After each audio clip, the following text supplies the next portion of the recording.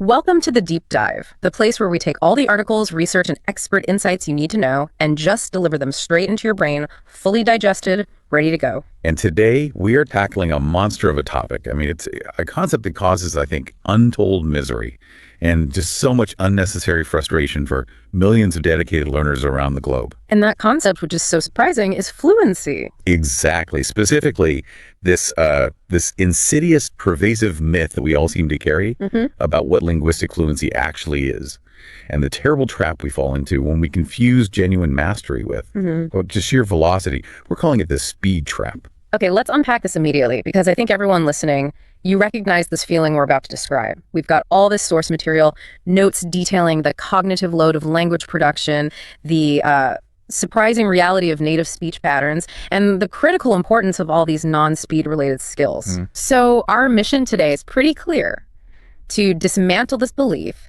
that fluency just equals speaking velocity, and to give you a liberating cognitive framework for what true mastery actually entails. And where better to start than, I think, the most relatable situation on earth: the dreaded dinner party test. Oh, it's universal, isn't it? You've invested time, energy, mental resources into learning a new language, let's say Spanish or Mandarin. You can read complex articles, you can text your friends, you can hold a decent, 15-minute conversation. But then someone, and it's always a well-meaning relative or curious colleague, they ask, so are you fluent yet? And you feel that deep, gut-wrenching internal hesitation. You might get defensive, right? You say, well, I can communicate, but I'm not really fluent. That question immediately triggers this internal panic, this measurement against some arbitrary standard. Exactly. And we have to ask, why do we hesitate?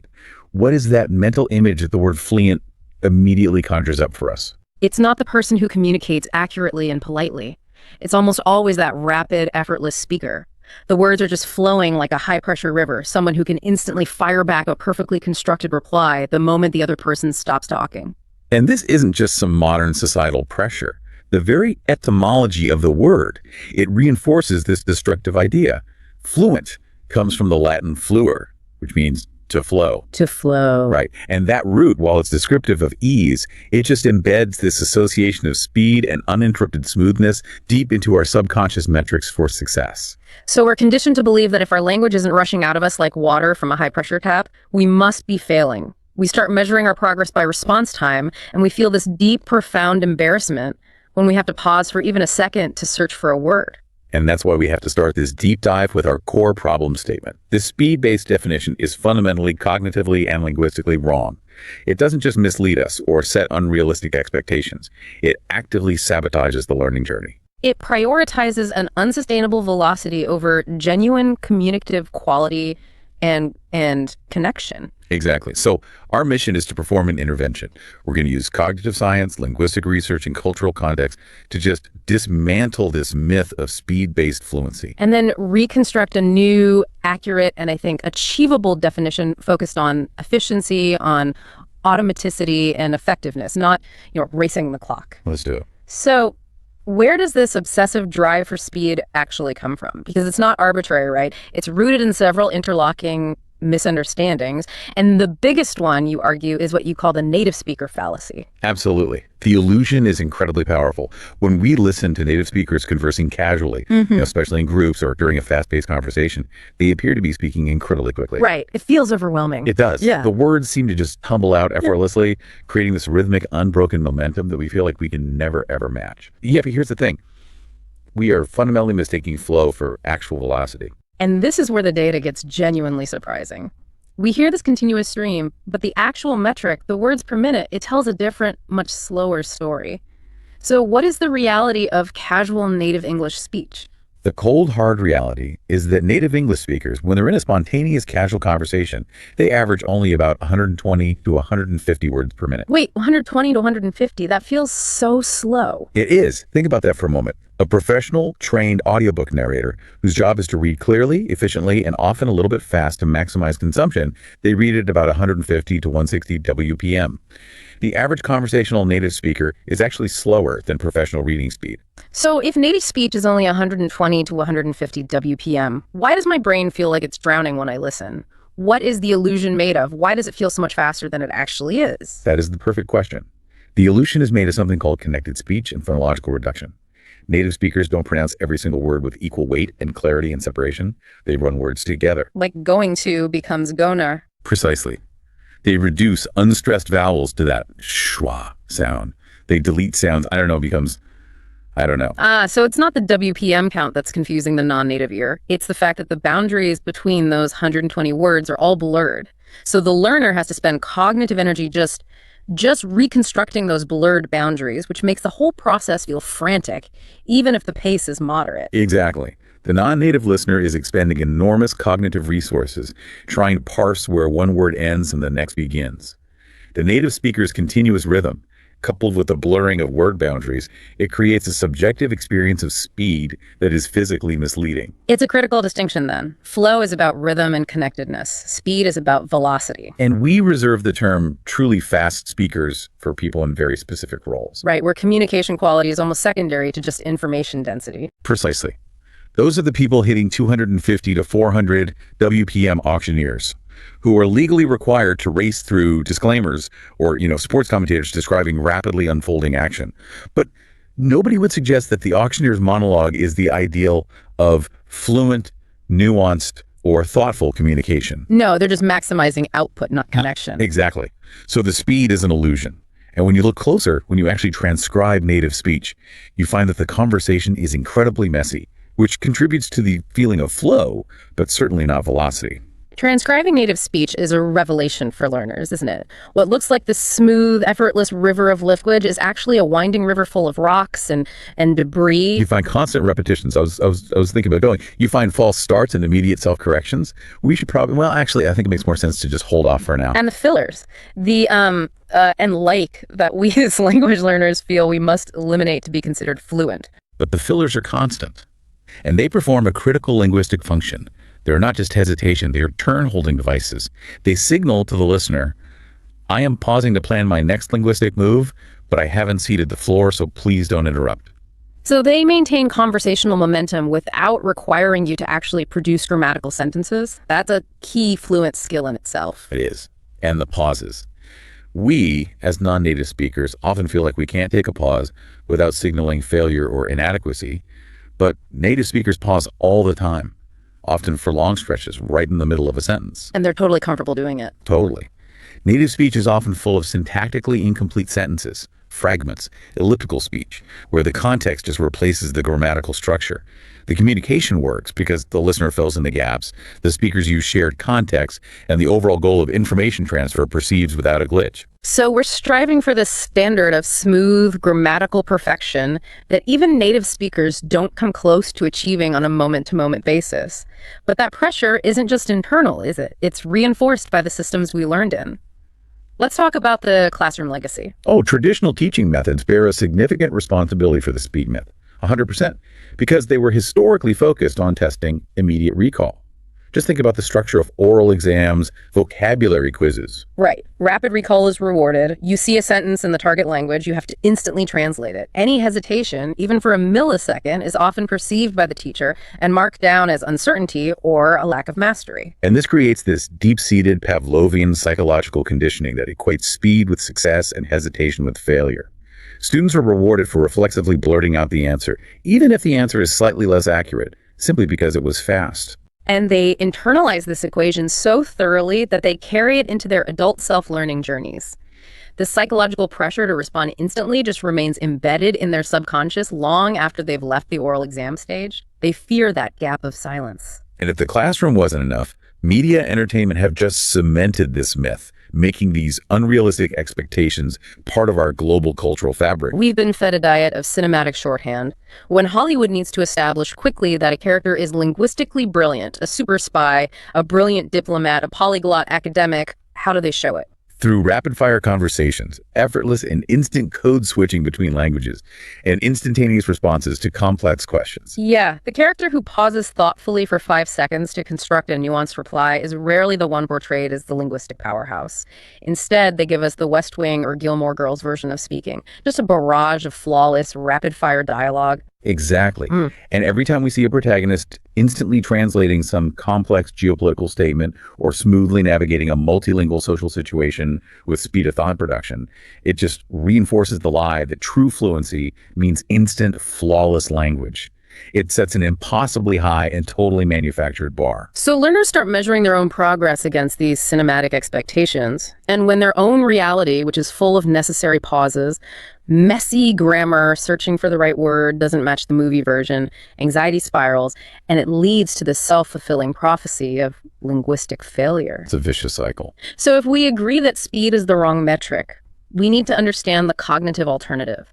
Let's shift our perspective entirely, moving from the outside, that misleading noise we hear, to the inside, what the human brain is actually doing when we communicate. Right.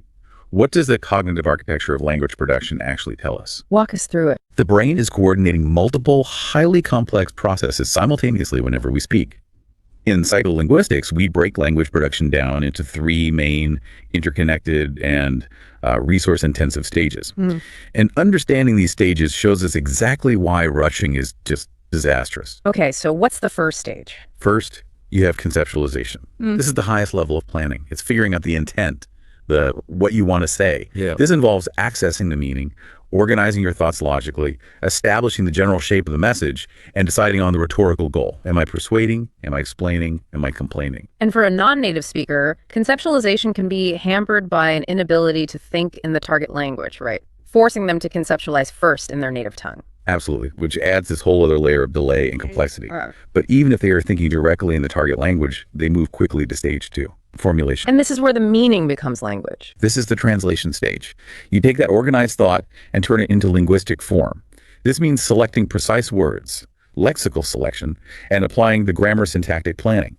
This is where your verb conjugations, case endings, prepositions, word order, it all gets slotted into place. This, I imagine, is the biggest bottleneck for learners. They might know the rules, but applying them isn't effortless yet. Precisely. For the non-native speaker, formulation demands massive cognitive oversight. They're consciously monitoring this grammar loop. Is this tense correct? Should the adjective go before or after the noun? For a native speaker, 99% of formulation is subconscious. For a learner, it's a manual, exhausting, conscious checklist. And the final stage. Articulation. This is the physical execution, commanding the vocal cords, tongue, lips, and lungs to produce the sounds according to the phonetics of the language. This also includes monitoring your own output, your auditory feedback, to make sure what you said actually matches what you intended to say. It sounds exhausting. But this brings us to the crucial distinction that really solves the entire speed myth problem: automaticity versus velocity. This is the core cognitive insight. What truly characterizes skilled, fluent language use is automaticity, which refers to how much conscious mental attention a process requires. Automaticity is a measure of efficiency and cognitive effort conservation. It is not a measure of speed. I think the driving analogy is absolutely perfect here for explaining that difference. It's the clearest example. Think about when you first learned to drive a car, especially a manual. Every single action was conscious, deliberate, and slow. Checking mirrors, judging the clutch, accelerating, steering, monitoring traffic signs. It demanded 100% of your cognitive focus. You couldn't listen to the radio or talk to a passenger. Not a chance. But once you're an experienced, fluent driver, well, the physical actions, operating the pedals, changing gears, checking the rearview mirror, they become automatic. They shift from being these conscious, effortful processes to unconscious, automated routines. Your mind is freed up. It conserves resources, which are now available for higher-level conceptual tasks like listening to a podcast, or planning your day, or having a detailed conversation. Fluent speech is exactly the same. We want verb conjugation and word order to run on autopilot, freeing up our resources for that high-level conceptualization. So automaticity is the goal. We want the mechanism of the language to run efficiently on autopilot. But here's the counterintuitive point that really challenges the speed myth. This efficiency does not inherently mean speed. Absolutely. Automaticity does not require velocity. You can execute an automatic process at the precise pace that's appropriate for the situation. Imagine that experienced driver navigating a dense, icy, complex city street at 5 miles per hour. The operation of the car is still completely automatic, but the pace is necessarily slow, deliberate, and careful because the environment demands deliberation. Or like a jazz musician.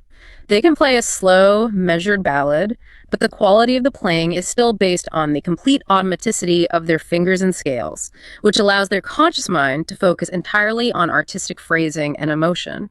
The automaticity is about the quality and the ease of the process, not its velocity. That is the key takeaway. And when learners ignore this and they force speed, they encounter the infamous working memory and cognitive load trap. Our working memory is it's a severely limited resource. When we pressure it with speed, everything breaks down. Rushing is fundamentally counterproductive in any complex cognitive task, and language production is among the most complex. When a learner pressures themselves to speak quickly, a disproportionate amount of their limited cognitive resource is immediately consumed by monitoring the performance. So you're managing intense anxiety, monitoring your pace, evaluating yourself. Am I fast enough? Did I just make a mistake? I need to hurry. Yes. And all those critical resources that are burned up by anxiety and speed monitoring are then completely unavailable for the actual productive work of communication. So the math is unforgiving. If 70% of your cognitive capacity is spent trying to sound fast, only 30% is left for the actual work of selecting precise words, constructing clear, grammatically robust sentences, and formulating complex ideas. The moment you prioritize velocity, you actively deprioritize quality.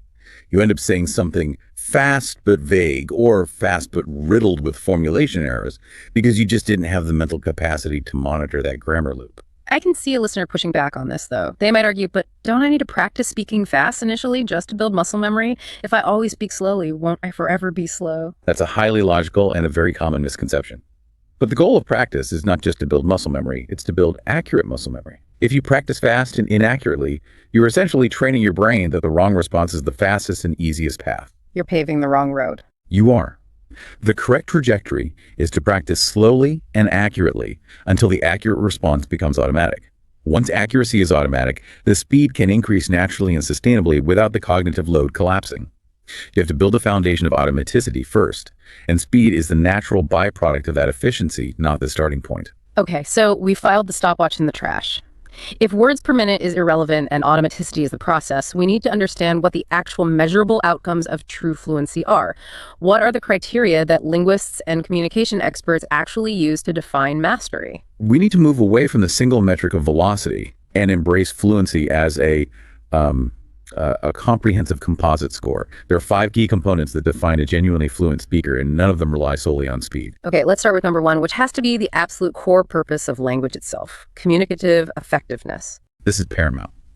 At its heart, fluency is about successfully conveying meaning and achieving your specific communicative goals. Did you explain the process clearly? Did you persuade the client? Did you connect emotionally with your friend? Your fluency is measured by how well you succeed in that goal relative to the context. And speed plays a minimal role here, sometimes even a negative one. Often negative. We see this in high-stakes communication. Highly effective public communicators like Abraham Lincoln or figures like Warren Buffett are known for speaking thoughtfully and methodically.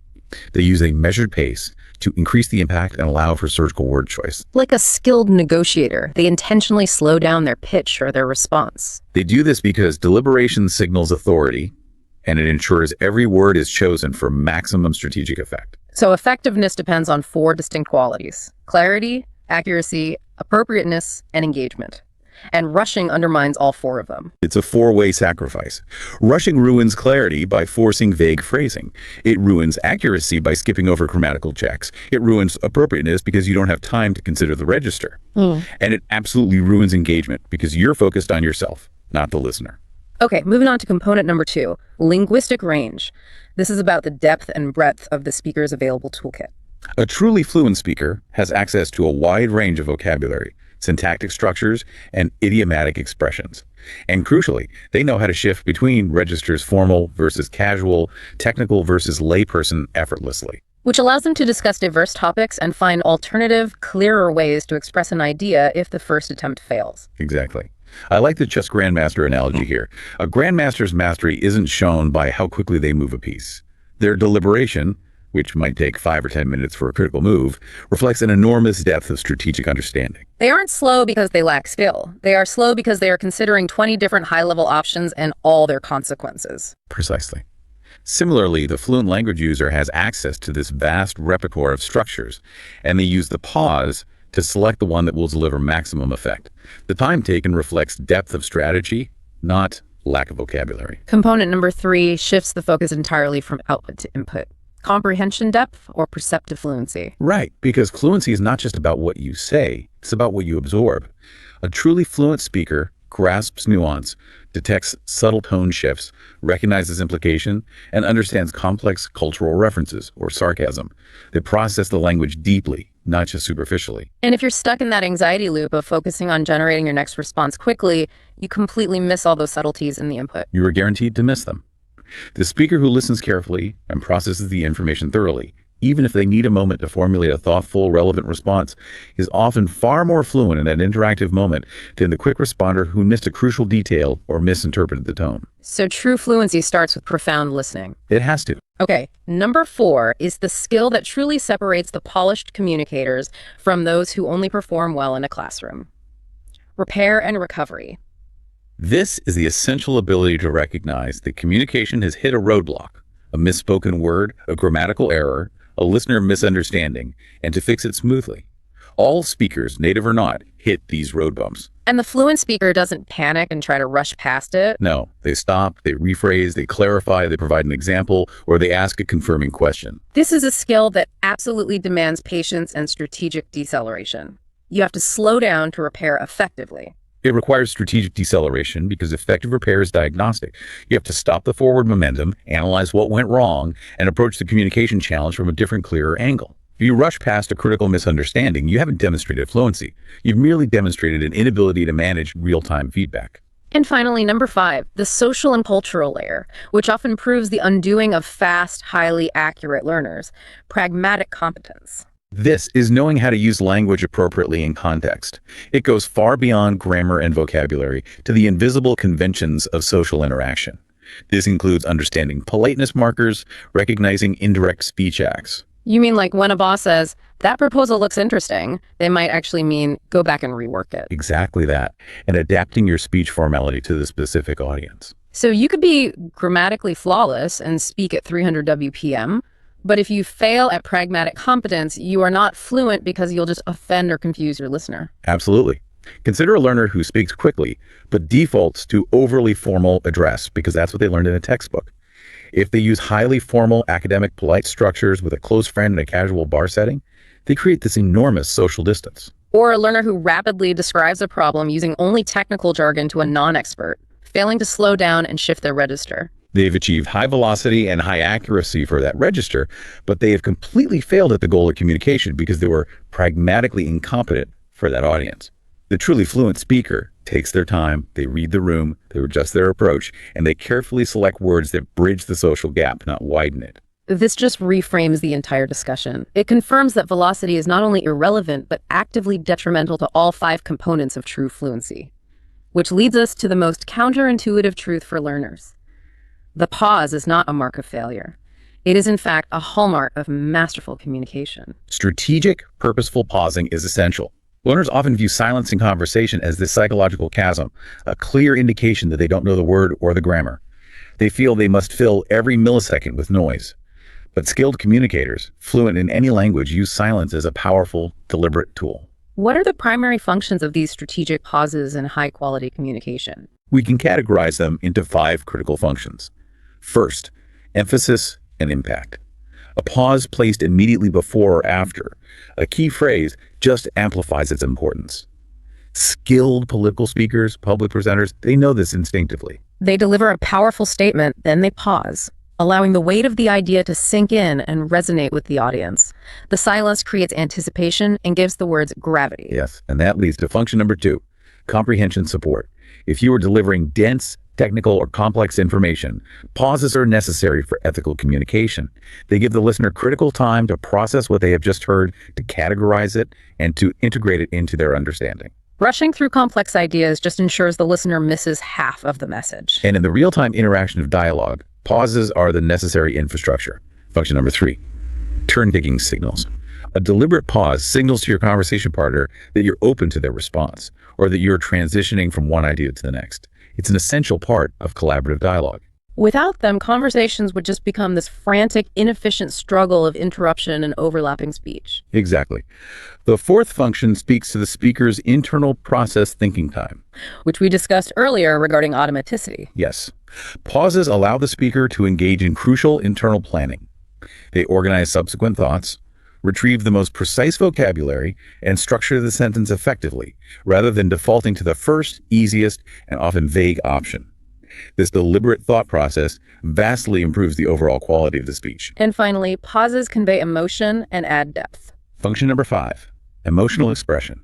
Pauses can convey gravity, consideration, surprise, or even suspense. They add a dimensionality to speech that pure velocity just cannot achieve. The pregnant pause speaks volumes. You can communicate far more with a few seconds of silence than with a string of hurried, empty words. Okay, this requires us to draw a sharp distinction between that powerful strategic pause and the panicked, disfluent hesitation that learners are so afraid of. The difference is primarily in the confidence of the delivery and the perception by the listener. A strategic pause is marked by confidence. The speaker maintains composure, appropriate body language, and they seem thoughtful. The listener perceives them as considering their answer carefully, which is a sign of respect.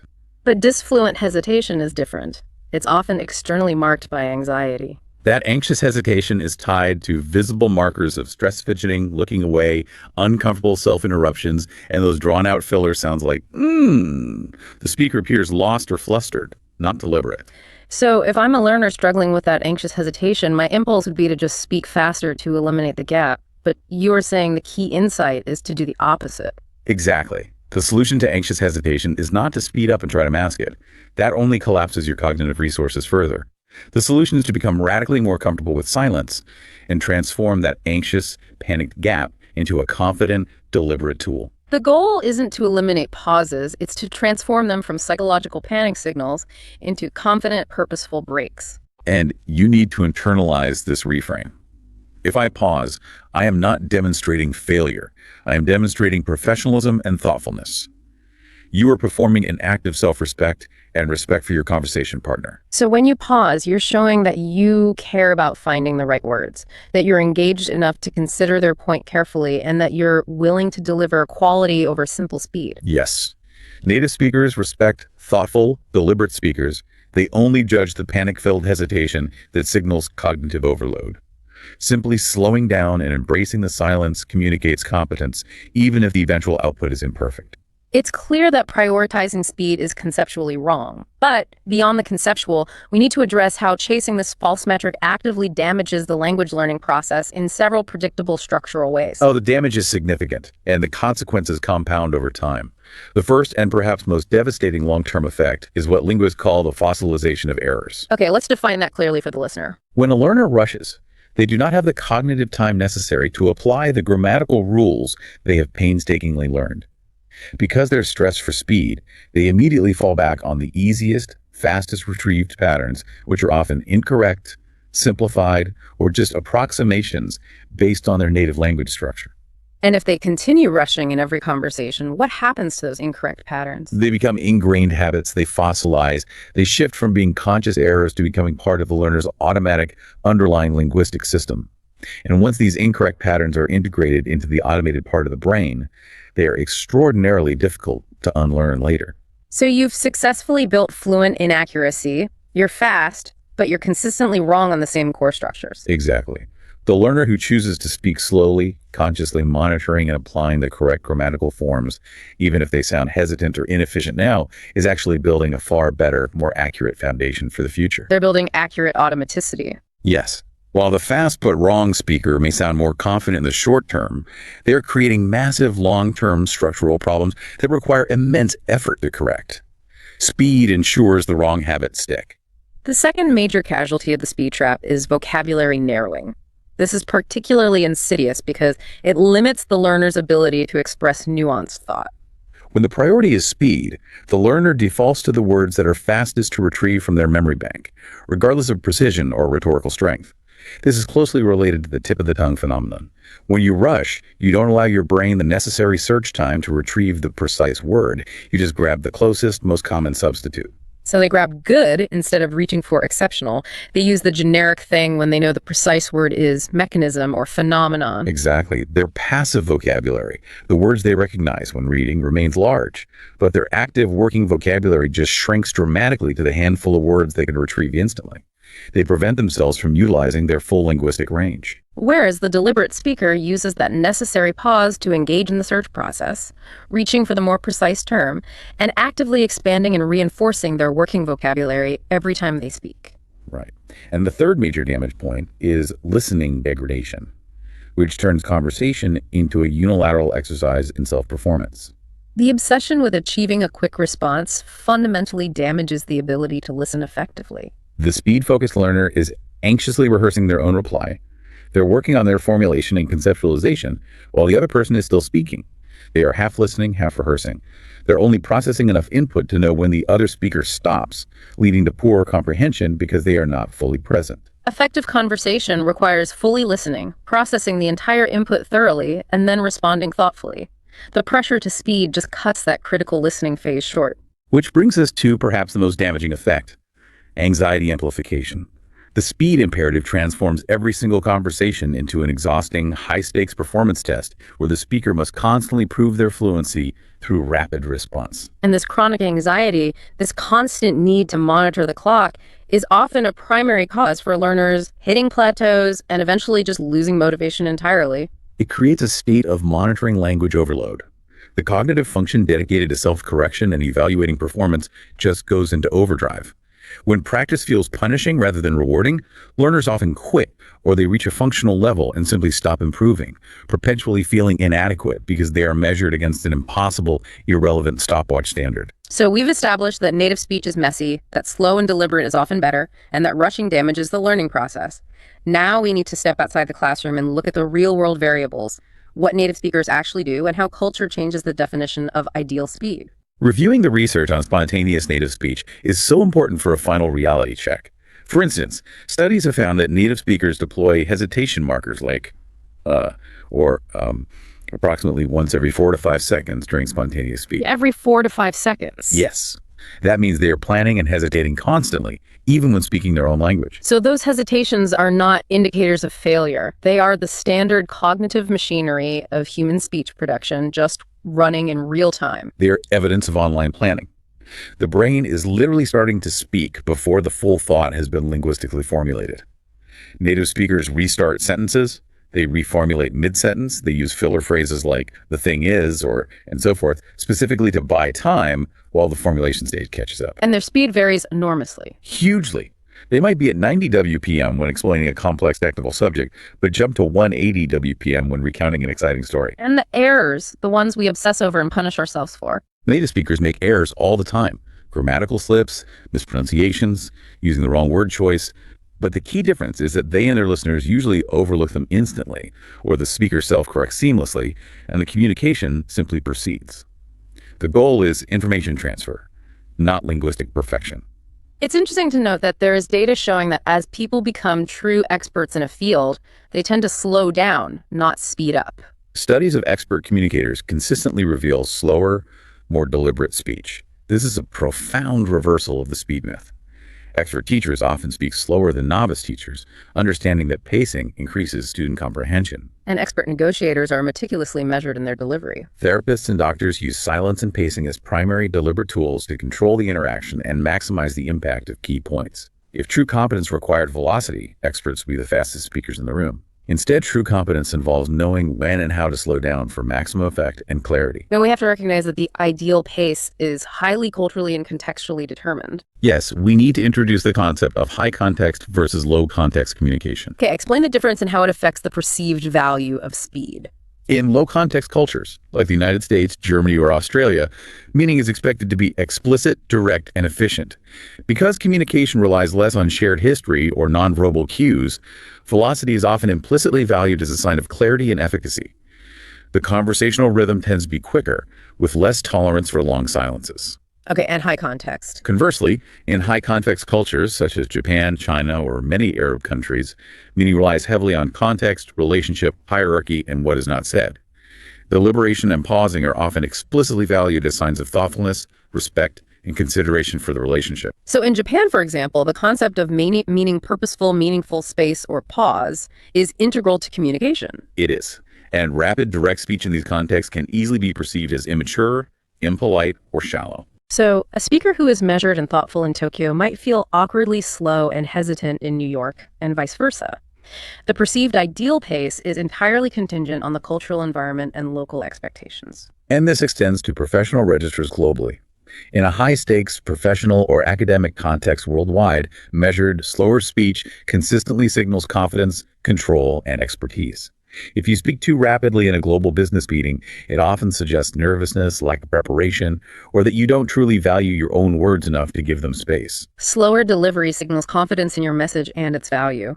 This overwhelming contextual variability forces us away from the binary fluent, not fluent question and toward the fluency spectrum. We need a more complete way to think about what success looks like. Fluency is not a switch you flip. It's an ever-evolving spectrum of capabilities. We define fluency as the ability to communicate comfortably and effectively across a variety of contexts. This allows us to break it down into 4 interconnected dimensions that map onto those cognitive processes we discussed earlier. Okay, dimension 1, cognitive fluency. This is the internal smoothness. Can you sustain thought directly in the target language without translating? It's about ensuring that grammatical and vocabulary processes are automated enough to free up resources to focus entirely on meaning and strategy, rather than the mechanism. Dimension 2. Perceptive fluency. This is the depth of understanding we talked about. Can you comprehend various accents, speeds, registers, and styles? Do you catch nuance, implication, and cultural reference reliably, or do you only grasp the surface level? This is your capacity for deep listening. Dimension 3. Productive fluency. This is the traditional output ability. Can you produce language that is accurate, grammatically sound, and pragmatically appropriate for complex ideas and diverse topics? This is the range and accuracy component. And finally, dimension 4, interactive fluency. This is the real-time management of conversation. Can you handle rapid turn-taking, manage unexpected conversational turns, adapt to different social dynamics, and successfully employ repair strategies when misunderstandings arise? It is the ability to maintain the dance of dialogue without anxiety. By using these 4 dimensions and the spectrum model, we replace the paralyzing question, am I fluent yet, with the far more useful diagnostic question. Like, in what contexts is my cognitive fluency high? Which of these 4 dimensions do I need to prioritize developing right now? It transforms the goal from an impossible standard into an achievable contextual process of continuous improvement. This is where we turn theory into action. Now that we've dismantled the myth of speed and established this robust framework for true fluency, how does the learner listening right now practically shift their approach and liberate themselves from the stopwatch? Step 1 has to be a psychological intervention. Redefine your goals. You have to stop fixating on arbitrary metrics like WPM or reaction time.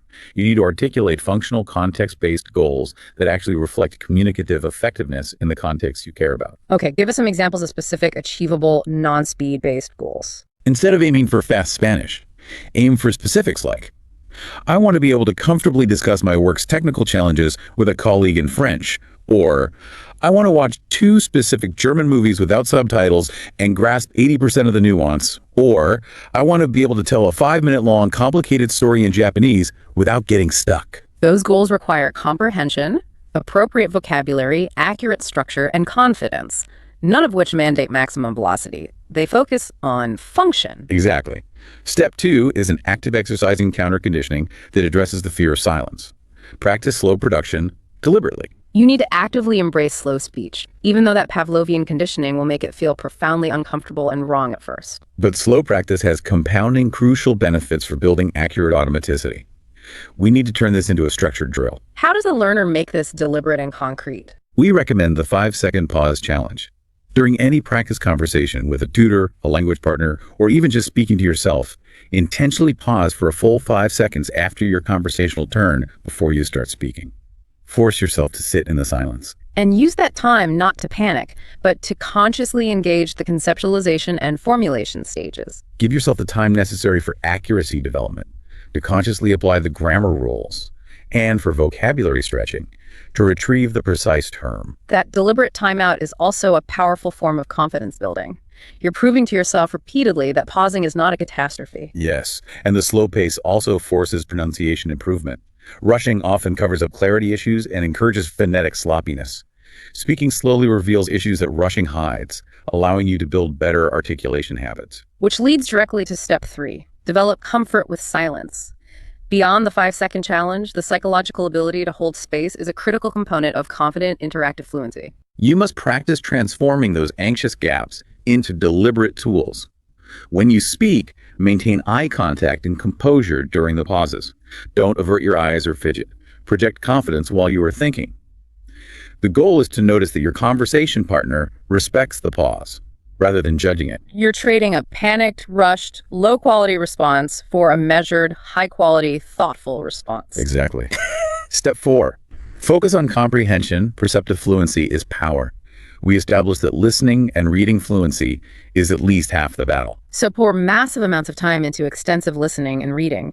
Expose yourself to diverse accents, speeds, and registers without the pressure to produce. Use passive and active listening. Consider the shadowing technique, not for speed, but for accurate rhythm and intonation. Listening to a native speaker and speaking with them slowly and deliberately, focusing on the sounds and the flow, not the velocity. When you build effortless understanding, when perceptive fluency is high confident, production follows naturally, without the feeling that you need to rush just to keep up. And finally, we need to address the psychological trap of the plateau. Embrace the plateau as deepening. When you hit a period where you aren't speaking noticeably faster, the speed myth screams failure and makes you feel stalled. But if we apply our new framework, we understand that you're not stuck, you're automating. You are deepening your fluency. This is the necessary consolidation period where vocabulary you learn passively moves into the automated retrieval system. Your comprehension is becoming more nuanced. Your ability to manage conversations is improving. These are non-speed improvements that are essential for long-term growth. You just have to accept that fluency is a spectrum and that the goal is comfort and effectiveness, not achieving maximum velocity. Find and embrace your own natural, comfortable, and effective pace. Absolutely. This entire deep dive has revealed a profound and liberating truth.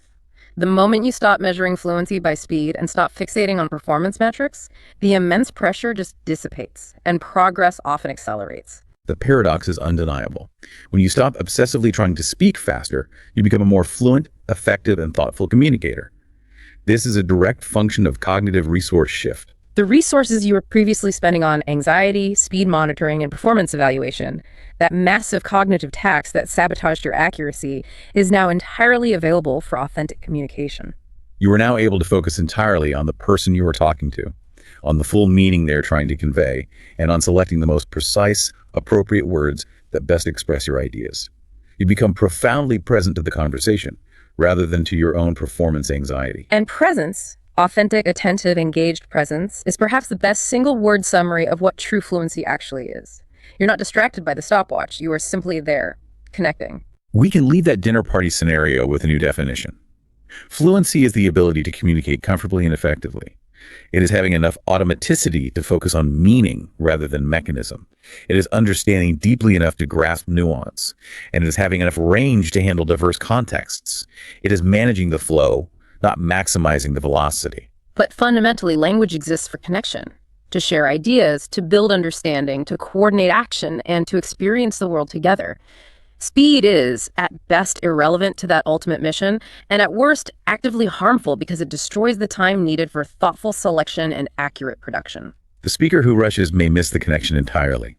They're too focused on velocity to be truly present with their partner or their message. So here is the final provocative thought for you to carry forward from this deep dive. The speaker who takes their time, who listens fully, and who speaks thoughtfully is fluent in the ways that actually matter, because language's ultimate mission is connection, and that connection is always, always worth the wait. Okay, so picture this. I want you to imagine this scenario. It's, say, a Tuesday morning.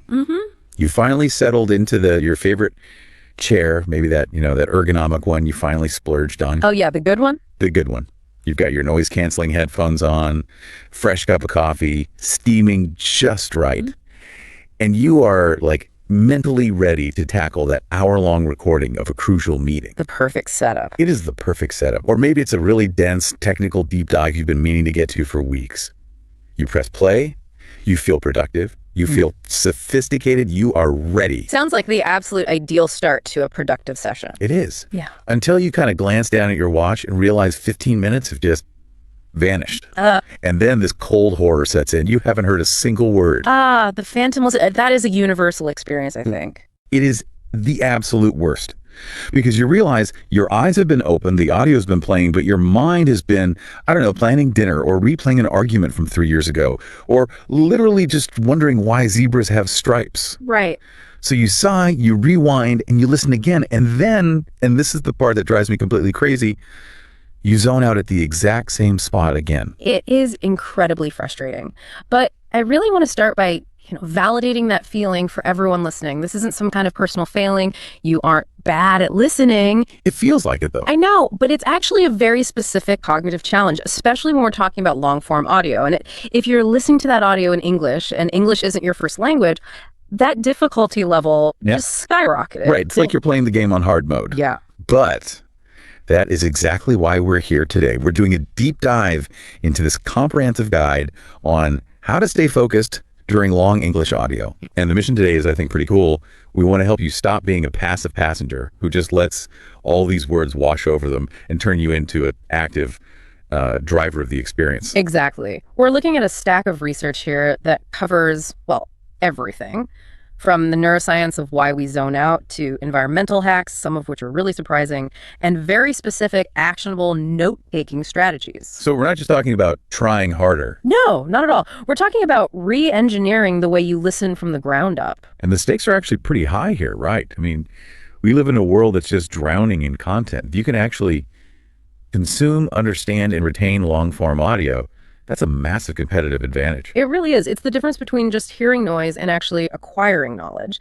And in a knowledge economy, attention is currency. It really is. So let's unpack this. Why is this so hard? I mean, I can binge watch a TV show for 3 hours without even blinking. Why can't I listen to a 45-minute lecture without my brain actively trying to escape? Yeah, that's the core question. And it comes down to something psychologists call cognitive load. Cognitive load. Okay. When you're watching a show, you have visual cues, you have action, you have facial expressions. Your visual cortex is doing a lot of the heavy lifting. Right. It's feeding you information in multiple ways. But when you're just listening, especially to complex audio, your brain is multitasking like crazy, even if it feels like you're just sitting there doing nothing. Multitasking how? It feels so passive, like I'm just sitting and receiving. Well, think about what's happening under the hood. First, you're decoding phonetic sounds, then you're parsing grammar, then you're extracting meaning from vocabulary. Okay. And you're doing all that while trying to connect that new information to what you already know so you can store it in your long-term memory. That is a lot of processing power. So it's like running a high-end video game on a computer that just doesn't have enough RAM. Precisely. The system just naturally starts to lag. And there's another key difference here that the source material really highlights, and that's between reading and listening. Okay. When you read, you control the pace. If a sentence is complex, you naturally slow down. You can reread it instantly. It's an active control. Yeah, you're the driver. Exactly. But audio is passive. It moves at the speaker's speed, not yours. That is such a good point. It's like being on a treadmill that someone else controls. If they suddenly start sprinting, you have to sprint. Right? And if you stumble for a second to, I don't know, tie your shoe, the treadmill keeps going. You just fly off the back. That is the perfect analogy. And that's where this concept of the translation tax comes in. The translation tax. I like that term. So what does that mean for our listeners who might be using English as a second or third language? It means the treadmill is set at a steeper incline from the start. Even if you're quite fluent, your brain is still working harder to recognize patterns that aren't native to you. So there's always a little bit of extra processing happening. Always. You're constantly translating, or at the very least, processing linguistic structures that aren't automatic. That sustains a level of mental effort that just leads to burnout much, much faster than if you were listening in your native tongue. So if you feel exhausted after 20 minutes of an English podcast, it's not because you're lazy. It's because you've just done a really heavy mental workout. Correct. It is metabolic fatigue. I mean, your brain is literally burning glucose at a higher rate. And on top of all that, we have to contend with the attention span reality. Oh, boy. There's research referenced in our source material suggesting that in our digital age, the average human attention span for initial engagement with something new might be down to about 8 seconds. 8 seconds. That's shorter than a goldfish, isn't it? I feel like I've read that somewhere. Well, it's a bit of a contested statistic in the scientific community, so we probably shouldn't take it too literally, but the sentiment holds true. Right. The general idea. We're wired for these quick hits of dopamine, social media scrolling, notifications, long audio demand sustained. passive concentration, which is the exact opposite of how we usually interact with our technology. Plus, with no pictures, the brain just naturally looks for other things to focus on. And that usually ends up being the crack in the ceiling, or, as you said, wondering if you left the stove on. Okay, so we're fighting our own biology, we're fighting the medium itself, and for many, we're fighting a language barrier. That sounds kind of depressing. It can, but let's talk about how to win. Yes. Yeah. Because it is absolutely winnable if you have the right strategy. Okay, so phase 1 in the guide is what I'm calling pre-game rituals. It talks about optimizing the cockpit. And I love this idea that you don't just hit play, you have to set the stage. Exactly. Like a pilot doesn't just take off, they go through the pre-flight checklist. Right. Your environment dramatically impacts your ability to concentrate. And the first rule is one we all know, but we rarely do it effectively. Digital control. You mean just putting the phone away? Is that enough? It's more than that. The source material specifically recommends putting your phone on airplane mode, not just vibrate, not just silent, airplane mode. Why so strict? Even if I don't check it. Yes, even if you don't check it, because every notification, every buzz, every screen that lights up is a derailment. It creates what researchers call anticipatory anxiety or dual task interference. So even if I ignore the buzz, part of my brain has already split off. That part of your brain is split off to wonder, who is that? Is it urgent? What if it's important? Even if you don't look, you've broken that fragile stream of focus. And once it's broken, it takes significant mental energy to get it back. That's so true. It takes me like a solid minute to get back into the groove after a distraction. Okay, so airplane mode is non-negotiable. What about how we sit? Does that matter? It matters a lot. Lighting and posture. This might sound really basic, but avoiding lying down is crucial. Oh, guilty. Lying down signals to your brain that it's time to rest or sleep. It triggers the parasympathetic nervous system to relax. You want to be comfortable, but you also want to be alert. So, feet on the floor, sitting up. No listening from bed. Got it. And lighting. You need adequate light. Too dim, and it stimulates melatonin production, which makes you drowsy. Too bright, and it can cause eye strain. But here's the hack from the guide that I found really interesting. Temperature. Yes. The temperature hack, this was super specific, wasn't it? Very specific. The guide recommends keeping the room between 65 and 70 degrees Fahrenheit. Which is about 18 to 21 degrees Celsius. Wow, that's crisp.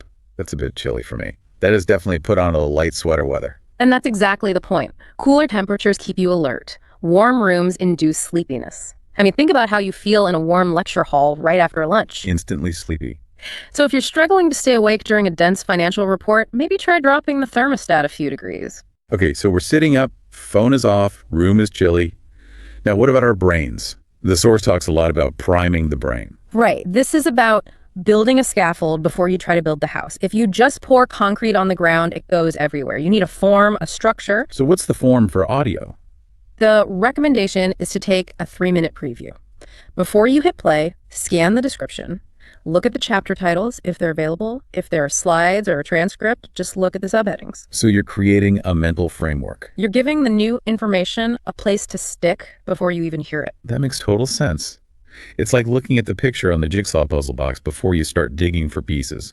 If you know you're looking for sky, it's way easier to find the blue pieces. Precisely. You're preloading the vocabulary. If you see the term EBITDA in the show notes, when you hear it 2 minutes later, your brain recognizes it instead of stumbling over it as a totally new concept. Okay, and alongside that, it says to set intentions. Yes. You have to ask yourself one simple question. Why am I listening to this? This activates what's known as the reticular activating system, or RAS, in your brain. The RAS, we've talked about this before, it's basically the brain's bouncer. It's the filter. It is the bouncer of the brain, yeah. It filters out millions of bits of sensory data every second. So if you tell your RAS, I need to find out how to manage a budget, your brain will automatically perk up and filter for that information, and it'll ignore the background noise. But if you just listen without a purpose, your brain treats everything as equal noise, and the bouncer just lets everyone into the club. It's chaos. And that chaos is you zoning out. Okay, and finally, for this pregame section, there's a suggestion for a 5-minute meditation. Yes, and it doesn't have to be anything mystical, just a quick breathing exercise. It trains the focus muscle right before the marathon begins. It just calms the mind and clears out all that clutter, the grocery list, the emails, so you actually have space for the new info. Okay, we are prepped, we are primed. Now we are in phase 2. Listen, This is where the rubber meets the road. The source material says the core philosophy here is transforming from passive to active. You absolutely must participate in the audio. You cannot just be a spectator. And probably the most powerful tool for this is the Cornell note-taking method, but adapted for audio. I remember using Cornell notes in college, but I always found it so hard to keep up. How do we do it for like a fast-talking podcast? It's all about the layout strategy. So you divide your page into 3 sections. You have a narrow column on the left, a much wider column on the right, and then a section across the bottom. Okay, I'm visualizing that. Skinny on the left, wide on the right, box at the bottom. While you were listening, you only use the wide right column. But, and this is so critical, do not try to transcribe everything. That is a trap. Oh, I am so guilty of that. I'm trying to write down every single word because I'm afraid I'll miss something important. It's impossible, and it's actually counterproductive. You switch from listening for meaning to listening for dictation, and your brain can't do both well at the same time. So what should I be writing? Just the nuggets. Key points, interesting phrases, new vocabulary words, use abbreviations, be messy. It's not for anyone else. Okay, so that's the big right column. What about the skinny one on the left? The left column is for immediately after the listening session or maybe during one of your breaks. You look at your messy notes on the right, and in the left column, you write down questions or keywords that trigger the memory of what's in the right column. Ah, so it forces you to process the information a second time. Exactly. It's like you're creating your own personal study guide. And the box at the bottom. That's for synthesis. A short summary of the entire segment in your own words. And the rule is, if you can summarize it in that box, you understood it. If you can't, you didn't really get it. I love that. It turns this ephemeral audio file into a physical resource you can actually use later. Now, the source also mentioned something for the visual thinkers out there. Visual mental maps. This one is my personal favorite. This is a great technique, and it relies on something called dual coding. It's all about converting auditory information into visual information. So if the speaker is describing a process, you visualize the steps. If they're telling a story, you imagine it like a little movie playing in your head. I do this all the time. If they're talking about an abstract concept, like say data flow in a company, I'll picture water pipes running through the walls of a house. That is an excellent way to do it because you're using more of your brain. You're creating multiple memory pathways, both visual and auditory. It makes the memory so much stickier. And I guess if you start drifting, the movie stops. Exactly. It's a built-in alert that you're not listening anymore. But what if you just drift? What if, despite the movie, you catch yourself thinking about lunch? The guide has a summarization technique for this exact problem. Yes, the pause and speak rule. Every 10 to 15 minutes, you physically hit pause. Then you verbally out loud summarize what you just heard. Oh, so I'll be talking to myself in an empty room. My neighbors are going to love this. Let them wonder. It works because of retrieval practice. If you can't articulate the main points out loud, it's a clear sign you didn't really hear it. You have to rewind. You know, the fear of having to rewind is actually a pretty good motivator to pay attention in the first place. It really is. Nobody wants to listen to the same thing twice because they weren't paying attention. Yeah, and it also suggests maintaining an internal dialogue, the question-asking approach. Yeah, don't just passively accept the information. You should be asking questions in your head as you listen. Why did they say that? What evidence supports this? How does this apply to me or my work? It turns the listening session into a debate or a conversation in your own mind. It keeps you on your toes. Okay, let's move to phase 3, managing energy. Because even if you have the best notes in the world, your brain has a battery life. It's not infinite. You can't expect to focus indefinitely. It's just not how we're built. The guide recommends adapting the Pomodoro technique for audio. So the standard Pomodoro is 25 minutes of work, then a 5-minute break. Right. And that works really well. But the guide suggests some modification for especially complex content or for second language listening. What's modification? Shorten the work period to 20 minutes and then lengthen the break to maybe 7 or 8 minutes. Just acknowledging that the translation tax we talked about burns the battery faster. Precisely. And we need to talk about what you do during that break. The guide is very, very strict about this. What you do during the break matters just as much as the listening itself. Let me guess. No scrolling Instagram. Absolutely not. Do not check your email. Do not check social media. That fragments your attention. You create what's called attention residue. Attention residue. Yeah. If you look at a stressful email, part of your brain stays stuck on that email even when you go back to the audio. So you start the next 20-minute segment with only like 80% of your brain actually available for the task. Correct. You need to give your brain a true rest, a real reset. Okay, so what should we be doing in those 7 or 8 minutes? Physical movement is key. Stand up, walk around, get oxygen flowing to the brain. Hydrate, drink some water, have a healthy snack like nuts or fruit, not sugar that's going to cause a crash later. And there was a rule for your eyes too, right?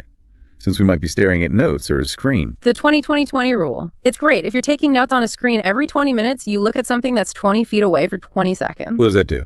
It reduces eye strain. And believe it or not, eye strain is a huge contributor to that feeling of brain fog we get. So relaxing your eyes actually helps relax your mind.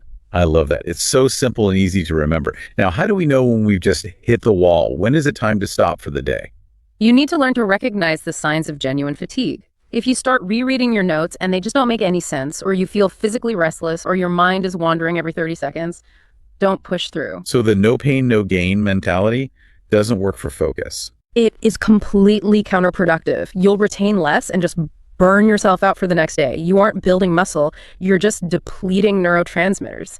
Take an unscheduled break if you need it. There's no shame in that. Okay, let's talk about the fun stuff. Phase 4, tech support and advanced tactics. We live in the future. We should be using the tools of the future. And playback speed is an incredibly powerful lever. Most people know they can speed up or slow down audio, but the strategy behind when and why you do it is really interesting. For learners, slowing it down to, say, 0.75x speed makes a lot of sense. It gives you that extra split second to process a difficult word. Exactly. It buys you processing time, which is invaluable. Yeah. But for more advanced listeners, or if you're struggling to focus on content that feels a little bit slow, the guide paradoxically suggests speeding it up. Wait, really? That feels so counterintuitive. Speeding it up to focus better. It works because of the cognitive load we talked about earlier. If a speaker is talking really slowly, your brain has all this gap time between their words. And in that gap, Your brain thinks, I wonder what's for dinner. But if you bump the speed up to 1.1x or maybe 1.25x, you demand its total attention. There is literally no room for your mind to wander. that is fascinating. It's like driving a car really fast. You have to look at the road. If you're driving slowly, you can look around at the scenery. That's a perfect analogy. It creates a scarcity effect for your attention, and you can also use variable speed. Slow down for the dense technical parts and then speed up for the anecdotes or the intro. What about transcripts? I sometimes feel like they're a safety net for me. They are, but they can become a crutch if you're not careful. The guide suggests using a strategy called dual processing, which is basically reading along while you're listening. This is great for really difficult content because it's multisensory. But the key is not to just read and ignore the audio, right? Right. And you should also use it as a clarification tool. So instead of rewinding 10 times to catch one mumbled word, just glance at the transcript. It saves so much time and frustration. Okay, let's talk gear. Do headphones really matter that much? Noise cancellation is a game changer. It directly reduces the cognitive load of having to filter out background noise. So it's a conservation of energy thing. Exactly. If your brain doesn't have to work to ignore the coffee shop chatter or the dog barking next door, it has more energy to spend on processing the English audio. And speaking of noise, the guide mentions some really niche hacks involving, more noise. Yes, white or brown noise. Brown noise, I've heard of white noise, that's like static. What on earth is brown noise? It's a lower frequency sound than white noise, so think of a deep rumble or heavy rain or a strong wind. For a lot of people, white noise is actually too high-pitched and kind of annoying. I find it a little grating, yeah. Brown noise can mask those distracting environmental sounds without competing with the frequencies of human speech. It's much less intrusive. So it creates a sort of sonic blanket around you, isolating you with the audio. That's a great way to put it. It just isolates you. Interesting.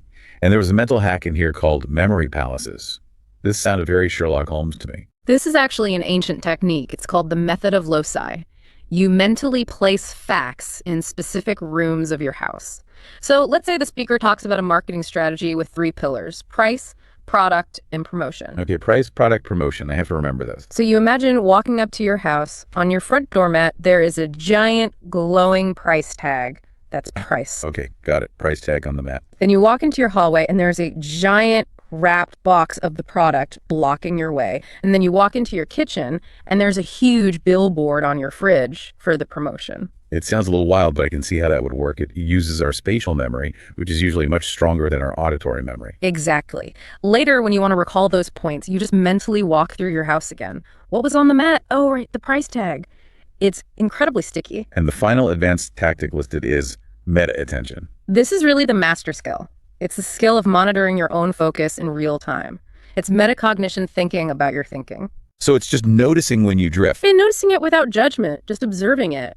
Oh, I drifted. Interesting. Okay, Back to the audio. It's like being the friendly security guard of your own mind. Hey, you thought about dinner? Get out of here. Back to work. Laughs. Essentially, yes. But a kind, gentle security guard, you don't want to... Building stamina and troubleshooting. Because you don't just go out and run a marathon on day one. The gym analogy is perfect here. You need to apply the principle of progressive overload. Meaning, don't start with a 2-hour lecture on quantum physics. Please don't. Start with 15 minutes. If you can focus well for 15 solid minutes, that is your baseline. That's a win. Then next week, try for 20 or 25. You're training your brain just like you'd train a muscle. You are physically changing your brain's capacity for sustained focus. It's a real, tangible thing. And what about this multi-listening approach? This seems like a lot of work, but maybe effective for the really hard stuff. It's for high-value content. Things you absolutely have to master. The idea is you listen 3 times. 3 times. Pass 1 is just for general understanding. Get the gist. Don't stop. Don't take notes. Just listen. Pass 2 is the deep dive. That's when you pause, take your Cornell notes, look up words. And then pass 3 is just relaxed, ambient listening while you're maybe walking or cooking. What does that third pass do? It reinforces the neural pathways you built in pass 2. And the best part is it takes all the pressure off getting everything the first time. Which reduces anxiety. And anxiety is the enemy of learning. Okay, let's troubleshoot some specific issues. Yeah. What if the content is just boring, dry as toast, a topic you have to learn but have zero interest in? We have all been there. The guide says, find the relevance. You have to challenge yourself. Find 3 ways this dry tax code or whatever it is applies to your life or your goals. Gamify it. So make it a treasure hunt. Or reframe it. Treat it as skill practice. Say to yourself, okay, I don't care about this topic, but I'm using this 20 minutes to train my focus muscle.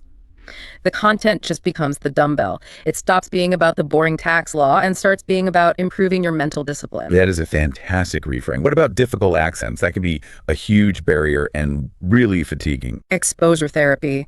It sounds counterintuitive, but the solution is to seek out more of that accent. Really, not avoid it. Your brain is a pattern recognition machine. It will adjust, but it needs data. It needs practice. Avoiding the accent just keeps it difficult forever. Listening to it, even for short bursts, makes it easier over time. So lean into the discomfort. Yeah. And finally, restlessness.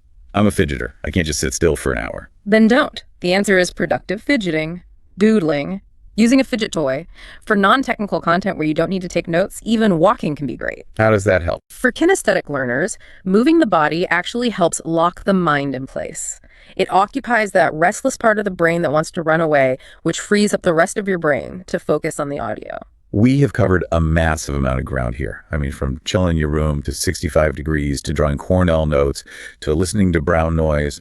But as we wrap up, I think the most important thing is the mindset shift. Absolutely. The good enough mindset. Yeah. The guide really emphasizes this. You do not need to catch 100% of the words. It's not possible, and it's not the goal. Letting go of that perfectionism reduces anxiety. And as we said, anxiety is the enemy of focus. If you miss a word, just let it go. Flow is so much more important than precision in the moment. Because if you stop to worry about the word you just missed, you're guaranteed to miss the next 3 sentences. Exactly. And I really love the detective mindset idea as a final frame. Yes. You need to shift from being a student, passive, worried about a test, to being a detective. An investigator. You're constantly looking for clues, solving the mystery of the content. Where is this argument going? What's the evidence for that claim? Does this contradict what they said 10 minutes ago? It makes it an active pursuit. So here's our challenge to you, the listener. Do not try to do all of these things tomorrow. You will absolutely explode. Please don't. Just pick one. Just one thing. Maybe it's the 3-minute preview. Maybe it's a 20-minute timer. Maybe it is just putting your phone in another room. Try it for 2 weeks. See if it changes your experience. And here is a final thought for you to chew on. We often think of focus as pure willpower, gritting your teeth and just forcing it. But what if focus isn't about willpower at all? What if it's actually just a byproduct of conversation? That's a great way to put it, because if you aren't talking back to the audio, at least in your own head, are you really listening? Think about that next time you hit play. Thanks for diving in with us. Happy listening. Hello. Welcome to the Learn English Lab. Today's podcast is Think in English, Don't Translate. It sounds like, the simplest instruction in the world, doesn't it? Just think in the language. Right. It's the advice every teacher gives. It's probably printed on the first page of every textbook. But, for anyone who's actually been in the trenches learning a second language, you know that flipping that switch is infinitely more complicated than it sounds. Oh, absolutely. It feels like someone telling you to just relax while you're, I don't know, falling out of an airplane. Yeah. I think we really need to start by properly setting the scene here, because this is a pain point that literally every single language learner has felt deep in their bones. You know the moment. You're in a conversation, maybe you're just ordering a coffee or trying to chat with a colleague, before a meeting starts, and someone asks you a simple question, and you freeze. The deer in the headlights moment. The brain lock. That's it. You know exactly what you want to say. In your native language, the thought is sitting right there, fully formed, articulate, maybe even funny. But then your brain just goes into this frantic panic mode archive search. You're hunting for the matching words in English. You're trying to arrange them. You're double checking grammar rules you learned in high school. And by the time you actually open your mouth, the moment has passed. It's gone. The rhythm is broken. Or, and this is maybe even worse, you stumble through it awkwardly using a word that's technically correct but sounds completely unnatural, and the person just looks at you with that polite confusion. Right. And it feels terrible. It feels like your brain just crashed. It is such a confidence killer. You walk away thinking, I know the answer. Why couldn't I say it? That is the universal struggle. It really is. It's the defining frustration of the intermediate learner. But what we found in the deep dive for today is that this isn't just a matter of you needing to, study more vocabulary lists. No. It isn't because you aren't smart enough or don't have an aptitude for languages. It's a structural issue. It's about how your brain is processing the information. If you're translating, you are effectively building a massive barrier to your own fluency. So let's unpack this, because the material describes this process, the translation process, as the scenic route of the brain, which, sounds lovely if you're on a Sunday drive. If you're looking at the hills, sure. But not when you're trying to make a joke at a dinner party and you need the timing to be instant. Indisputably, it is the most inefficient, circuitous way to communicate. When you rely on translation, you aren't just swapping one word for another.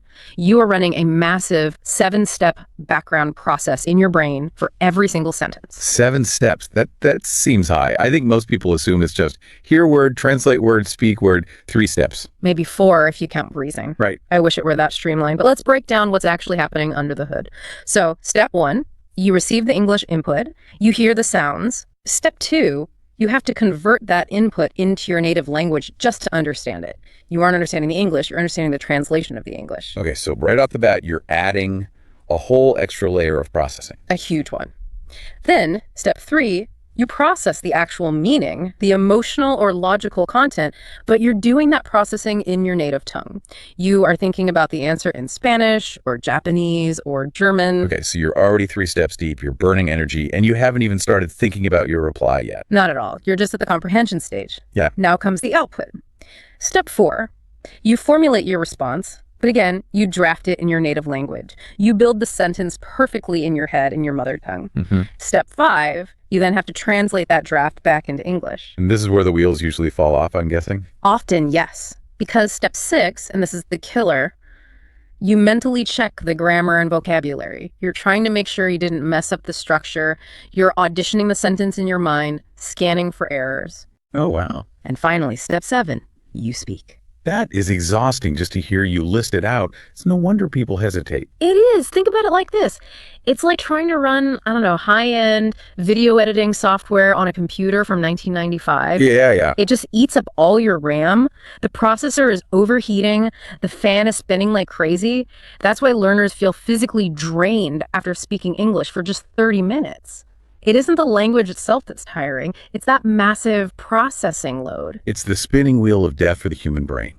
You're buffering. It's like a perfect visual. You're buffering in real-time conversation. So the mission for this deep dive isn't just learn more words. It's stop the 7-step program. We want to rewire the brain to bypass that native language loop entirely. That is the crux of it. We want to streamline the architecture. We want to go from input to meaning and then meaning to output.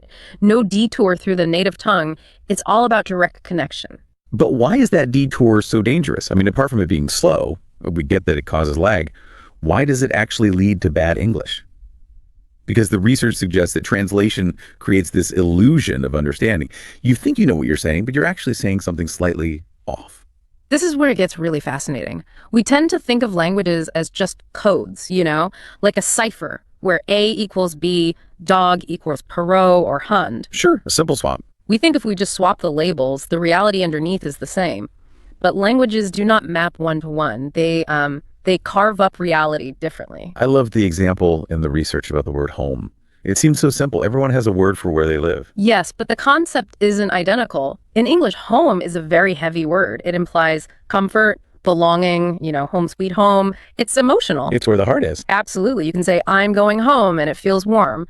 But in many other languages, the direct translation might just mean dwelling or house, the physical structure. Right. So if I translate the word from my native language, which just means the building where I sleep, and I use that to mean home, I'm missing the vibe. You get the logical location, but you lose the feeling. You're stripping the color out of the language without even realizing it. You're speaking in black and white while everyone else is in technicolor. Indeed. And it gets even messier with things like phrasal verbs, like take run into. I ran into an old friend. Oh, this is a nightmare for translators. If I'm translating that literally word for word, I'm imagining a physical collision. Like I was jogging down the street and bam, I hit my friend and knocked them over. Spot on. Your brain has to conjure that image first because that is what the words mean literally. Then your brain has to realize it's ridiculous, discard it, and then search for the metaphorical meaning of meeting unexpectedly. And that takes time. It takes milliseconds, sure, but those milliseconds add up to that lag we talked about. You're constantly fighting your own mental imagery. And idioms. Raining cats and dogs. A classic. A literal translator sees falling pets. A direct thinker just sees a heavy downpour. The mental imagery is completely different. If you're translating, you are essentially hallucinating weird images all day long and then correcting them. It's a chaotic way to think. It's almost like you're trying to build a building using the wrong blueprints. You have the bricks, but the design is for a completely different climate. That is a perfect analogy. The research actually touches on this concept of structural damage. When you think in your native language, you are trying to force English into the architectural blueprint of your mother tongue. You're just importing errors. Can you give us an example of what that looks like in practice? Because I think people do this without even knowing they are doing it. Sure. A very common one is a concept of age. In English, we use the verb to be. I am 25. The structure defines who you are. It's a state of being. Right. But in Spanish or French, the structure is to have. I have 25 years. It's a possession. So if you form the thought in Spanish and translate it, you end up saying, I have 25 years in English. Which is understandable. If someone said that to me, I'd know what they meant. But it marks them immediately as a non-native speaker. Instantly. It's structurally wrong. You are forcing a square peg into a round hole. Or the German sentence structure. Right. Pushing the verb all the way to the end. Indisputably. In German, you might have a sentence that literally translates to, I have the ball to the man thrown. The action is just hanging off a cliff at the end. If you try to map that onto English, which wants the verb right after the subject, you end up with a mess. It's like building that Japanese house with Italian plans again. The foundation just doesn't match the walls. It fundamentally doesn't work. And beyond the grammar, there's a massive cognitive toll. We briefly mentioned the lag, but think about humor. This is something I hear from listeners all the time. They feel like they lose their personality. Oh, this is the worst part. Being the boring person in the group because you can't joke fast enough. Humor is all about timing, right? Humor relies entirely on timing and wordplay. By the time you translate the joke, understand the pun, translate your witty comeback, and then check the grammar, the conversation has moved on 3 topics. And you just sit there in silence. You sit there in silence. You feel less like yourself. You feel stripped of your wit. That hits home for so many people. It's like you have a cool, smart, charismatic personality in your native language and a childlike, quiet, shy personality in English. Which is incredibly frustrating for intelligent adults. You feel trapped inside your own head. But the good news is this isn't a character flaw. You aren't boring. It's a neurological bottleneck. You are literally just blocked by the traffic of translation. Let's get into that, the neuroscience. Because this deep dive actually looked at what is happening physically inside the brain during this process. This isn't just theory. We can actually see it on screens. Right. Using fMRI scans, they looked at proficient bilinguals versus learners who translate. And the difference is stark. When a proficient bilingual speaks, the brain looks very similar to a native speaker's brain. The language centers, Broca's area, Wernicke's area, they light up. Simple, efficient. It's a clean signal. A very clean signal.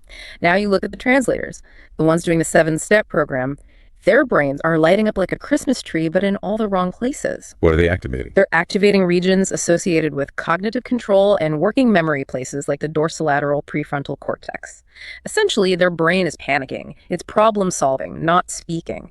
It's working twice as hard to achieve half the result. It's high effort, low efficiency. It's like sprinting just to stay in the same place. That's it.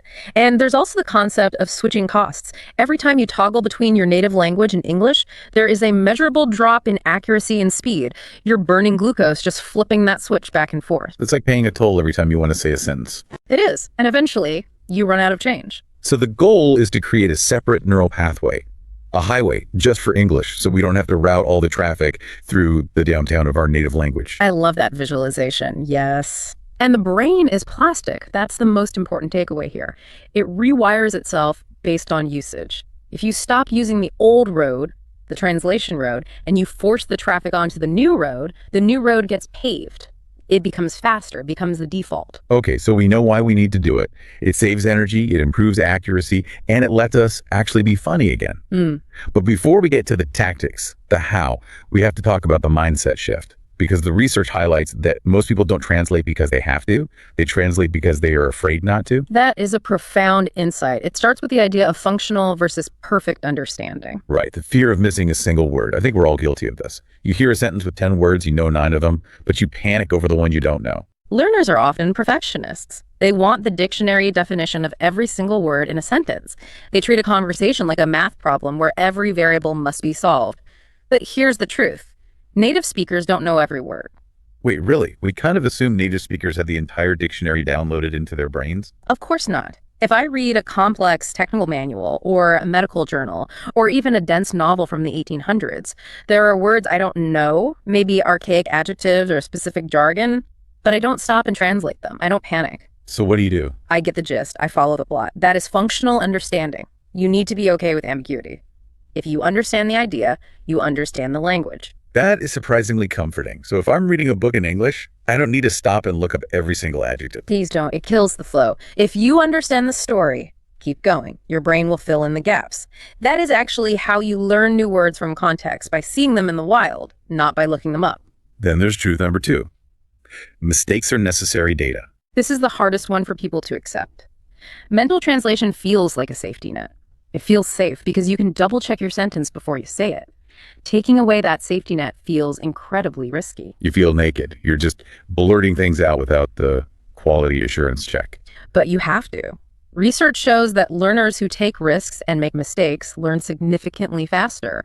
Every time you make a mistake and get corrected, or even correct yourself, your brain updates its algorithm. It's like machine learning. The error is the signal to improve. That's the one. If you never make the mistake because you're translating perfectly in your head, you never internalize the rule. You're just reciting a script. You aren't learning the logic. So we need to embrace the messiness. We need to be willing to sound a little foolish to get smart. Without a doubt. And finally, truth number 3, the access bottleneck. This is for the listeners who say, I can't think in English because I don't know enough words. I hear that all the time. I'm not advanced enough yet. Once I learn more words, then I'll start thinking in English. But the data suggests otherwise. Most intermediate learners have a passive vocabulary of, say, 2,000 to 5,000 words. That is more than enough to navigate daily life. Really? Oh, yeah. You can order food, travel, make friends, and hold a job with 3,000 words. You don't have a knowledge problem. You have an access problem. The words are in the warehouse, but the delivery truck is stuck in traffic. That's it. Translation is the traffic jam. Once you clear it, you'll be shocked at how much you already know. You'll realize you have words for almost everything. You just couldn't reach them fast enough because you were filtering them through your native language. Okay, let's clear the traffic. Let's get to the practical strategies. The deep dive organizes these into levels, which I love. It makes it feel like a game. Level 1 is the daily grind, things you can do alone right now. And the most effective one, the foundation of everything, is the internal monologue. Talking to yourself. Ideally, yes. We all have a running commentary in our heads. I'm hungry. This coffee is cold. I need to call my mom. That guy just cut me off in traffic. Start turning that voice into English. Just narrating your life. Start simple. Don't try to debate philosophy yet. Stick to the present tense. I am walking to the door. I am opening the door. I'm looking for my keys. The sky is blue. And what happens when I hit a wall? I'm looking at, I don't know, a specific type of flower or a kitchen gadget, and I simply do not know the word in English. This is the critical moment. This is where most people fail. Do not switch to your native language. Do not look it up on your phone. Describe it. Describe it. work around the hole, say, that is a pretty flower with red petals. Or if you forget the word for umbrella, call it the rain protection thing. The rain protection thing. I like that. It sounds silly, maybe even childish, but you are training your brain to stay in the English channel. You are solving the problem in English. That is infinitely more valuable than finding the correct word via translation. You're keeping the circuitry active. It keeps the flow going. You aren't breaking the immersion. Indeed. It forces you to be resourceful in English, which is a key skill for fluency. The second strategy in level 1 is labeling your world, but doing it the right way. I've seen people do this. They cover their house in Post-it notes. They stick a note on the table that says table. That is better than nothing, but honestly, it's weak. It's just word association. You see the word table, and your brain probably just translates it anyway. You see table, you think your native word. We want concept association. So not just the word. No, don't just label the object. Label its purpose or your relationship to it. So instead of fridge, what do I write? Write a full sentence. This is where I keep food cold. Or on your lamp. This light is good for reading. Ah, I see. You're engaging with the object in a full sentence structure. Absolutely. You are connecting the object directly to the English concept in the grammar, bypassing the native label entirely. When you see the lamp, you think about reading, you think about the light. You don't just see the noun lamp. You're building context. That brings us to level 2. Interaction and immersion. Now we're getting a bit more social, or at least external. The synonym game. This builds on the description technique. When you hear a new word, or when you're trying to learn a new word like frustrated, don't memorize the translation in your language. Right. No frustrated equals native word. Instead, define it with other English words you already know.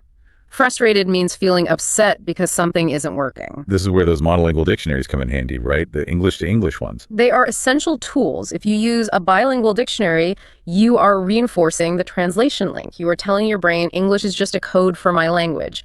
If you use a monolingual dictionary, you are learning English through English. It keeps you in the ecosystem. I also love the idea of English-only zones. Gamifying your house. It's about trigger points. You can't think in English 24/7 immediately. It's too tiring, as we established. But you can say, the kitchen is an English zone. So the moment I cross the threshold into the kitchen, my internal voice just switches. Yes, it's a physical trigger. You're cooking and you narrate. I am chopping the onions. I am crying because of the onions. I am burning the toast. Hopefully not, but yes. Or the gym. Counting reps, encouraging yourself, come on, 2 more, all in English. It creates a habit loop. Your brain starts to associate the gym with English.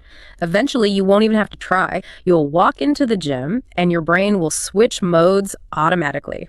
Now, here's a controversial one for some people. Immersion without subtitles. It can be painful, but it is so necessary. If you are watching a movie with subtitles in your native language, you are reading, not listening. And you are translating. You are literally engaging the reading part of your brain, not the auditory language part. But if I turn them off, I won't understand anything. That's the fear. I'll miss the plot. You will understand less, yes, at first. But you will learn more. Use context clues. Look at the actors' faces. Listen to the tone of voice. Look at the scenery. That is how children learn their first language. They don't have subtitles floating in the air. They don't. They guess based on context. So maybe start with something easier. Don't start with a complex sci-fi thriller about quantum physics. Definitely not. Rewatch a movie you already know and love. You know the plot, you know the characters, so you can relax and just focus on the language sounds. Or watch cooking shows or documentaries where the visuals literally show you what the words mean. If they say whisk the eggs, they are whisking the eggs on screen. It bridges the gap between sound and meaning without translation. That makes a ton of sense. Okay, are you ready for level 3? These are the advanced creative strategies. This is where we get into the Jedi mind tricks. Let's do it. Think aloud problem solving. This takes the internal monologue to the next level. This is for when you have a task that requires logic. Fixing a wobbly shelf, planning your week, figuring out why your printer isn't working. Speak the logic out loud. Okay, the printer's jammed. I need to open the tray. Maybe it's out of paper. Exactly. Or, I have 3 days to finish this report, so I should start with research. It forces you to use logical connectors. So, because, therefore, if then, it pushes your grammar harder than just describing a coffee cup. You are building arguments in English. It's engaging the analytical part of your brain in English. You aren't just observing, you're computing. And then, dream journaling. This one blew my mind. Can you really control your dreams? You can influence them. The idea is to keep a journal by your bed. As soon as you wake up, write down whatever you remember from your dreams. but do it in English. Why dreams specifically? Why not just write a diary? Because dreams are abstract, emotional, and weird. They don't follow logical rules. They are very hard to translate because they're pure imagery and feeling. If you force yourself to write about them in English, you are connecting the language directly to your subconscious imagery. You're pulling the dream out of the ether and giving it English form. That's the idea, and the research says this actually encourages you to start dreaming in English. It signals to your brain that English is a core processing language, not just a work tool. Many learners report that after a few weeks of this practice, they have their first English dream. And that is a huge milestone. That is wild. Okay, the last strategy in this section is the translation band challenge. This sounds intense. It is. It's high-intensity interval training for your brain. You commit to a time period, maybe just 1 hour, or a full day if you're brave, where you actively catch yourself translating. So you're policing your own thoughts. Yes. And if you slip and translate, you have to stop, pause, and reformulate the thought from scratch as in English. It's about building awareness. Most of us translate on autopilot. This turns off the autopilot and forces you to take the wheel. I imagine that would be frustrating at first, but incredibly effective. It is. It breaks the habit loop through sheer conscious effort.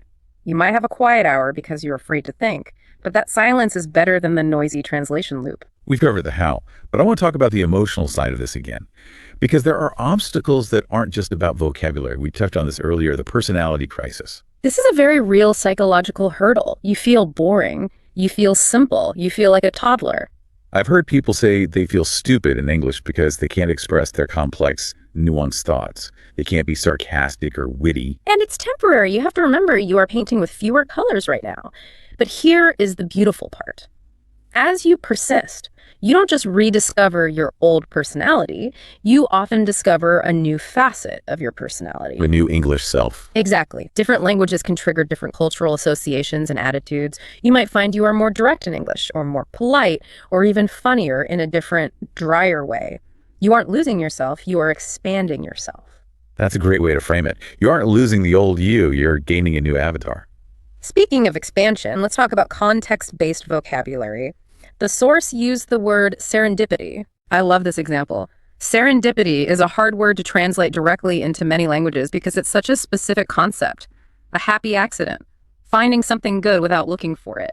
So how do we learn it without translating? You build a scene. Don't memorize a definition. Imagine finding a great restaurant by accident when you were lost in a new city. That feeling, that joy of finding something good when you weren't looking, that is serendipity. So you attach the word to the feeling and the scenario, not to a word in your native language. That's the key. You wire the word serendipity to the emotional center of your brain. So when you feel that feeling again, the word serendipity pops up, not the translation. And finally, there is the cultural thinking pattern. This is for the advanced learners. Language is culture. English, especially American English, is very direct. It is explicit. Subject, verb, object. I claim X. Here is my evidence. Whereas other cultures might be more circular or poetic or indirect out of politeness. Correct. In some cultures, it's rude to state your point immediately. You have to build up to it. But to truly think in English, you have to adopt the English mindset. Be direct. Don't talk around the point, hit the point. When you structure your arguments like an English speaker, the words flow more naturally because they fit the cultural architecture. You're swimming with the current, not against it. You got it. So we've been doing this for a while. We've been narrating our coffee. We've been labeling our lamps. We've been policing our dreams. How do we know it's working? What are the signs of progress? There are a few aha moments to look out for. The first is delayed realization. You watch a video or listen to a podcast, and 10 minutes later you realize, wait, I didn't translate any of that? It just went in. It just went in. You forgot it was in English. You were just consuming content. That is huge. It means the barrier is down. What about the tip of the tongue phenomenon? This is my favorite. You know a concept, you know exactly what you want to say, but you can't remember the word in English. And you can't remember it in your native language either. Wait, that's a good thing. That sounds like I'm losing my mind. It's a great thing. It means you are thinking in concepts, not words. You have detached the idea from your native language. You are in the conceptual zone. The word will come, but the fact that you aren't defaulting to your native word is a massive victory. And of course, the dreams. When you dream in English, you know you have made it deep into the subconscious. That's the graduation ceremony. So for everyone listening, this isn't a magic trick. It sounds like hard work. It is. It is a rewiring process. It takes conscious effort to override a lifetime of habit. It's gym for the brain. But the The goal is to bridge that gap to your English self, the version of you that is articulate and funny and fluent. And that version of you is waiting. You just have to stop taking the scenic route and start building the direct highway. Start small. Tomorrow morning when you pour that coffee, tell yourself about it in English. This coffee is hot. Start there. I want to leave you with a provocative thought from our source material today. Think about everything you just heard in this deep dive. Try to summarize it in your head and do it entirely in English. No cheating. If you found value in this deep dive, please make sure to like, share, and subscribe to this YouTube channel. It really helps us keep the lab running and bringing you these insights. We appreciate you listening. Thanks for joining us in the Learn English Lab. See you next time. Hello, welcome to the Learn English Lab. Today's podcast, Advanced English Listening Practice topic name is Mindset, Habits, and Learning Psychology in English Language. It's great to be here. We are really diving into what I like to call the engine room of language learning today. The engine room, I like that. Yeah, it's all the machinery that usually gets ignored. We focus on the grammar books, the vocab lists, but this is what actually drives everything. It really is. And, to get us started, I want to jump straight into this mystery that I think everyone listening has thought about. You look around and there's always that one person. You know the one I mean? Mm-hmm. The natural. Exactly. The one who just seems to absorb English. Like they don't even look like they're trying. They're making jokes. They're fluent. It's effortless. The linguistic genius who was just born with a silver dictionary in their mouth. That's the one. And then right next to them, you have someone else. And maybe this is you, the listener. You're grinding away. You've got the flashcards, the apps. You're studying for years. Doing all the right things. All the right things. But when it comes down to it, the waiter asks for your order, and you freeze. You just panic. So the big question for our deep dive today is, why? What is the real difference between those two people? That is the million-dollar question, isn't it? And if you ask most people, they'd say, oh, it's talent. Person A has the language gene and person B just doesn't. I definitely use that excuse myself. Oh, my brain just isn't wired for languages. It's actually a really comforting thought. It is. It's comforting because it sort of lets you off the hook. It means it's not your fault. Yeah. But here's the reality check. And this is really the core of what we're talking about today. Okay. The answer is almost never about innate talent. It is almost entirely about psychology. It's about the software you're running in your head, your mindset, and how you manage the hardware. Your brain's actual biology. So failing to learn English isn't really an IQ problem. It's what? A strategy and psychology problem. That's it in a nutshell. It's your operating system. You can have the most powerful computer in the world, a brilliant brain, but if you're running buggy software, the whole thing just crashes. Today, we're going to debug that software. Debugging the brain. I love that. Yeah. So let's lay out the roadmap. We're going to start with that psychological software you mentioned, the mindset. Mm-hmm. And then we'll get into the nitty-gritty neuroscience, how the adult brain actually learns, neuroplasticity. Right. And then the science of making it all automatic, habit formation. Mm-hmm. Because knowing what to do is useless if you don't do it consistently. And finally, we have to talk about the elephant in the room. Yeah. Emotions, anxiety, fear, and how they can physically, chemically just block your brain from learning anything. Okay, let's dive right in then. Section 1, the foundation. You said mindset. Now, that word gets thrown around a lot, on Instagram and in business seminars. What do we actually mean here in terms of cognitive science? We're talking about the work of psychologist Carol Dweck primarily. And her research shows we tend to view our own abilities through one of two specific frameworks, a fixed mindset or a growth mindset. Okay, so break that down for us. What does a fixed mindset look like for someone learning English? A fixed mindset is the belief that your abilities like intelligence or your knack for languages are basically set in stone. They're static. It's that little voice inside that says, I'm just bad at languages. Or the classic one, I'm too old to learn this. I hear that all the time. All the time. And people really believe it's a biological fact. I'm 40, my brain is hard, it's over. So what happens when that person makes a mistake? Well, in a fixed mindset, every single mistake is seen as proof of that core limitation. You use the wrong verb tense and your brain goes, see? Told you, you're just not good at this. And so you stop trying? You avoid challenges. You stay quiet in a meeting because you don't want to be exposed as untalented. It becomes a total self-fulfilling prophecy. Right, because you're scared of looking stupid, you don't practice. Because you don't practice, you don't get better. And because you're not getting better, you conclude you have no talent. It's a vicious closed loop. Now let's flip that. The growth mindset. And this is not just about positive thinking. It's the deep understanding that your ability is something you develop through dedication and hard work. So it's not that you're good or bad at English. Exactly. You're just at a certain point on a learning curve. And that changes everything. Okay, so how does that person, the growth mindset learner, deal with the same mistake, that wrong verb tense? This is the critical shift. For them, a mistake is not an indictment of their character or their intelligence. It's just data. It's a signpost, a little flag waving at you saying, hey, maybe spend a little more time here. It completely separates your ego from your performance. I love that. A mistake isn't a judgment on your soul. It's just feedback. You've hit the nail on the head. It transforms the internal monologue from, I can't do this, to I haven't mastered this yet. That single word yet is so powerful. But let's be honest, these mindsets are held up by some pretty specific myths. I want to throw some of these common mental barriers at you. Can you deconstruct them for us? Let's do it. Okay, first one, the perfection trap. This belief that I have to be perfect before I can even open my mouth. This one is maybe the single biggest killer of progress. It paralyzes millions of people. They're waiting for some magical day when they'll suddenly be ready to speak. As if it's a switch that flips. Right. They treat a conversation like a final exam where the only acceptable score is 100%. But here's the reality check. Communication is messy.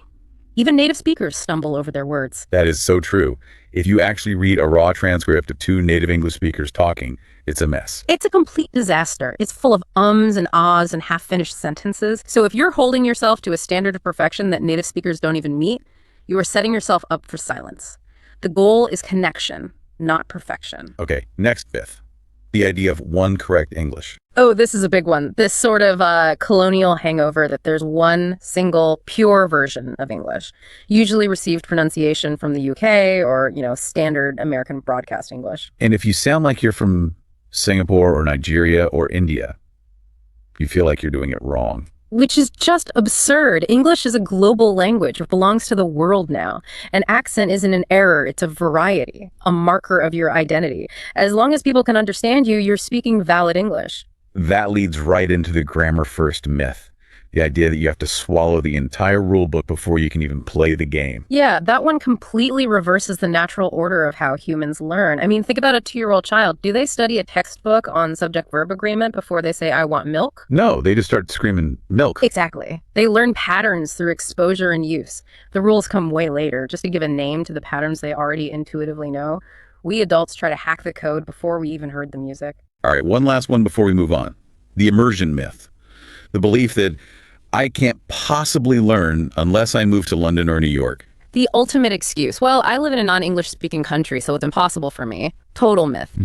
Your geography is not your destiny. I know people who live in the heart of the US and barely speak English because they just stay in their little language bubble. And I know people in rural villages in Asia who are C2 level fluent because they curate their digital environment.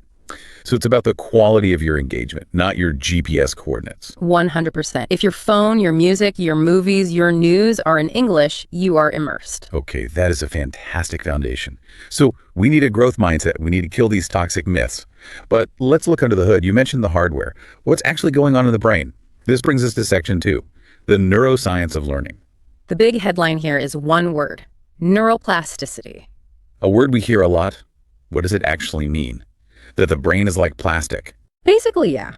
It means the brain is malleable. It can be shaped. For a long, long time, scientists thought that after a certain age in childhood, the brain just sort of hardened like concrete. A critical window? Right. And once it closed, you were done. We now know that's completely false. The brain can reorganize itself. It can form new connections. It can physically change its structure at any age. Okay, but I have to play devil's advocate. It does feel harder to learn as an adult than it did when I was 6. If my brain is still plastic, why is it such a struggle? It's a different kind of struggle. Sure, kids have advantages in what's called implicit learning. They just absorb sounds and mimic accents without overthinking it. But adults, we have massive advantages we tend to completely ignore. Like what? Metacognition, for one. We can think about our own thinking. We have huge existing frameworks of knowledge. We're not starting from scratch. That's a good point. A child has to learn the concept of justice for the first time. You already know what justice is. You just need to learn the English label for it. You're connecting new wires to old ones. So we have a better strategy, even if our raw absorption speed is a bit different. A much more sophisticated strategy. And a huge part of this is pattern recognition. Your brain is, at its core, a statistical engine. It's constantly subconsciously predicting what comes next. Give me an example of that in language learning. Okay, take a simple phrase like, I am going to. You don't consciously sit there and study the rule that this indicates a future intention every single time you hear it. No, of course not. You just hear it thousands and thousands of times in context. Your brain's pattern machine kicks in and it just predicts, oh, okay, when I hear the sound cluster, an action in the future usually follows. You internalize the pattern without the rule. So you need to feed the pattern machine. You need the data. You have to feed the machine. This is the difference between explicit study learning rules and implicit learning, just getting tons of exposure. You really need both, but you can't skip the exposure part. Now, there was one piece of research in our notes that honestly blew my mind. It was about sleep. Ah, yes, the sleep connection. Very cool stuff. We think of sleep as downtime, a break from learning, but you're saying we're actually learning while we sleep. We absolutely are. It's fascinating. During REM sleep and deep, slow wave sleep, your brain is incredibly active. It's doing something called consolidation. Consolidation. It's taking the fragile, short-term memories from the day, from your hippocampus, and transferring them to your neocortex for stable, long-term storage. It's like moving a file from your computer's RAM to the hard drive. That is the perfect analogy. And get this. Your brain literally replays the neural firing patterns of what you learned that day. It's like it's practicing while you dream. Oh, kidding. No. There was a study where they played audio of vocabulary words to learners while they were asleep, words they had studied earlier, and their retention was significantly better than the group that didn't get the audio cues. So if I study for hours and then pull an all-nighter to study even more, I'm actually sabotaging myself. You are actively destroying your own progress. It's like typing up a whole document and then just shutting the computer down without hitting save. Sleep isn't a break from the work. Sleep is the work. That's a massive takeaway. Don't cram.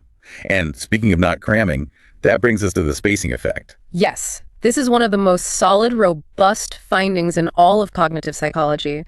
If you have 6 hours to study, 6 one-hour sessions spread across a week are infinitely more effective than one 6-hour marathon session. And why is that? Is it just that we get tired and lose focus? That's part of it, but the real reason is about the effort of retrieval. When you cram, the information is fresh in your short-term memory. It's easy to access. But when you wait a day, you start to forget it a little bit. Right. So when you try to recall it, your brain has to work harder. It has to struggle to find that neural pathway again. And that struggle is a good thing. The struggle is the entire point. That effort, that retrieval practice, signals to your brain, hey, this piece of information is important. Strengthen this connection.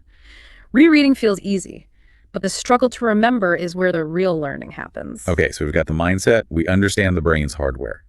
But knowing how to learn is very different from actually doing it. This brings us to section 3, building atomic habits. Ah, yes, the knowledge-action gap. The graveyard of all good intentions. So let's break down the habit loop. What are the core components? Every habit, good or bad, follows a simple 3-step loop. Cue, routine, reward. If you want to build a consistent English habit, you have to consciously design this loop. You can't just rely on willpower. Because willpower is finite. It runs out. It's a battery that drains. Habits are automatic. They don't require willpower. So let's build a loop for someone listening right now. What's a good cue? A cue has to be obvious and specific. I'll study English tomorrow is a wish, not a plan. It's too vague. A good cue is after I pour my morning coffee. Ah, so you're stacking it onto an existing habit. Exactly. The coffee is the cue. You're anchoring the new habit to something you already do automatically. Okay, I've poured my coffee. That's the cue. Now for the routine. And this is where everybody goes wrong. They make the routine way too big. They say, I will study for 1 hour. That's intimidating. On a busy day, you'll just skip it. The key is to make the routine absurdly, laughably small. How small are we talking? Read 1 sentence in English. 1 sentence. Come on, that feels like nothing. You can't learn a language by reading 1 sentence a day. It feels like nothing, and that's precisely the point. It's so small you can't possibly say no to it. It overcomes that initial inertia, which is the hardest part. But here's the magic. Once you sit down and read that 1 sentence, are you really going to stop? Probably not. You'll read a paragraph, maybe a whole page. The goal of the tiny habit isn't the 1 sentence itself. It's the habit of showing up. You're just trying to automate the action of starting. Yes, you cannot optimize a habit that doesn't exist. So establish it first, then you can expand it later. Okay, so cue, routine.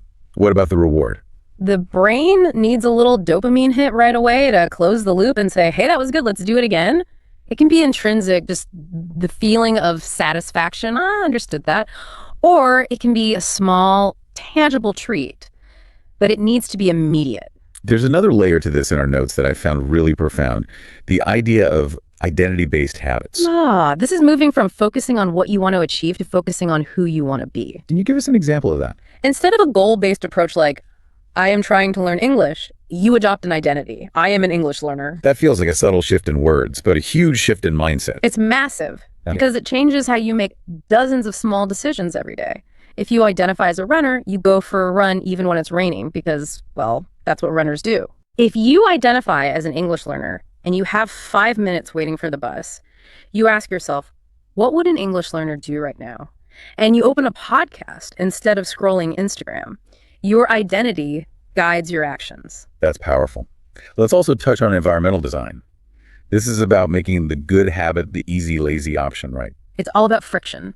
We are wired to follow the path of least resistance. If your English textbook is buried under a pile of papers in a drawer, that's high friction. You won't do it. But if it's sitting on your pillow? Zero friction. Yeah. You have to literally trip over it, change the language settings on your phone, put the flashcard app on your home screen, and move the social media apps into a folder on the 3rd page. Increase the friction for bad habits, decrease it for good ones. Design your life so that learning English becomes the inevitable outcome of your environment.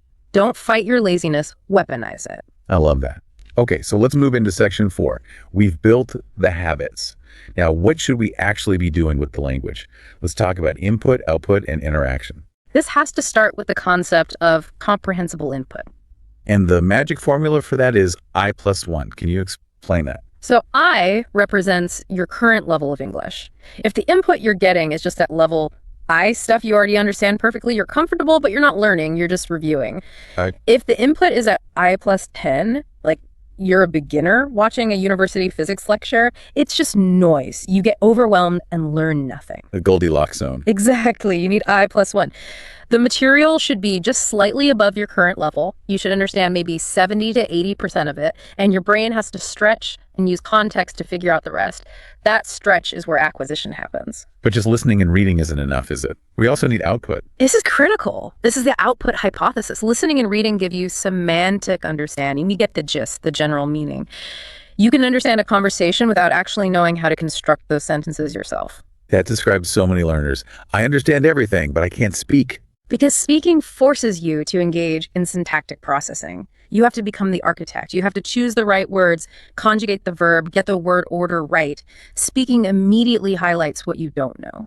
So the pain and struggle of trying to speak is actually just the feeling of locating the gaps in your knowledge. That's a brilliant way to put it. And that leads us to interaction, which combines everything. You get input from the other person, you produce output, and crucially, you get real-time feedback. The high-speed loop. Exactly. If I say something and you look confused, that's immediate feedback. I have to rephrase. I have to negotiate the meaning with you. That cycle of trial, error, clarification, and adjustment is the most powerful form of learning there is. But interaction is terrifying for so many people. Which brings us perfectly to section 5. Managing emotions. Yeah. Because the idea of negotiating meaning in real time sounds like an absolute nightmare to them. And this is where we have to talk about the affective filter. Okay, paint a picture of that for us. Imagine a kind of wall or a shield between the outside world and the language acquiring part of your brain. When you are anxious or bored or you lack confidence, that wall goes up. The filter is high. You could be in the best English class in the world with the best teacher, but if that filter is up, the input just bounces off. It never gets in. It never reaches the part of your brain that learns language. So if I'm stressed about making a mistake or I feel stupid, I am physically incapable of absorbing the lesson. Literally. Your brain switches into fight or flight mode. It's flooded with stress hormones like cortisol. It's prioritizing survival, not grammar acquisition. For learning to happen, that filter has to be low. You need to feel relaxed, curious, and confident. So how do we lower it? Let's talk about language anxiety specifically. The sweaty palms, the racing heart, the mind just going completely blank. First, we have to normalize it. It's a real physiological response, but we can learn to reframe it. When your heart starts racing, your brain automatically interprets that as fear. But chemically, excitement and fear are incredibly similar. You can consciously say to yourself, my heart isn't racing because I'm scared. It's racing because I'm excited. I'm ready to perform. So you're telling yourself, I'm not scared, I'm just amped up. It sounds a bit silly, but it can genuinely change the brain's chemical interpretation. Another key strategy is gradual exposure. Don't start by trying to give a public speech in English. Right. Start by just talking to yourself in the shower. Then record yourself on your phone. Then talk to a very safe, trusted partner who won't judge you. You build up your tolerance. And self-compassion has to be a big part of this too. Oh, absolutely. You have to treat yourself like you would treat a good friend. If your friend made a grammar mistake, would you scream at them and call them an idiot? I certainly hope not. Then don't do it to yourself. That harsh inner critic just jacks up the affective filter and blocks all learning. There's another point in the notes about emotion acting as memory glue. What's that about? It's the idea that we remember things much more vividly when they have an emotional charge. This is why you can remember the lyrics to a song you loved as a teenager, but you can't remember a chapter from a dry textbook you read yesterday. So we should be learning English through things we actually love. Connect it to your passions. If you love cooking, watch cooking shows in English. If you love video games, play them in English. That emotional engagement, that joy or excitement, acts as a fixative for the memory. Boredom is the enemy of learning. Okay, we're heading into our final section now. Section 6, overcoming challenges and playing the long game. Because this isn't a sprint. It's a marathon. And to run a marathon well, you need metacognition. Which is thinking about your thinking. We touched on this earlier. Yes. The most successful learners are self-managers. They're constantly self-monitoring. They ask themselves, did I really understand that? Or did my mind just drift off? They evaluate their own strategies. Is this flashcard app actually working for me, or am I just mindlessly swiping? They take ownership of the process. But what happens when you hit a plateau? That awful feeling when you've been working so hard for months, but you feel like you're not getting any better at all. It's so demoralizing. Plateaus are not just common, they're inevitable, but they're usually misunderstood. We think progress should be this nice, steady, linear climb. But real learning is what's called punctuated equilibrium. Punctuated equilibrium. Sounds fancy. It just means you have long, flat periods where it feels like nothing is happening, and then you have a sudden jump in ability. During those flat periods, your brain is consolidating, it's reorganizing the files, you are getting better. It's just not visible on the surface yet. So a plateau isn't a dead end. It's more like a loading bar. It's a loading bar. And you also have to remember, advanced gains are just harder to see than beginner gains. Going from 0 words to 10 words is an infinite increase. Going from 10,000 words to 10,010 feels like nothing. So what's the solution if you feel really truly stuck? Shock the system. Change your method completely. If you've only been doing input, switch to 100% output for a week. If you've been studying formal grammar, go learn some casual street slang. Your brain adapts to routines, so you need to give it a new, novel challenge to spark that neuroplasticity again. Let's talk about the tension between accuracy and fluency, the battle between trying to be correct versus trying to be smooth. You can't really do both well at the same time, especially early on. It's just too much cognitive load. The best strategy is to oscillate your focus. What do you mean? Like have messy days and strict days? That's a perfect way to put it. Have some sessions where your only goal is flow. Don't stop, don't self-correct, just talk and get the ideas out no matter how messy. Then have other sessions, maybe when you're writing, where your focus is 100% on precision.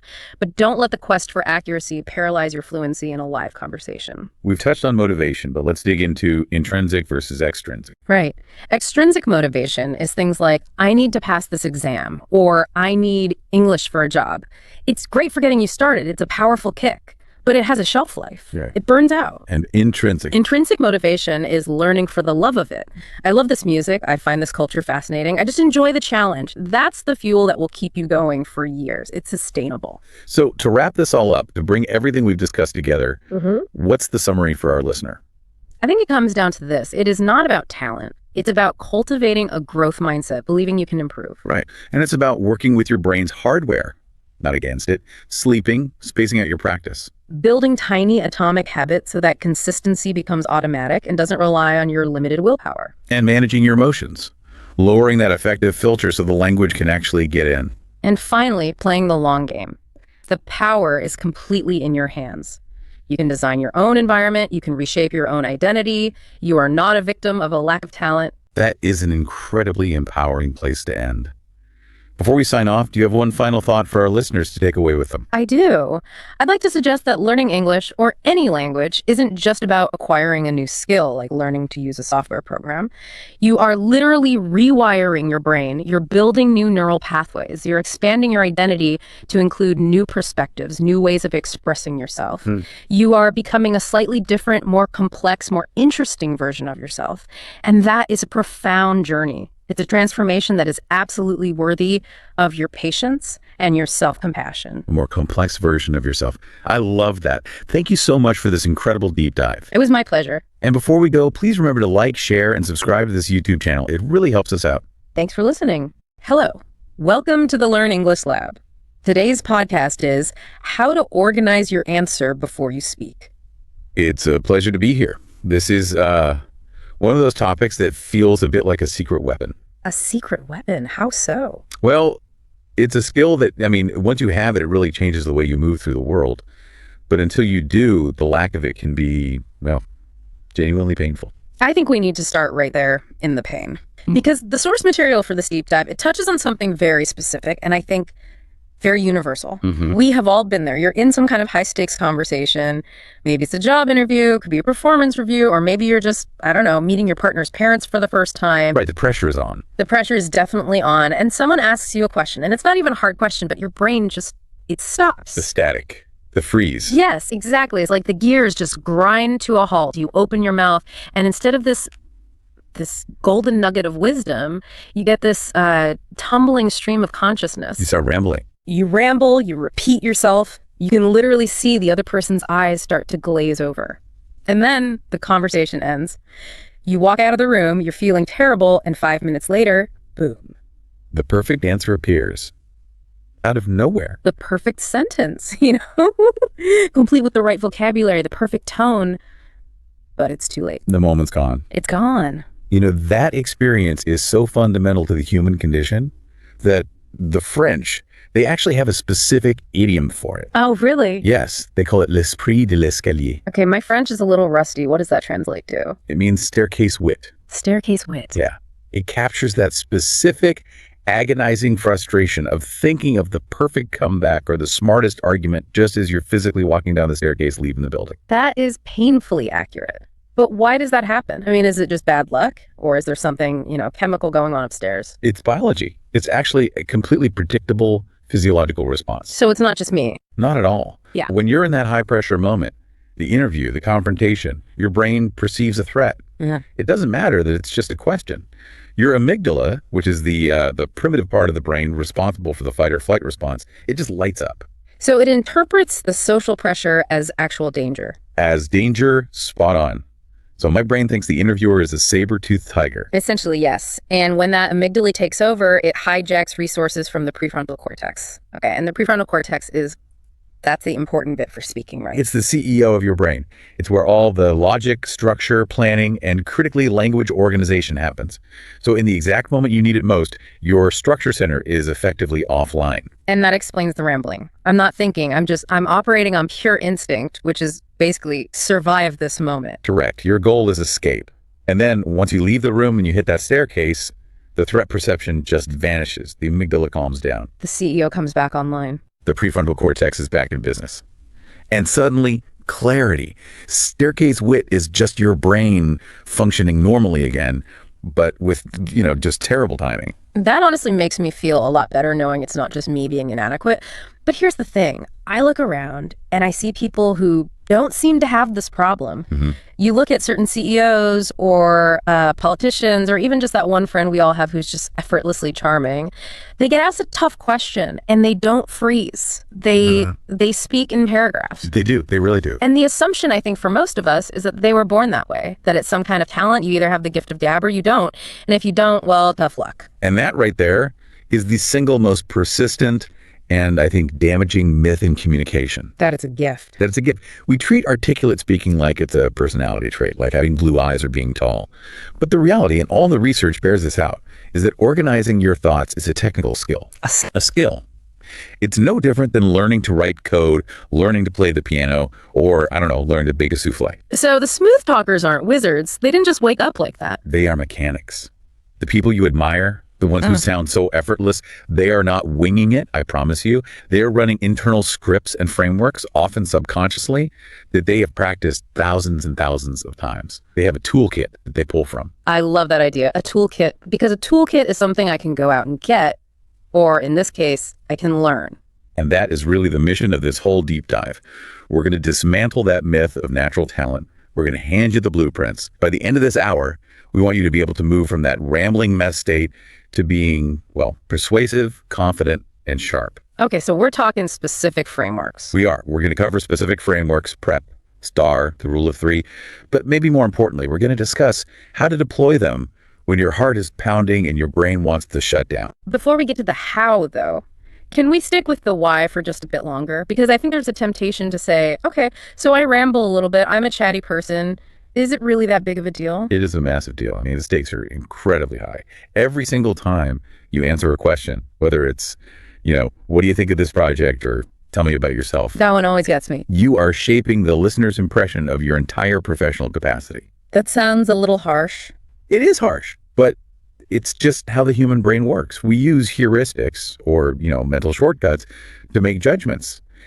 And if your speech is disorganized, the listener subconsciously assumes your thinking is disorganized. Oh, so if I can't structure a sentence, they assume I can't structure a project. Accurately. There are generally 4 attributes that communication theory assigns to a high-quality answer. If we were grading your response, we'd be looking for these 4 things. Okay, let's hear them. First, it must be clear, Clear, meaning what exactly? meaning the listener understands your point immediately. There's no decoding required on their part.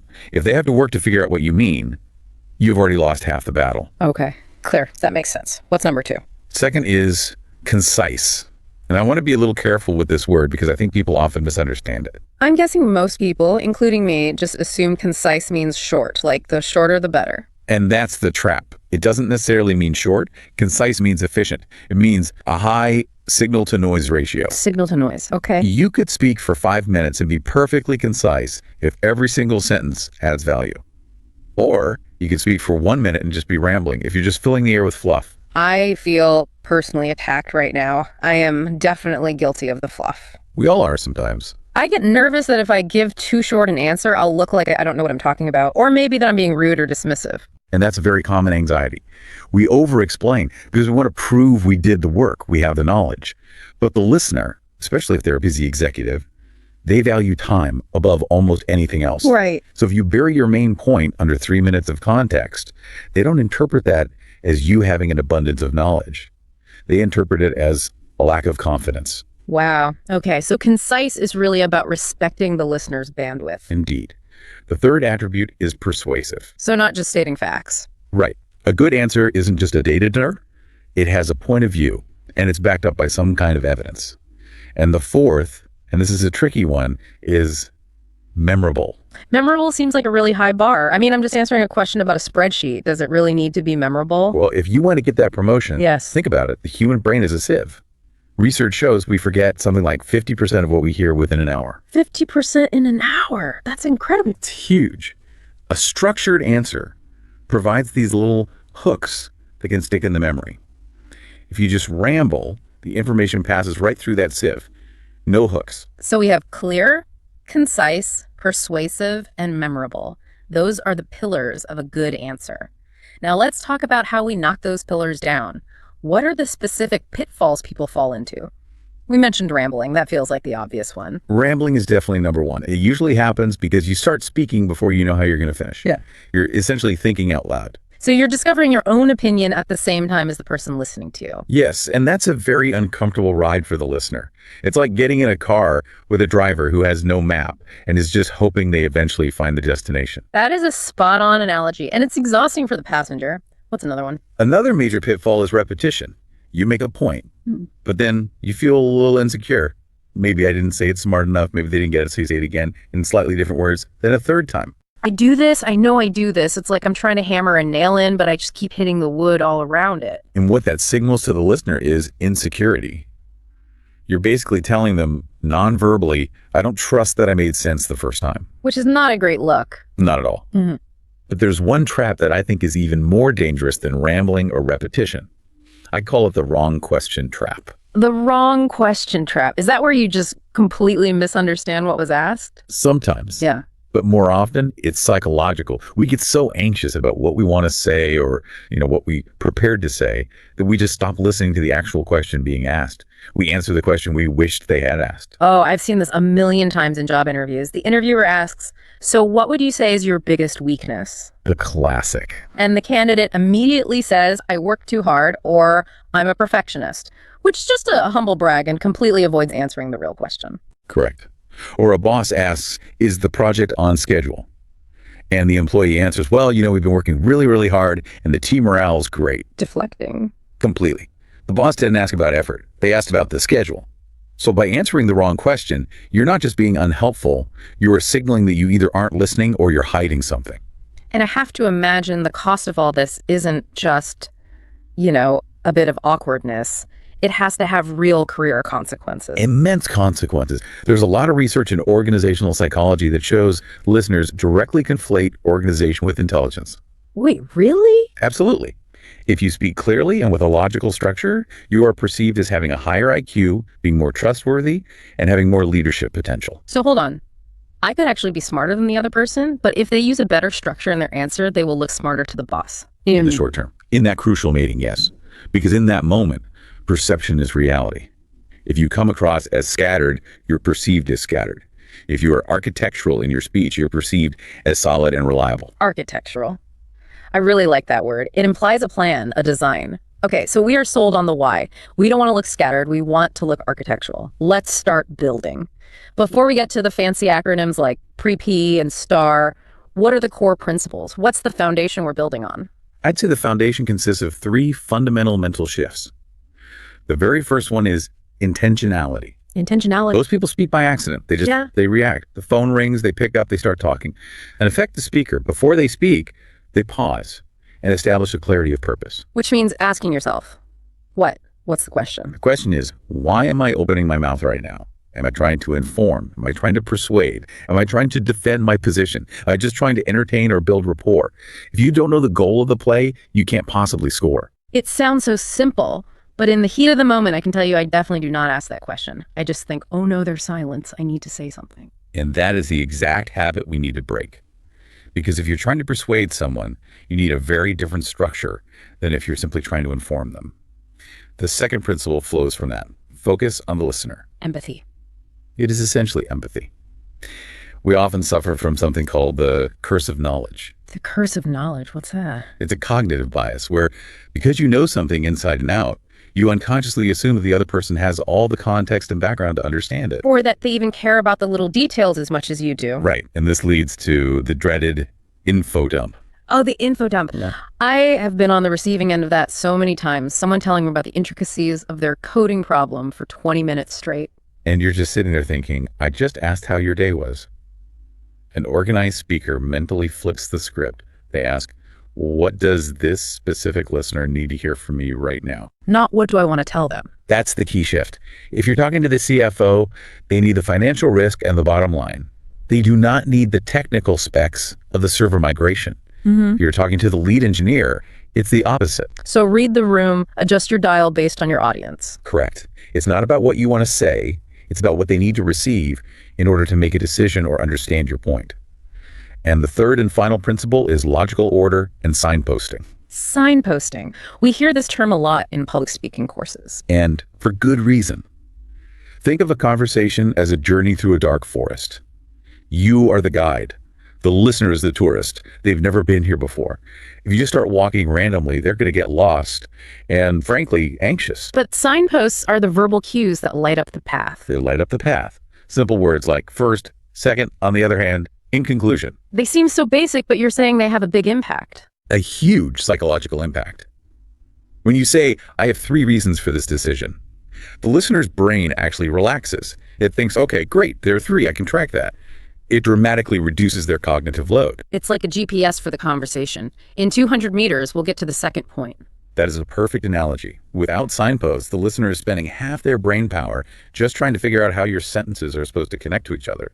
With signposts, they can use 100% of that brain power to actually listen to and consider your ideas. Okay, so the core principles are know your purpose, focus on your listener, and use signposts. That's the foundation.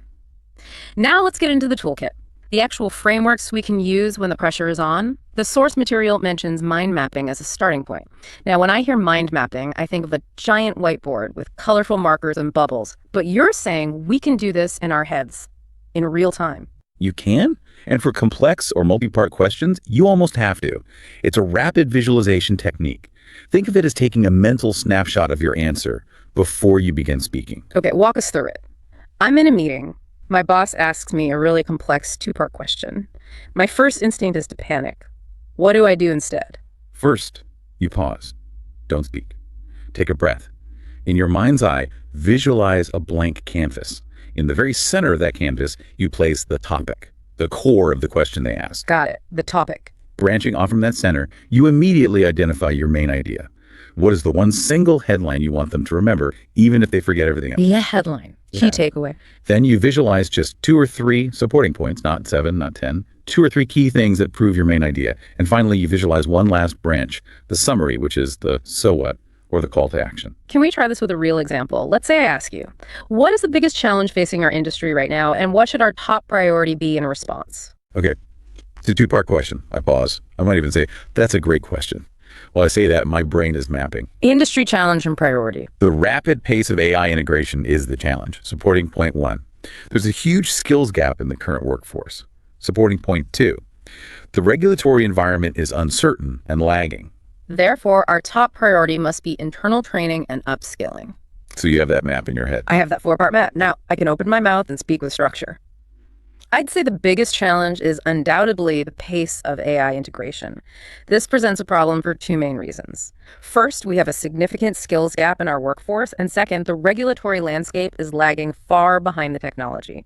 Therefore, I believe our absolute top priority has to be a massive investment in internal training. Wow, that was incredibly tight. It was clear, it answered both parts of the question, and you created that map in 2 or 3 seconds? Once you get the hang of it, it becomes almost instantaneous. It's not about planning every word. It's about creating a container for your thoughts so they don't just spill out everywhere. A container for your thoughts. I love that phrasing. And that actually leads us perfectly to the next framework, which you just used in that example, the rule of 3. Ah, the classic rule of 3. This is ancient. I mean, Aristotle wrote about it. There is something deep, almost magically psychological about the number 3. We see it everywhere, don't we? Everywhere. You have life, liberty, and the pursuit of happiness, blood, sweat, and tears, beginning, middle, and end. Goldilocks and the 3 bears. The 3 little pigs. It's in all our stories. It is, because our brains are pattern-seeking machines. And the number 3 is the smallest number required to create a memorable pattern. 1 is just a point, 2 is a comparison or a line, but 3 is a pattern. That's fascinating. So what's the psychology there? Why not 4 or 5? If you give 2 points, it can feel incomplete, like something is missing. If you give 4 or 5 points, it starts to feel like a laundry list, and the listener experiences cognitive overload. They can't hold it all in their head. 3 is the Goldilocks zone. It feels complete, balanced, and is easy to remember. So how do we apply this to structuring an answer on the fly? It's a beautifully simple structure. 1, you state your main answer or point directly. 2, you say you have 3 supporting reasons or examples. 3, you list those 3 reasons. 4, you conclude by briefly restating your main point. It seems almost too simple, but I can immediately see how it would prevent rambling. It acts as a braking system. That is the key benefit. Most people ramble on and on because they genuinely don't know when to stop.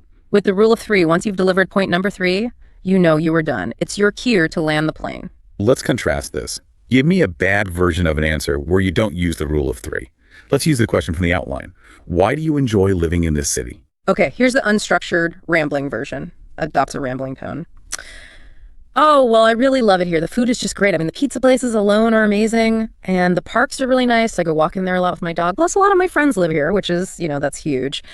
And the cost of living isn't too bad, although I will say rent is definitely going up. But the public transit is pretty good, which helps.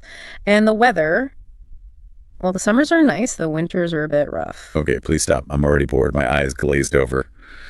It just felt like a shopping list that was never ever going to end. Right. There's no structure, no hierarchy of importance. Now let's apply the rule of 3 to the same question. Okay. I absolutely love living here, and I'd say it boils down to 3 main reasons. First, there's an incredible sense of community and local culture. Second, the access to nature and green spaces is fantastic for my well-being. And third, the culinary scene is truly world-class and always exciting. Boom. Done. It sounds so much more professional, so much more intentional. It sounds like you have real conviction. And here's the secret. Structure masquerades as preparation. Even if you just made that up on the spot, you sound like you've given this question serious thought for years. That is a powerful takeaway right there. Structure masquerades as preparation. Okay, let's move on to the heavyweight champion of business communication, a framework I've heard a lot about. the P-PREP method. PP is fantastic. It's really the gold standard for expressing an opinion or making a persuasive argument, especially in a professional setting. If you're in a meeting and someone unexpectedly points at you and says, "What's your take on this?" PEP is your safety net. Okay, break down the acronym for us. PREP. Certainly, P stands for point. You state your main point or answer immediately, right up front. R is for reason. Why do you believe your point to be true? E is for example. You give specific, concrete piece of evidence or a short story to back it up. And the final P is for point again. You restate your main point to close the loop and make it memorable. I feel like that first P is where most people struggle. We tend to want to build up to our point. Give all the background and context first, and then reveal the answer at the end, like it's a mystery novel. You're describing the critical difference between inductive and deductive reasoning. Okay. Inductive reasoning is evidence, evidence, evidence, conclusion. You build a case. Deductive reasoning is conclusion, deductive, evidence. You state your case and then prove it. In a casual storytelling, inductive is fine, right? It builds suspense. It does. But in a business context, suspense is the enemy. So business people hate mystery novels. They hate not knowing where the car is driving. If you start with all the background and data, they're sitting there getting impatient thinking, okay, but is he going to say yes or no? Is this good news or bad news? They can't even listen to your evidence properly because they're too busy trying to guess your conclusion. PRP forces you to be deductive. You give them the verdict first. Let's do a role play, a tough one. The question is, should we mandate a return to the office 5 days a week? I want you to give me the bad version first, the inductive, rambling, non-PP one. Okay, here we go. The bad version. Clue's throat adopts a hesitant tone. Well, it's a really complex issue. There are a lot of factors. I've been talking to the team and, some people really miss the cafeteria and the collaboration. But then again, the commute is just terrible for a lot of folks and gas prices are up. And we did see that productivity was actually okay, in some cases even higher during the pandemic. But, company culture is really important, right? So I don't know. It's really hard to say what the right move is. That was painful to listen to. You just listed a bunch of random pros and cons, but I still have absolutely no idea what your actual opinion is. You're just sitting on the fence. I give you a lot of noise, but no signal. Now, let's apply PPPP to the exact same question. Okay, let's hear it. Adopt a confident tone. I believe we should not mandate a full 5-day return to the office. Instead, we should officially adopt a structured hybrid model. The primary reason is that a hybrid model allows us to balance the clear need for in-person collaboration with the equally clear benefits of focused, deep work that many employees find at home. For instance, our own data from Q3 shows that while our creative brainstorming sessions are 20% more effective in person, individual coding output is 15% higher on remote days. Therefore, a structured hybrid schedule isn't a compromise. It's a strategy to leverage the best of both worlds for maximum productivity. The difference is absolutely night and day. It is impossible to misunderstand you in that second version. Even if I disagree, I know exactly what I'm disagreeing with. You respect the argument. It's logical. It invites a clean, productive debate. The rambling version just invites more confusion and wastes everyone's time. Okay, so prep is perfect for opinions and arguments. But what about when someone asks for a story? Those dreaded behavioral interview questions. Tell me about a time when prep feels a bit too rigid and clinical for that. You are absolutely correct. For storytelling, the framework changes. We switch from prep to the STAR technique. STAR. S-T-A-R. I feel like many of our listeners might have heard this acronym before, especially if they've prepped for an interview, but maybe they aren't using it to its full potential. It's often taught, but it is rarely mastered. Let's break it down. S stands for situation. Set the context. Where and when did this happen? Keep it brief. T is for task. What was the specific challenge or your responsibility in that situation? A is for action. What did you specifically do? What steps did you take? And R is for result. What was the outcome? What happened because of your actions? So where do people usually go wrong with STAR? 2 places, almost every time. First, they spend 80% of their time on the situation. They fall in love with the drama of the story. Right. Oh, the client was screaming on the phone and it was raining outside and the entire computer system had just crashed and my boss was on vacation in Hawaii. Exactly. They set this elaborate stage, but then the play never actually starts. And then they rush through the most important part of the entire framework, the action. And what's the mistake they make there? They use the royal we. They say things like, so we decided to fix the problem. We held a meeting and we came up with a new plan. Why is that a mistake? In a normal work context, isn't it good to be a team player and say we? In a normal work context, yes, but in a job interview, they are not hiring your team. They are hiring you. If you only say we, the interviewer is left wondering what you actually contributed. Did you lead that meeting and come up with the plan, or did you just sit there taking notes while someone else did all the work? That's a great point. So you have to switch to I. You must use I. I analyzed the data. I proposed the new solution. I called the angry client personally. It can feel uncomfortable for people because we're often taught to be modest. Right, don't brag. But modesty in an interview is a fast track to rejection. You can and should acknowledge the team's role, but you must focus on your specific individual contribution. Let's hear a good story example in action. The prompt is, tell me about a time you had to manage a crisis. Okay. Here's a structured STAR response. In my previous role, our main parts supplier unexpectedly went bankrupt just 2 weeks before a major product launch. Brief, clear, high stakes. My specific task was to secure a new source for the critical components to ensure we didn't miss our launch date and lose Q4 revenue. I immediately created a list of 3 potential alternative vendors. I then led the negotiations for emergency contracts with 2 of them, and I personally reorganized the logistics schedule with our warehouse team to accommodate the new expedited shipping routes. As a result, we launched the product on time, met all of our initial sales goals, and actually ended up saving 5% on material costs with one of the new vendors, which became a long-term partner. That is such a satisfying story arc. It's lean, there's absolutely no fluff, it has a problem, an action, and a happy quantifiable ending. And it clearly positions you as the hero of your own story. You faced a dragon, you swung the sword, you won. That is what an interviewer wants to hear. So we have prep for opinions and STAR for stories. That covers a huge chunk of professional communication. But I want to pivot back to that biological factor we started with, the nerves. The amygdala hijack. Exactly. Yeah. Because I can know pre-prep and STAR backwards and forwards in theory, but when my heart is pounding and my palms are sweating, sometimes my brain just goes completely blank. That blank stare moment. The fight, flight, or in this case, freeze response, it shuts down that prefrontal cortex, which is exactly where you store your knowledge of prep and STAR. So what strategies can we use to hack that response? How do we buy ourselves just enough time to get one of these frameworks up and running? This is critical. One of the most effective tactics is a 2-part move: bridging and clarifying. Okay, how does that work? So let's say you get a question and your mind goes blank. You have no idea what the answer is, or you just need a moment to find it. Do not just stare into space. First, you clarify the question. By repeating it back. By paraphrasing it back to them. Something like, just to make sure I understand correctly, you're asking about the marketing budget for Q3, specifically regarding our social media spend. Ah, okay. That buys you, what, 5 or 6 seconds? It buys you 5 crucial seconds, but more importantly, it does something in your brain. It forces your logical brain to engage with the verbal content of the question, which helps to dampen the emotional panic response.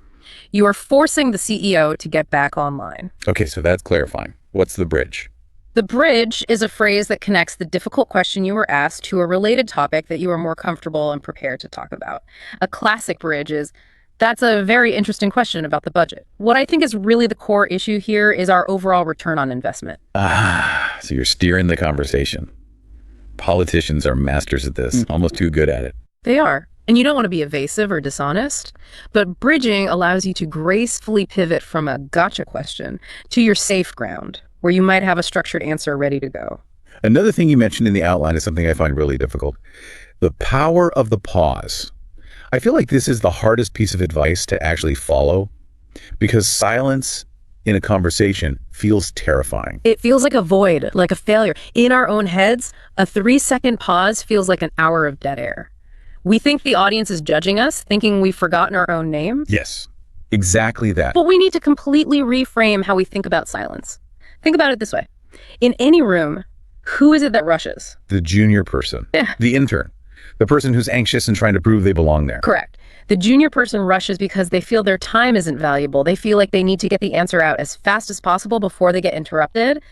Now, who pauses? CEO, the judge, the expert on stage. Right. They know the room will wait for them. Silence is actually a powerful status signal. When you pause deliberately, you are subconsciously signaling to everyone, I'm confident enough to take up space and time to formulate a thoughtful answer. So instead of panicking in the silence, you lean into it. You own it. When you get a tough question, take a visible breath. Look thoughtful, and you can even say the magic words. That is a great question. Let me think about that for a moment. Let me think for a moment. It's such a simple phrase, but it feels like it gives you permission to actually breathe and let your brain work. And the listener doesn't interpret it as stupidity. They interpret it as thoughtfulness. They think, wow, he's really considering my question seriously. It builds respect. What about chunking? How is that different from, say, the rule of three? It's related, but it's more of a mental process. Chunking is the act of breaking down a very complex topic into smaller, bite-sized pieces before you speak. If you have to explain a complex engineering process, for example, don't just start reciting the technical manual from memory. Which would be a total info dump. A total info dump. Instead, you chunk it. You say, to understand this process, you need to know about its three main phases. First, there's the design phase. Second is the build phase. And finally, we have the test phase. You speak in headlines. And speaking in headlines not only helps a listener follow along, but it also helps you stay on track. It absolutely does. It becomes your own internal map. If you know you're currently in the design phase chunk of your answer, you won't accidentally start rambling about something from the test phase. It keeps both you and your listener oriented. And finally, under this section on nerves, we have active listening, which feels like it brings us full circle back to that idea of empathy. It does, because you cannot organize a brilliant answer to a question you didn't fully hear. When we get nervous, we tend to focus on our own internal monologue, that frantic voice saying, oh God, everyone is looking at me. Do I have spinach in my teeth? What am I going to say next? The voice of panic. Exactly. You need to consciously silence that voice and focus 100% of your attention on the person who is asking the question. Listen to their words, their tone, what's behind their question. And in a way, that takes the pressure off you. It's not about you anymore, it's about them. Yes, it shifts the spotlight. And remember to aim for clear and good, not flawless and perfect. Perfectionism is the enemy of fluency. If you are listening with genuine intent, your brain will naturally start to form a relevant response based on what is being said rather than what you fear. Let's zoom out a bit. We've got the theory, we've got these great frameworks, we've got the panic hacks. How does this all apply to the real world? Let's look at some specific scenarios. Let's start with the place this matters most for many people, the workplace, specifically meetings. We have all been in that meeting where someone is asked for a simple update and they proceed to talk for 5 minutes, thinking out loud. And at the end of it, everyone in the room is actually more confused than when they started. It's the worst. It just drains all the energy out of the room. It's an energy vampire. So instead, apply the strategy. 1, you can thank the previous speaker. That's a valuable point, Sarah. 2, you structure your response. I have 2 thoughts on that. 3, you use evidence, or data shows. 4, you summarize. So in short, I support this move. It just sounds so much more authoritative. It commands respect. What about presentations, especially that scary Q&A session at the end? For Q&A, here's a huge tactical advantage. Always repeat the audience member's question out loud. Why is that so important? It serves 2 critical functions. 1, it ensures that everyone else in the room who might not have heard the question knows what you're talking about. But 2, and this is the secret weapon part, it buys you 5 to 10 seconds to structure your answer using PP. So while you're repeating the question, your brain is already working on the answer. It's stealthy preparation. The question is this model scalable? You say to the audience, the question is a very important one. Is this model scalable? And in those few seconds, you're thinking, point, reason, example, point. Then you can launch into, yes, it is absolutely scalable for 2 key reasons. That's brilliant. What about outside of work? Like difficult conversations with family or partners. This is high stakes in a totally different way. Emotion is high, logic is low. When emotion is high, logic usually goes completely out the window. Structure can actually be a tool to de-escalate the situation. How so? If you're in an argument, instead of just reacting emotionally, you can try to impose a structure. You could say, okay, wait, I want to talk about X. Here's my experience of what happened. Can you tell me how you see it? It creates a container for the conflict rather than just a chaotic free-for-all. It prevents that classic thing where you start arguing about who is supposed to take out the trash, and suddenly you're somehow arguing about something your mother-in-law said 5 years ago at Thanksgiving. Exactly. That is rambling in an argument context. Structure keeps you on the designated topic. We are talking about the trash. Here is my point about the trash. And this even applies to casual socializing. We all have that one friend who tells a story that just never ends. Don't be that friend. Be succinct. Use a summary signpost. To make a long story short, it was a wild trip. It makes you a better conversationalist because you aren't dominating all the airtime. You're leaving space for others. I want to look at some expert voices or, celebrity examples. Who out there does this really, really well? Well, Barack Obama is a classic case study for the rule of three. If you go back and watch his speeches or his debate performances, he almost always says there are three things we need to consider, or we can look at this in three ways. And it makes him sound so logical and composed. It feels very steady. It has a certain cadence to it. It does. Yeah. Then you have someone like Oprah Winfrey. She is an absolute master of the listener-focused principle. She listens fully. You can see her physically taking it all in. And then she responds with a very clear point, but it's often anchored in a relatable story or an emotion. She connects the dots for her audience in a powerful way. She validates the person speaking. She summarizes their point, and then she adds her own insight. It really is a beautiful dance to watch. And finally, if you watch top CEOs during their quarterly earnings calls with Wall Street analysts, they are using PRP constantly and with surgical precision. They clarify assumptions, they use hard numbers as their evidence, and they summarize their main point frequently. They know that billions of dollars of stock value can depend on them being crystal clear. So if it's good enough for Obama, Oprah, and the Fortune 500, it's definitely good enough for us. But here's the rub. This sounds like a lot to remember. I'm feeling really motivated right now listening to this, but I'm worried that tomorrow, in a real meeting, I might forget it all. How do we actually build the habit? That's the most important question, because this is a muscle. You cannot read a book about how to do push-ups and expect to get strong. You have to actually do the push-ups. So what's the first exercise? The first step is simple reflection. After a conversation later today, just take 30 seconds and ask yourself, where in that chat did I ramble, or did I actually answer the question they asked me? Just a quick mental audit. Start building awareness. Exactly. Then, and I'll admit this is the painful one, record and review. No one, and I mean no one, likes hearing the sound of their own voice. I know, it can be excruciating, but it is the single fastest way to improve. Use the voice memo app on your phone. Record yourself answering a common mock interview question. Then listen to it back. You will immediately hear the ums, the ahs, the rambling sentences. You'll hear exactly where you lost the structure. It's like game tape for athletes. They have to watch their mistakes to get better. Speakers should too. Indeed. And finally, and this is the one you can do anytime, practice aloud. You can do this completely alone. You don't need an audience. While you're driving to work or doing the dishes, ask yourself a random question. What's my favorite movie and why? Okay. Then answer it out loud using PRP. My favorite movie is The Matrix. Because it completely revolutionized science fiction aesthetics and storytelling. I mean, those bullet time scenes created a visual language that movies are still using today. That's why it's my all-time favorite. Do that for trivial, low-stakes things. So you're building the neural pathways when the pressure is low, so that when the pressure is high, that pathway is already paved and easy to follow. That's a perfect way to put it. It becomes muscle memory. So when the CEO turns to you in the boardroom and asks you a question, you don't have to panic and think, wait, what does P stand for again? Your brain just instinctively snaps into the PRP structure. And there are other tools out there too, right? Besides just our brains. Of course. Simple things like using a notebook or a mind map app to prep your thoughts before a big meeting can be huge. There are also apps like Ori or Speechify that can analyze your speech patterns. And I'd say watching TED Talks is fantastic homework. But don't just watch for the content, watch for the structure. See if you can spot the signposts, the rule of three, the PRP method in action. That's actually a fun game. Spot the PRP. It completely changes how you listen to everyone, from news anchors to your own friends. We have covered a massive amount of ground today. This has been incredible. I want to try and bring it all together for our listeners. If someone takes away just the core toolkit from this deep dive, what is it? What are the essential steps? The summary, the emergency cheat sheet is this. 1, pause. First and foremost, do not rush. The silence is your friend, not your enemy. 2, identify the main point. Ask yourself, what is the one single thing I want this person to remember? 2, identify the main point. Ask yourself.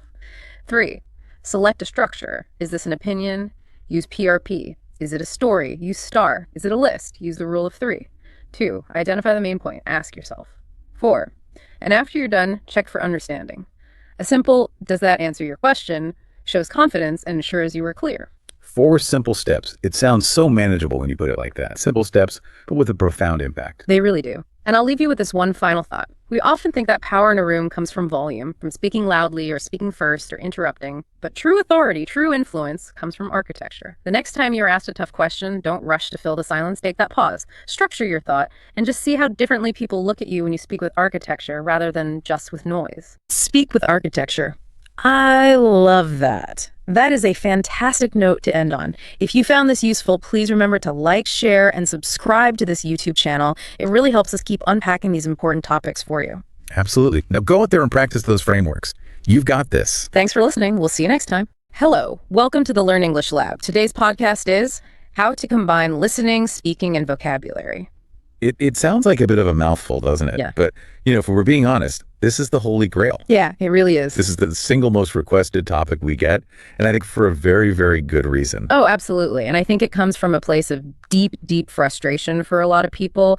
You know the feeling. I certainly do. You spend hours, maybe even years, memorizing these long vocabulary lists. Right. The flashcards, the apps. You got your flashcards, you've got your apps, you're so religious about it. But then the moment you actually have to open your mouth to speak to a real live human being, you freeze.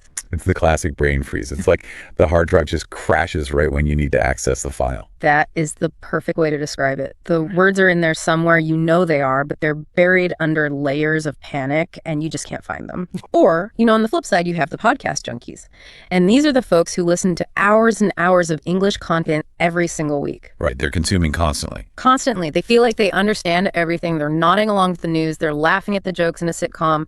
But when they go to speak, their own sentences just feel clunky. Robotic, unnatural. Yeah. Exactly. It is an incredibly common experience. And I just want to start by validating that feeling. If you're listening to this and you're nodding your head, you are not broken. You aren't bad at languages. That's so important to hear. It is.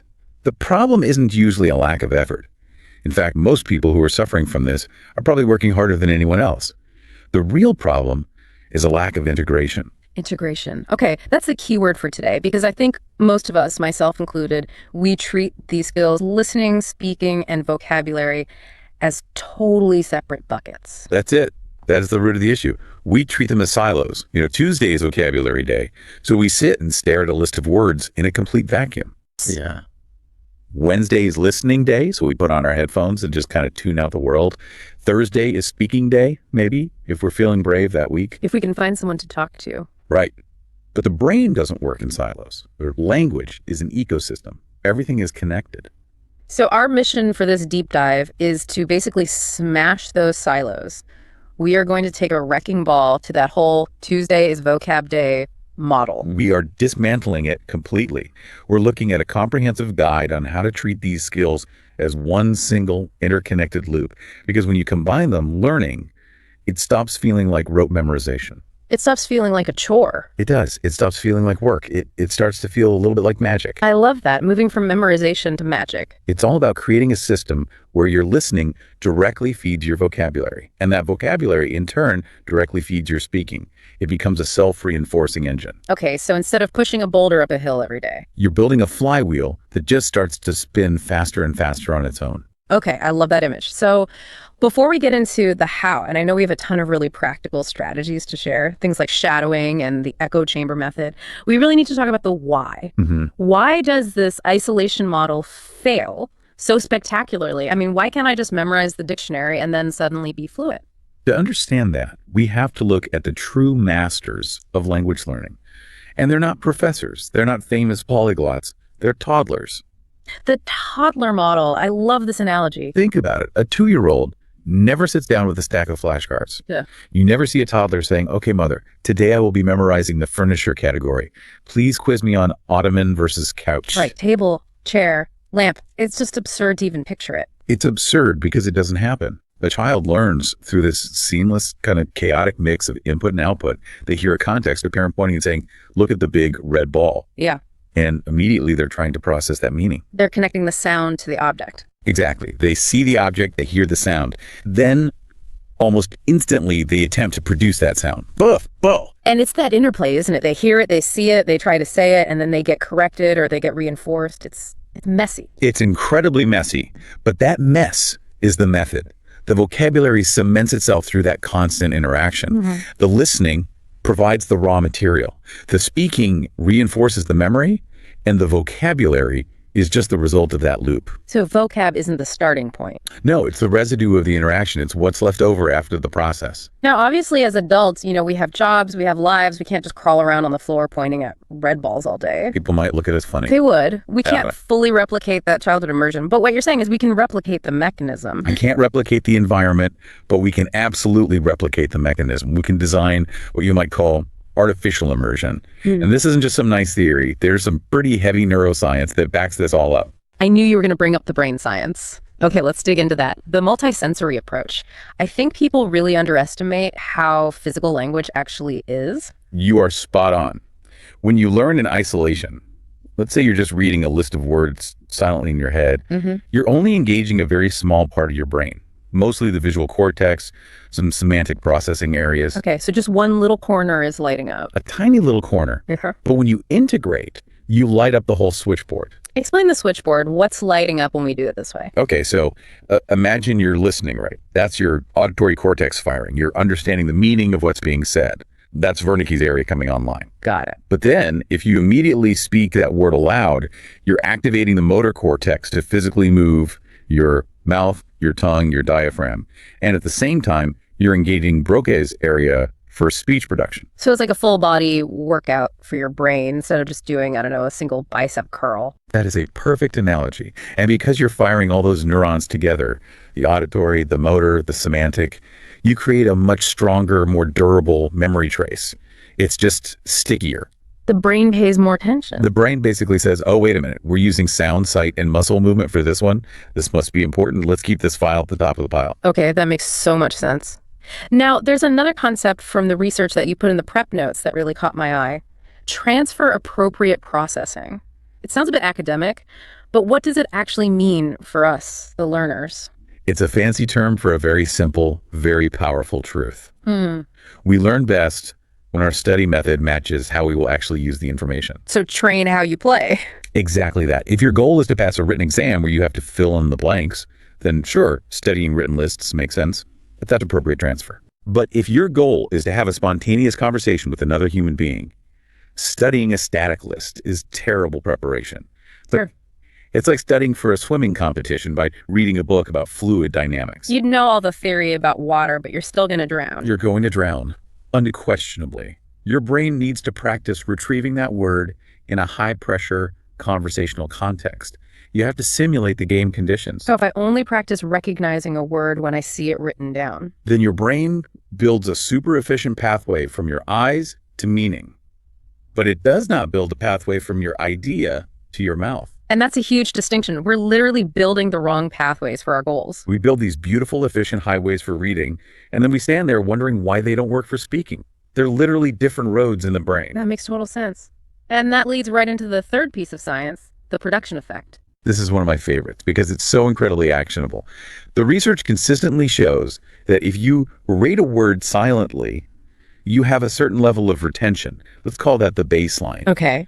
If you simply say that word aloud, even just whispering it to yourself, your retention for that word effectively doubles. Doubles. Just by speaking it. No one even has to be listening, just saying it to the air. Just by the act of speaking it. Yeah. Because you are creating two memories at once. You have a motor memory, the physical sensation of your mouth forming the word, and an auditory memory, the sound of your own voice. So you're doubling the sensory tags that are attached to that piece of information. You're doubling the retention pathways. So simply reading a textbook in your head is basically, it's like you're leaving efficiency on the table. You're operating at half capacity. You're doing all the work, but only getting half the result. Okay, so the science is crystal clear. Isolation is out, integration is in. Let's get into the framework.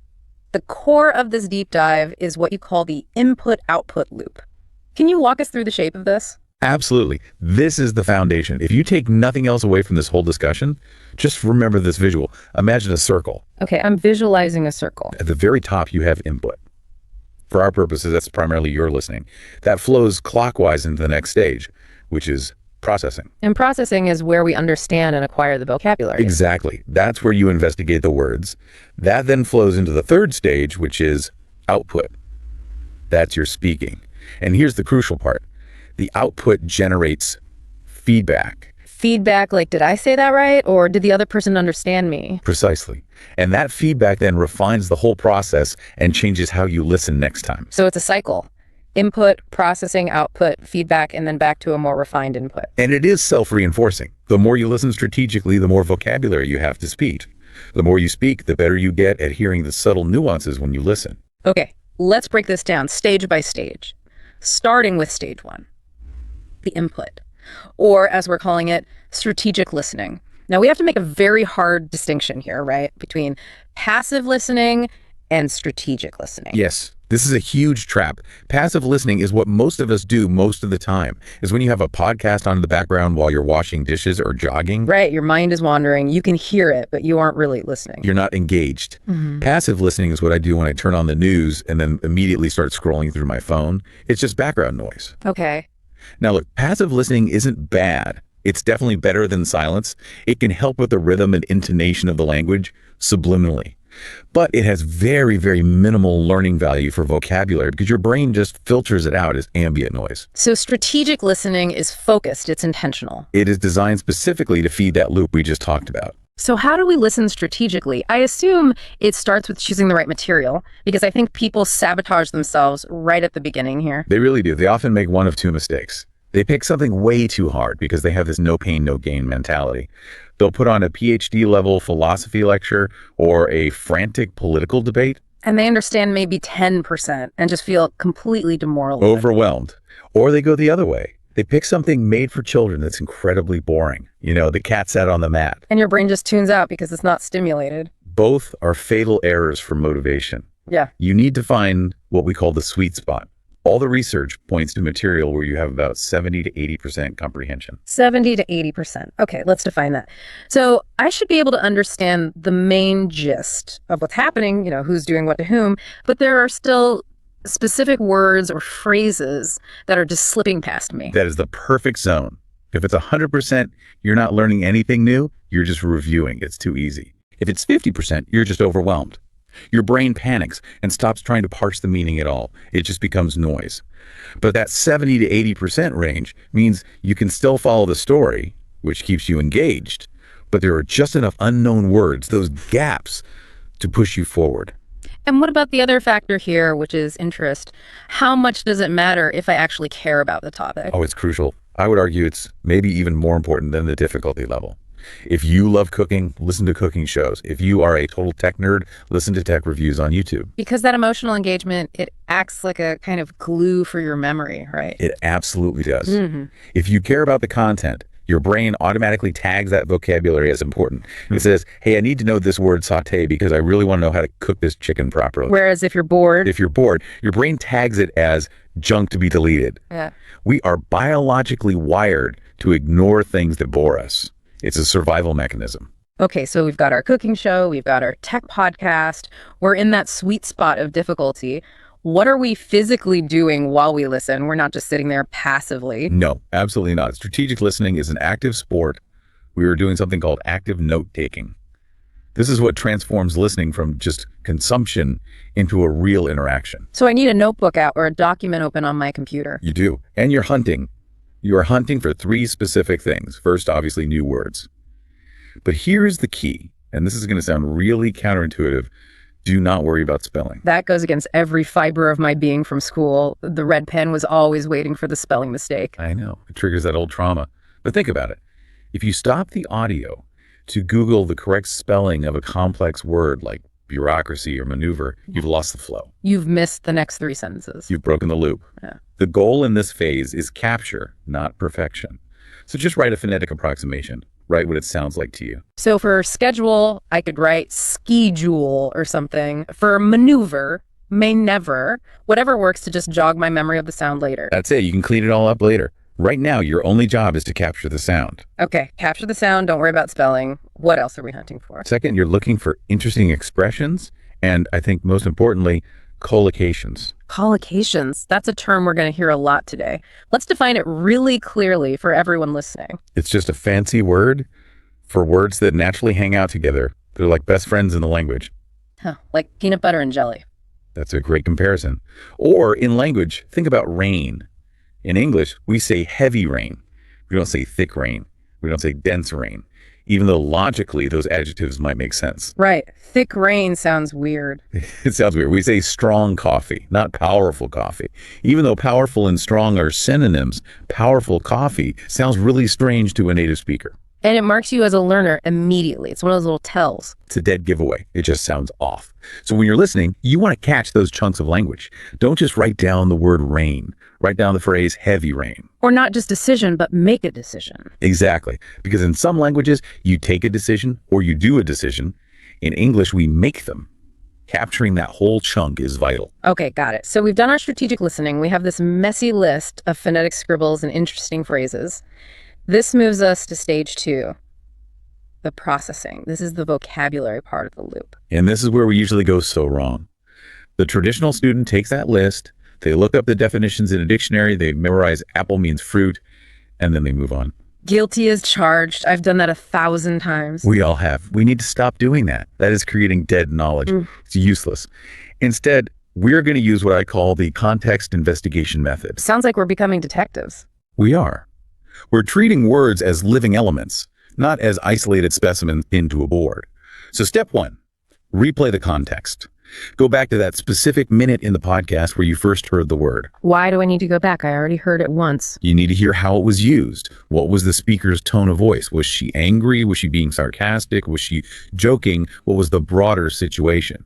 That emotional and situational context is a huge part of the word's true meaning. That's so true. A word like fine can mean excellent, or it can mean just okay, or it can mean I am incredibly angry at you right now, depending entirely on the tone. Absolutely. If you just memorize fine equals good from a dictionary, you're going to get into a lot of trouble in your relationships. No kidding. Okay, so we replay the context. What's step 2 of the investigation? Step 2, find additional contexts. Take that word and throw it into a search on YouTube, or a tool like Youglish, or just a news search. See how other people in other situations use it.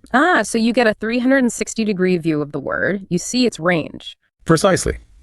Maybe the chef on the cooking show used the word whisk for eggs.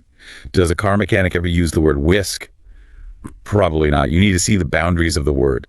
Where does it live and where does it not live? And then comes the part that I think is the most critical and the most often skipped step, the personal example. This is non-negotiable. If you skip this step, you might as well just skip the whole process. You absolutely must write or speak a sentence that relates that new word to your own actual life. Can you give me an example? Let's say I just learned the word reluctant. Okay, reluctant. Don't just write down reluctant means hesitant. That's boring. It's dry. It has no hooks for your memory. Right. Instead, write something like, I was reluctant to lend my car to my younger brother because he drives like a complete maniac. Oh, I feel that. I have a brother. There's a story there. There's emotion. See, you felt that. You have an existing, strong, emotional memory attached to your brother and your car.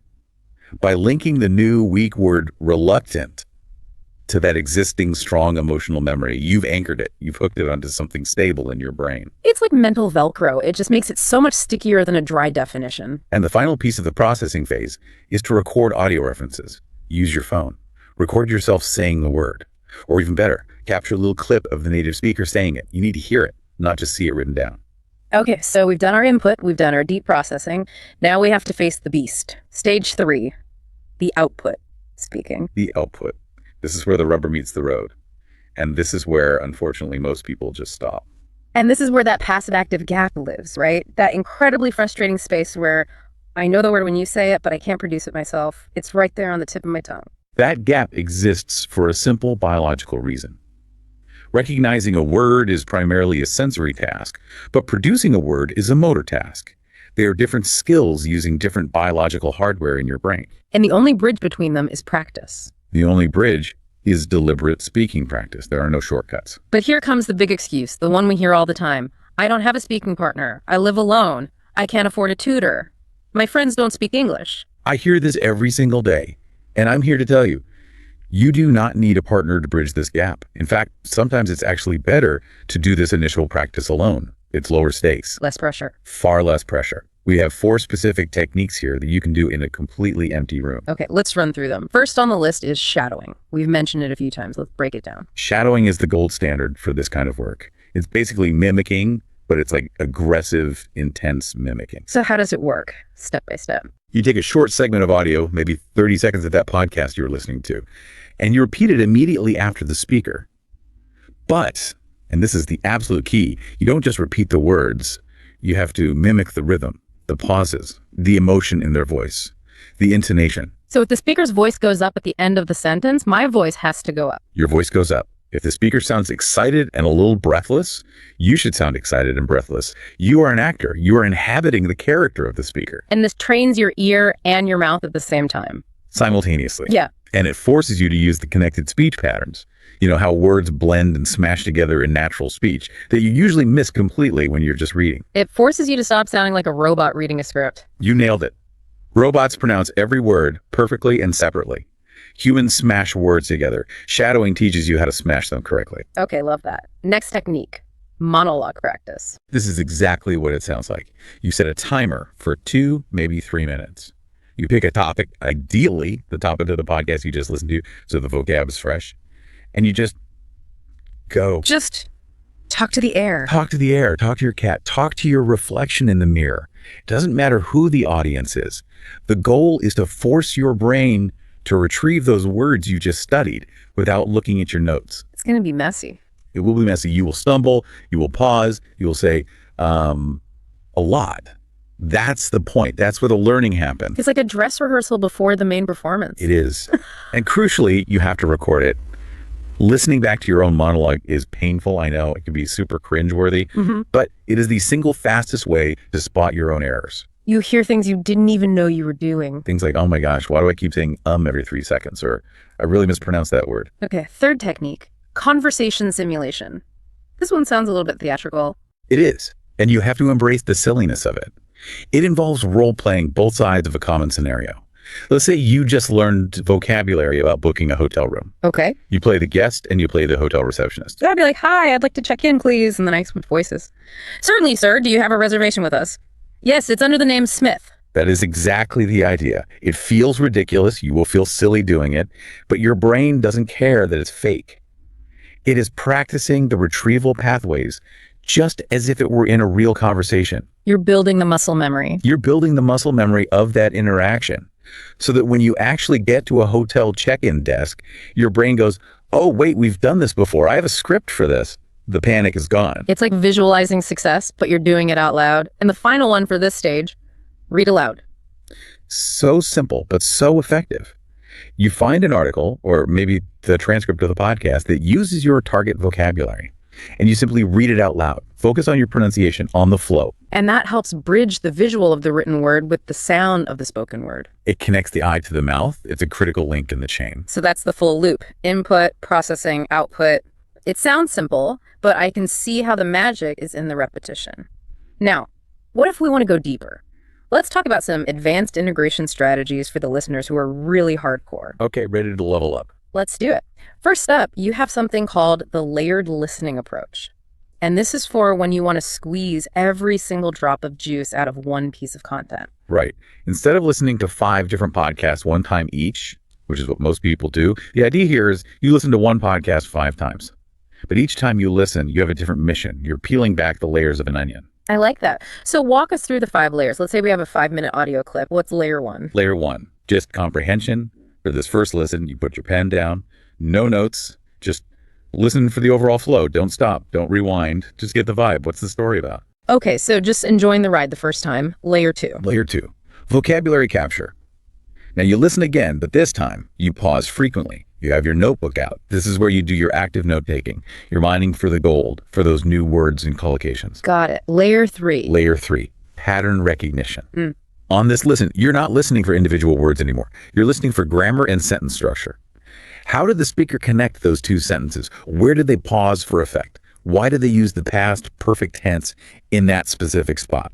So you're looking under the hood of the car at the engine. You're looking at the mechanics. Exactly. Layer 4. Layer 4. Shadow practice. Now, you don't listen to the whole thing. You pick the hardest 30-second chunk of that clip and you put it on a loop. And you shadow it again and again and again until you sound exactly like the speaker, until you can match their speed and their intonation perfectly. And the final layer, layer 5. Layer 5, Verification. You listen one last time all the way through, no stopping, and you just enjoy the incredible fact that you now understand 99% of it. The words that were just a blurry mess in layer 1 are now crystal clear. It's a massive confidence boost.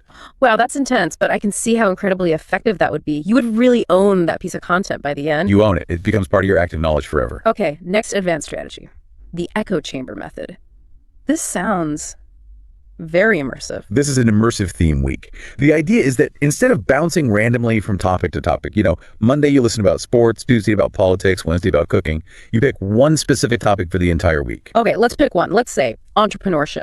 Perfect. Okay. So Monday and Tuesday are massive input days. You only listen to podcasts about startups. You only read articles about venture capital. You watch clips of Shark Tank or Dragon's Den. You ignore everything else. So your brain is just being bathed in this very specific repeated vocabulary. Exactly. You're just hearing the words investment, equity, pitch, scale, valuation over and over and over again. By the 50th time you hear the word equity, you don't need a dictionary anymore. You just know what it means because you've heard it in 10 different contexts. So it's immersion through repetition.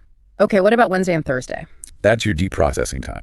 You take all that vocabulary you gathered and you organize it.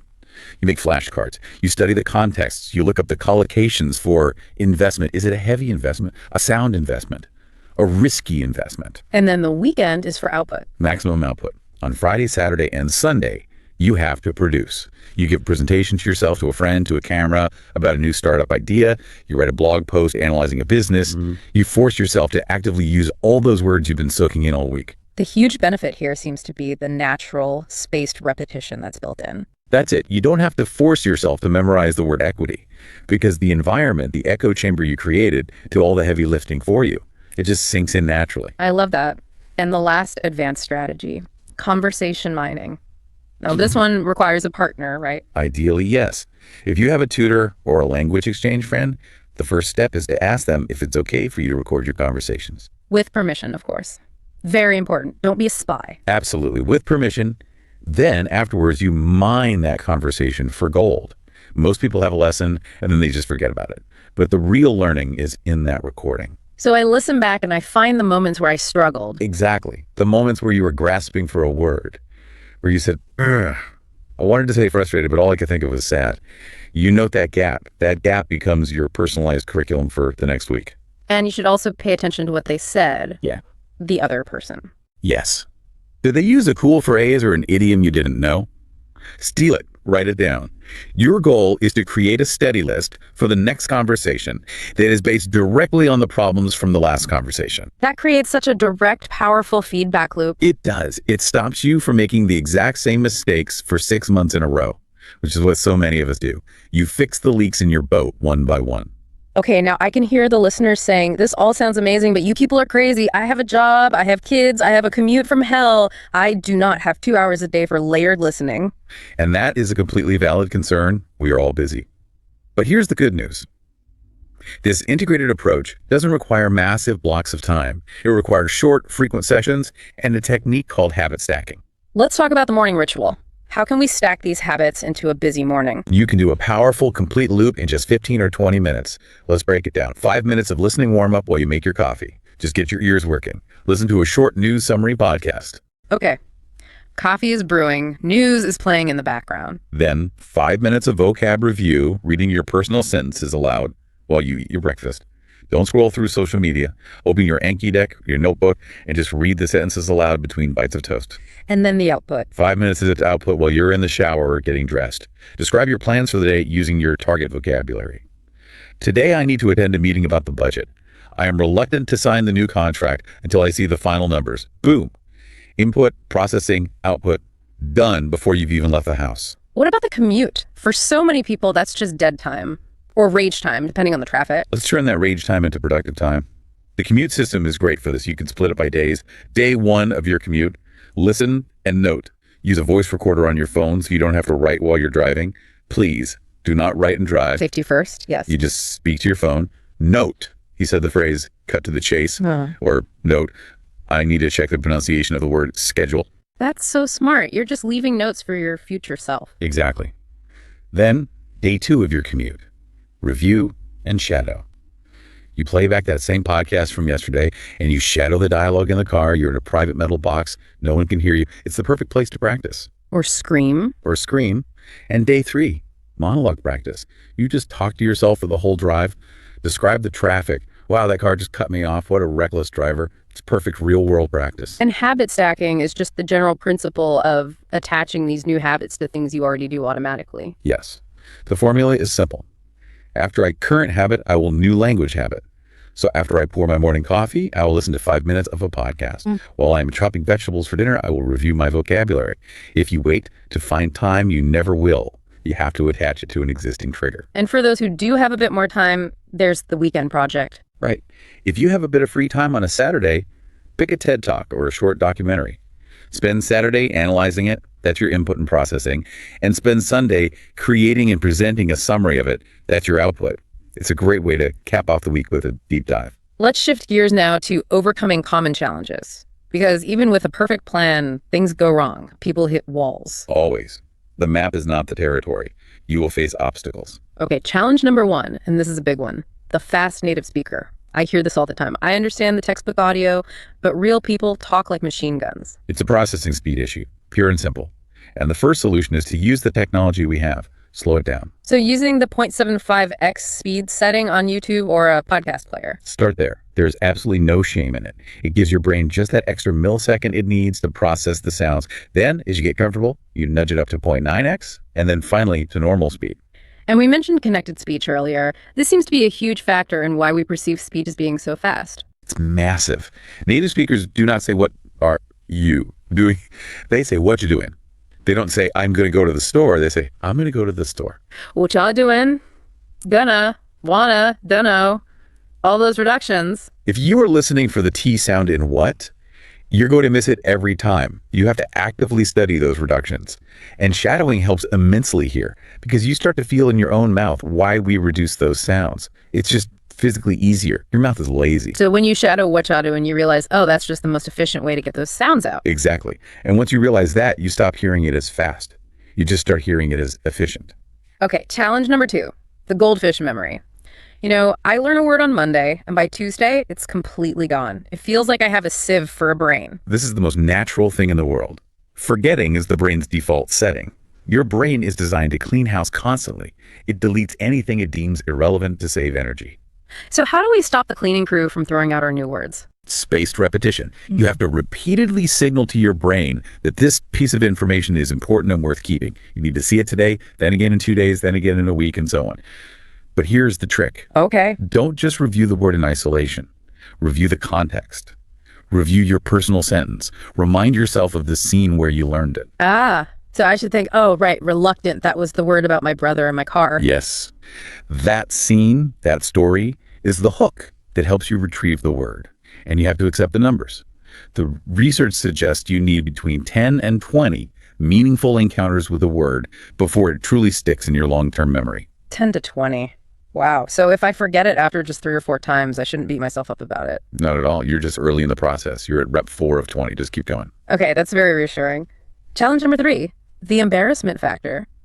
I just feel weird talking to myself. I feel ridiculous role-playing a waiter in my living room. My family thinks I'm going crazy. It is weird. The first step is to just acknowledge that. It feels unnatural because it is unnatural, but you have to reframe it in your mind. Reframe it how? You are not talking to yourself like a crazy person. You are training a motor skill. It's no different than an athlete practicing a tennis swing in the air without a ball. Or a musician tapping out a rhythm on a desk with their fingers. Precisely. You wouldn't laugh at a pianist for practicing their scales over and over. You are practicing the scales of speech. And private practice builds public confidence. If you can't say the sentence correctly alone in your shower, you definitely won't be able to say it in a boardroom full of people staring at you. That is a very sobering and very true point. Start in the shower. Start in the shower. It's the safest place. Let's touch quickly on the tools and the social side of this because we're living in a golden age of language learning technology. We really are. We've mentioned podcast players with speed control like Spotify, Overcast, Pocket Casts. That's an essential tool. Voice recording apps. Every single phone has one. Use it. It's like a mirror for your voice.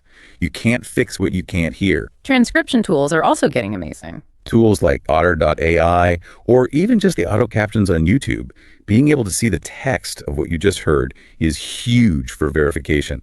It settles that classic debate of did he say can or can't? And of course, flashcard apps. Anki or Quizlet are the big ones. But whatever you use, make sure it has audio support. Don't just look at the word, hear the word. Anki allows you to add your own audio clips, which is perfect for this method. And finally, the social dimension. Learning alone is efficient for building skills, but learning with others can add that layer of accountability. Study groups can be great, but I'd suggest making them structured. Don't just meet up to chat randomly. Have a mission. Okay, everyone, listen to this 10-minute podcast, and we'll meet on Thursday to discuss it and practice shadowing a few lines together. Shadowing together sounds chaotic, but fun. It can be, but you'll learn a lot from hearing how other people interpret the sounds. And there's one more social strategy that I think is the ultimate learning hack. Teaching as learning. Oh, this is the highest form of learning, without a doubt. If you learn a cool new concept or a set of vocabulary, record a short video explaining it. Write a blog post about it. Explain it to your long-suffering dog. Even if no one ever watches the video. Even if no one ever watches it. The act of organizing your thoughts to explain something to someone else forces you to clarify your own understanding. You have to articulate your ideas. That's speaking practice. You have to organize the vocabulary logically. It hits every single part of the loop. So we have covered a massive amount of ground today. We really have. It's been a marathon. We've gone from the toddler model all the way to the input-output loop. We've broken down strategic listening, context investigation, and active production. We've looked at the echo chamber method and how to survive the what-you-doing speed of native speakers. It's a complete overhaul of the traditional, passive, list-based way of learning. It transforms you from just a student into an active participant in your own learning. If you had to leave our listener with one final thought, one final provocation to chew on as they go and start their first loop, what would it be? I would say, stop trusting your feelings and start trusting the metrics. What do you mean by that? Language learning often feels like you're not making any progress. You feel dumb one day, you feel like a genius the next. It's an emotional roller coaster. You have to ignore that. So just focus on the data. Look at the data. Did you learn 5 new context-rich words this week? Yes. Did you shadow for 10 minutes every day? Yes. Then you are improving, even if you don't feel like it. Consistency beats intensity. Always. 5 focused 10-minute sessions are infinitely better and more sustainable than one burnout cram session on a Sunday afternoon. And embrace the mess. Oh, you have to embrace the messy middle. You will forget words. You will sound silly talking to yourself in the shower. You will mispronounce things in front of people. That is not a sign of failure. That is the sound of learning happening. That's a great way to put it. The goal isn't perfection. It's connection. It's communication. I love that as a final thought. The goal is connection. Well, that brings us to the end of this deep dive. I am definitely going to try the echo chamber method next week. I think my topic will be the history of coffee. Ooh, that's a good one. You'll get lots of roasting, brewing, aroma collocations. Exactly. Thank you so much for breaking all of this down for us today. And to our listeners, thank you for sticking with us. We really hope this changes the way you look at your language journey. It was an absolute pleasure. Don't forget to like, share, and subscribe to this YouTube channel. We'll see you next time. Hello, welcome to the Learn English Lab. Today's podcast is How to Understand Long Talks in English. This is a big one. It really is. I think this skill is what separates that, that intermediate plateau from what feels like real professional fluency. It absolutely is. And honestly, I think this is the topic that probably causes the most anxiety for learners. I was actually thinking about it this morning. I had this flashback to a dinner party years ago when I was really trying to learn French. Mm-hmm. And I was feeling okay. I had the basics down. I could order a coffee, ask for directions, the survival stuff. You had the toolkit for getting by. Exactly. But then I'm at this dinner table and this man starts telling a story. And it's not a short story. It's this long, complicated thing about a ski trip. Oh, boy. And at first, I'm with him. I'm catching the keywords: mountain, snow, skiing. I'm nodding. I'm making eye contact. I'm in the game. You feel like you're part of the conversation? Totally. But then, maybe a minute and a half in, he makes a quick joke. An aside. Everyone at the table laughs. And I didn't get it. But I laughed too, just to fit in. Of course. The social laugh. We've all done it. But that split second of distraction of just focusing on, oh no, I missed a joke, it was fatal. By the time I tuned back into what he was actually saying, he was talking about a helicopter and a hospital, and I had absolutely no idea how we got from the ski slope to the emergency room. You lost a thread. Completely. It was gone. And I just spent the next 5 minutes with this like frozen smile on my face, just praying no one would ask me a question. That frozen smile is, it's a universal symbol for language learners, isn't it? It's that feeling of sudden panic. And I want to pause on that because what you just described, that shift from I'm following along to I am completely and utterly lost, that is not a personal failure. It feels like one. It feels like I've been studying for years. Why can't I do this? I know, but it's not. It's a specific cognitive event. It happens when we switch from short interactive conversation to extended passive listening. See, the conversation is like a game of catch. Okay. You throw the ball, I throw it back. If you throw it badly, I can adjust. If I don't understand, I can put up my hand and say, wait, what? We can pause the game. Right. You can ask for clarification. Precisely. But a long talk, a university lecture, a business presentation, a podcast, that story at the dinner party, that is a freight train. It does not stop for you. It just keeps moving down the track, whether you are on board or not. And that's the freight train we're going to try and catch today. We're not talking about how to buy a train ticket. We're talking about how to stay on for the whole journey. Yes. And the most important thing to get across right at the start is that this is a learnable skill. It's a technical skill. It's not some kind of magic talent that some people have and others don't. Fluent speakers just have better systems. They have strategies. So we can learn those strategies. We're going to take them apart piece by piece today and show you how to build them for yourself. Okay, I want to get into the strategies, the how-to, but I think we have to start with the why. Because in that moment at the dinner party, it didn't feel like a strategy problem. It felt like my brain just shut off. Why is listening so much harder than, say, reading the same information? It all comes down to a concept called cognitive load. But let's get more specific. It's about your working memory. Okay, break that down for me. Right. So imagine the part of your brain that's processing information in real time. Your working memory is like a small workbench. And I mean really small. Research suggests it can only hold about 7 items at a time, plus or minus 2. Wait, 7 things. That's it. That seems incredibly small. That's the limit for most of us. Yeah. Now, when you listen in your native language, the process is almost entirely automatic. Your brain hears a sentence like, the cat sat on the mat, and it doesn't process each word individually. Right. I just see a cat on a mat. Exactly. The whole idea gets compressed into one chunk. It takes up maybe one of your 7 slots on the workbench.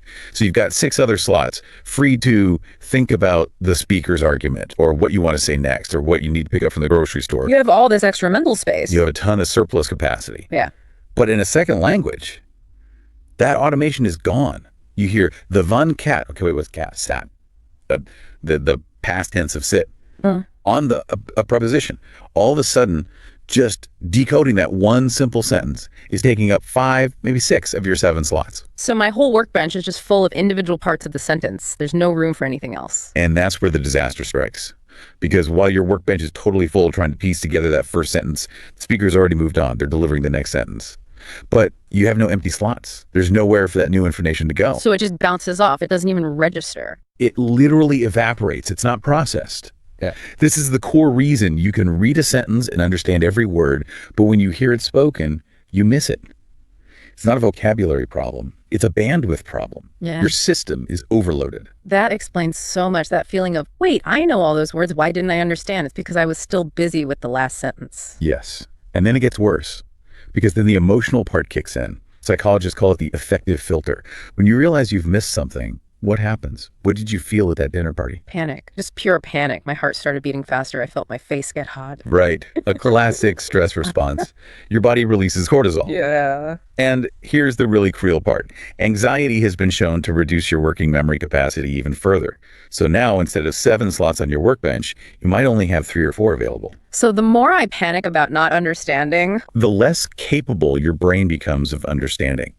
It's a complete downward spiral. You get overloaded, you panic, your capacity shrinks, and then you get even more overloaded. That's the fog that rolls into your brain. That is both terrifying and incredibly comforting.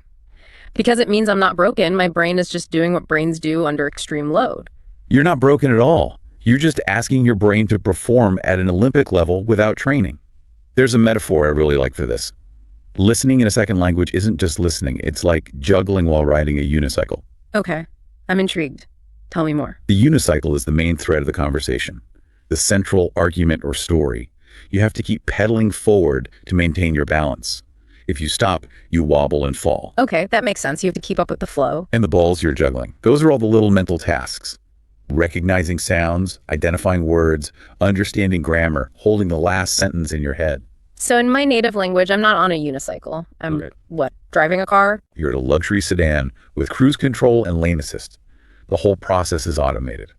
But as a learner, you're on that wobbly unicycle.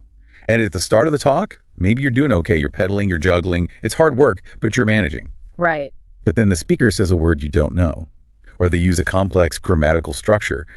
That's not a normal ball anymore. That's a bowling ball. Ah, yes. I've been hit by many of those bowling balls. And your instinct is to focus everything on that one heavy object. What was that word? Consolidated. What does that mean? You stare at the bowling ball. And while I'm staring at? You stop pedaling. Yeah. And you've dropped the other balls. The unicycle wobbles. And because the speaker's still 10 meters down the road, by the time you look up, you've completely fallen off. You've lost the context. And getting back on a unicycle that's already moving is, well, it's pretty much impossible. That's the moment. Yeah. That's losing the thread. You fixated on a single detail and lost the big picture. So if the problem is cognitive overload juggling bowling balls on a unicycle, how do we fix it? We can't just get a bigger workbench for our brain. No, but we can get much, much better at juggling, and we can build the stamina to stay on the unicycle for longer. This brings us to the foundational part of the solution. We have to stop treating listening like a test you pass or fail and start treating it like athletic training. You mentioned running a marathon earlier. I did. Think about it. If you haven't run in years, you wouldn't just wake up and try to run 26 miles, would you? Of course not. I'd be lucky to make it to the end of my street. I'd probably injure myself. But that is exactly what language learners do all the time. They say, I need to improve my listening. And they immediately put on a 1-hour, super dense documentary on particle physics. I feel personally attacked right now. I have done that exact thing. Time for some immersion. And then 10 minutes later, my brain has melted and I'm scrolling on my phone. We all have. It's the weekend warrior approach. It's based on intensity and it's destined to fail. The principle we need is called progressive overload. That sounds like something from the gym. It is. It just means you start with a weight you can actually lift, and then you gradually add a little bit more. So if you can comfortably listen to and understand a 5-minute YouTube clip right now, your goal is not a 1-hour lecture. Your goal is a 7-minute clip next week, then 10 minutes. You have to build the mental stamina. Oh, okay, but I have to push back on that a little. Is 15 or 20 minutes a day really enough? It sounds so small. Doesn't fluency require hours and hours of immersion every day? There's a very common belief, but the neuroscience suggests otherwise. It's not about the total volume in one sitting. It's about the frequency of training. Think of it like building a path in a forest. Okay. Walking that path for 15 minutes every single day will create a clear, permanent trail. But a huge 3-hour hike once a week, the forest will just grow back in between. You're building and reinforcing neural pathways. Consistency is what makes them strong and efficient. So consistency over intensity. Consistency is the most effective form of intensity over the long term. But, and this is the critical part, those 15 minutes have to be focused. We need to draw a very clear line between active and passive listening. I think I know where this is going. I'm guilty of a lot of passive listening. Podcasts while I'm driving, news in the background while I'm cooking. And there's nothing wrong with that. Passive listening is great for getting a feel for the rhythm, the intonation, the music of a language. But it does very little to improve your comprehension skills. Why not? I mean, I am hearing the words, aren't I? Sort of. But your brain is an efficiency machine. Your conscious attention is on the road or on chopping onions. So your brain treats the audio as background noise. It doesn't allocate those precious workbench slots to processing it deeply. You're not doing the heavy lifting. You're not building the muscle. So for this kind of training, we're talking about something different. We're talking about dedicated, focused, active listening. This means you're sitting down, your phone is in another room, the TV is off. For those 15 minutes, your only job is to listen. You should feel like you're working. You might even be sweating a little. That's where the growth happens. Okay, so we're committed. We're training like athletes. We're going to do our 15, 20 minutes of active, focused work every day. Now let's get into the game plan. You've broken this down into 3 phases: pre-listening, during listening, and post-listening. Right. And I bet that 95% of learners only do the middle phase. They just hit play and hope for the best. Which is like showing up to the marathon without warming up, without your running shoes, and without a water bottle. An excellent analogy. You are setting yourself up to fail. So let's start with phase 1, pre-listening, or what I like to call priming the brain. Priming. Okay, what does that mean? Think about the absolute elite listeners in the world. Simultaneous interpreters at the United Nations. They're the Olympians. They would never, ever go into a speech cold.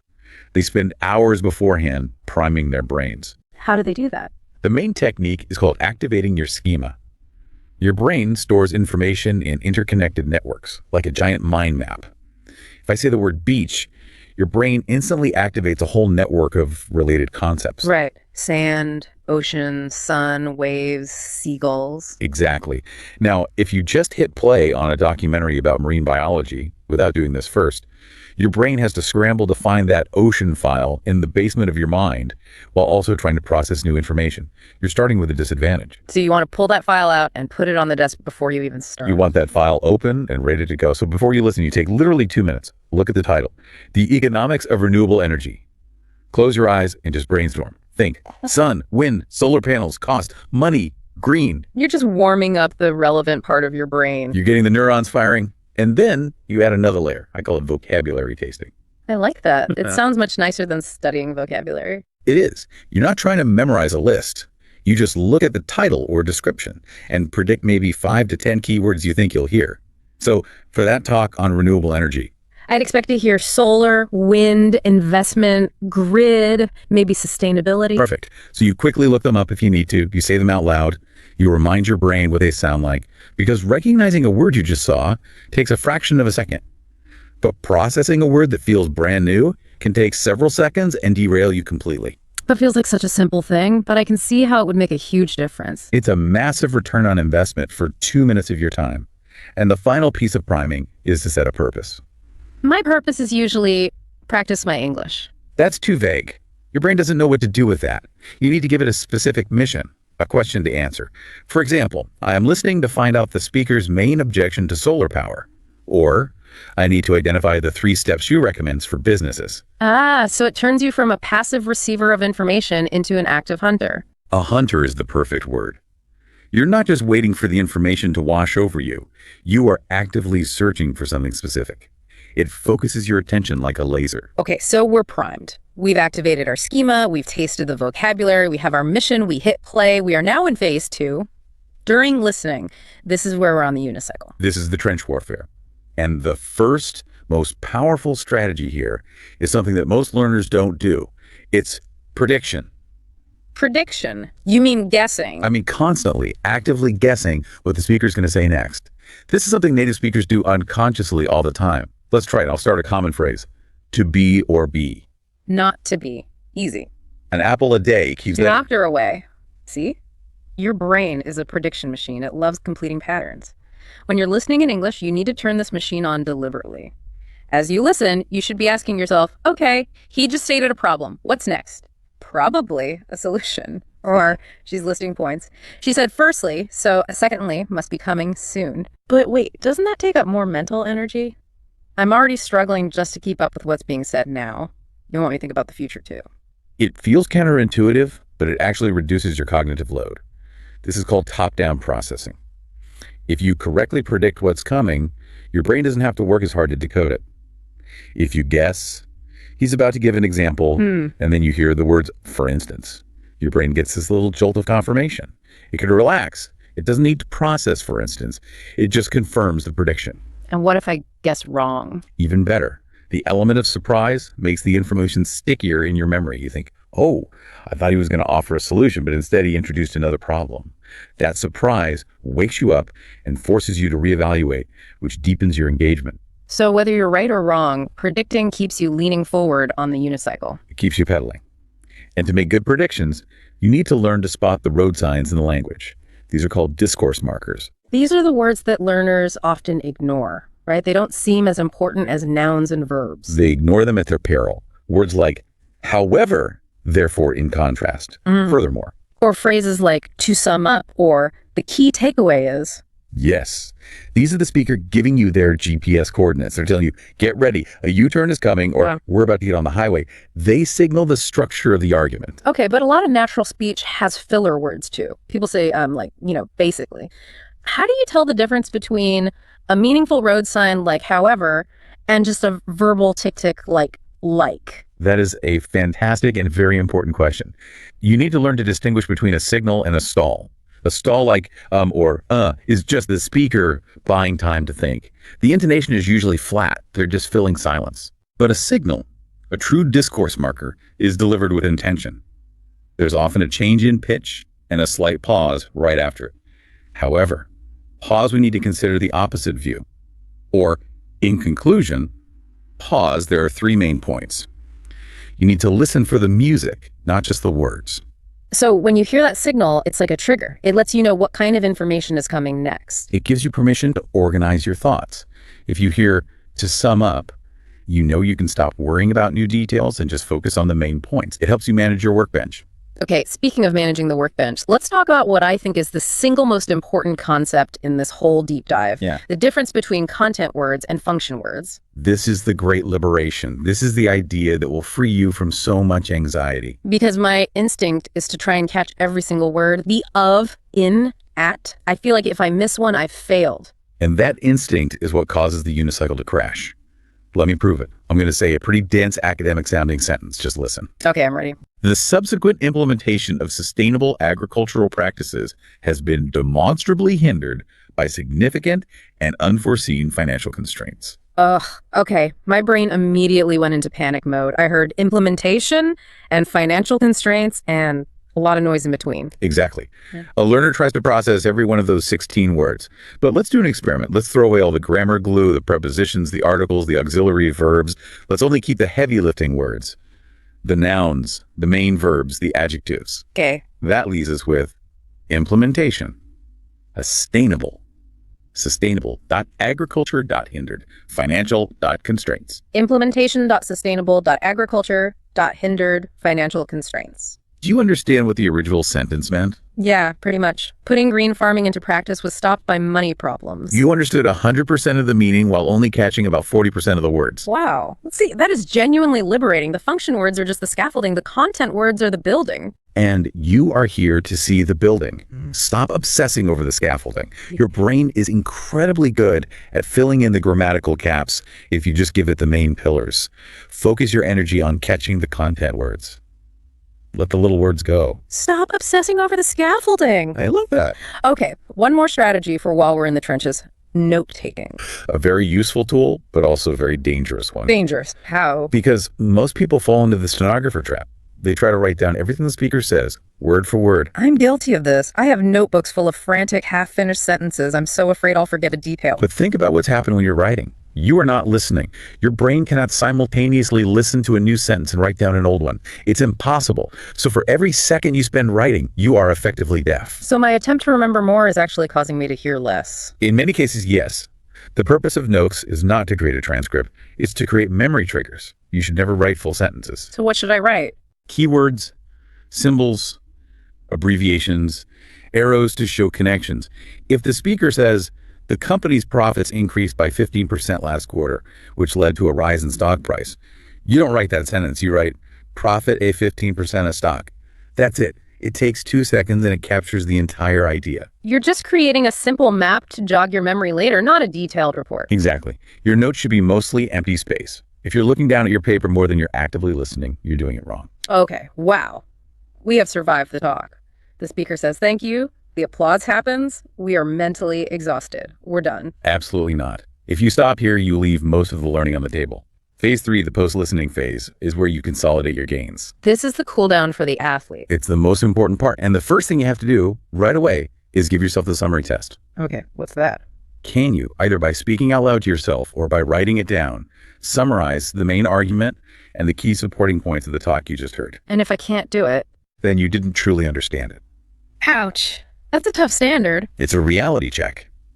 We often fool ourselves into thinking we understood because we recognize a lot of words. But comprehension is about understanding the structure and the connections between ideas. If you can't summarize it, you miss that structure. And that's not a failure. It's data. It shows you exactly where you need to focus. So it's like a diagnostic tool. It tells you where your unicycle fell over. Precisely.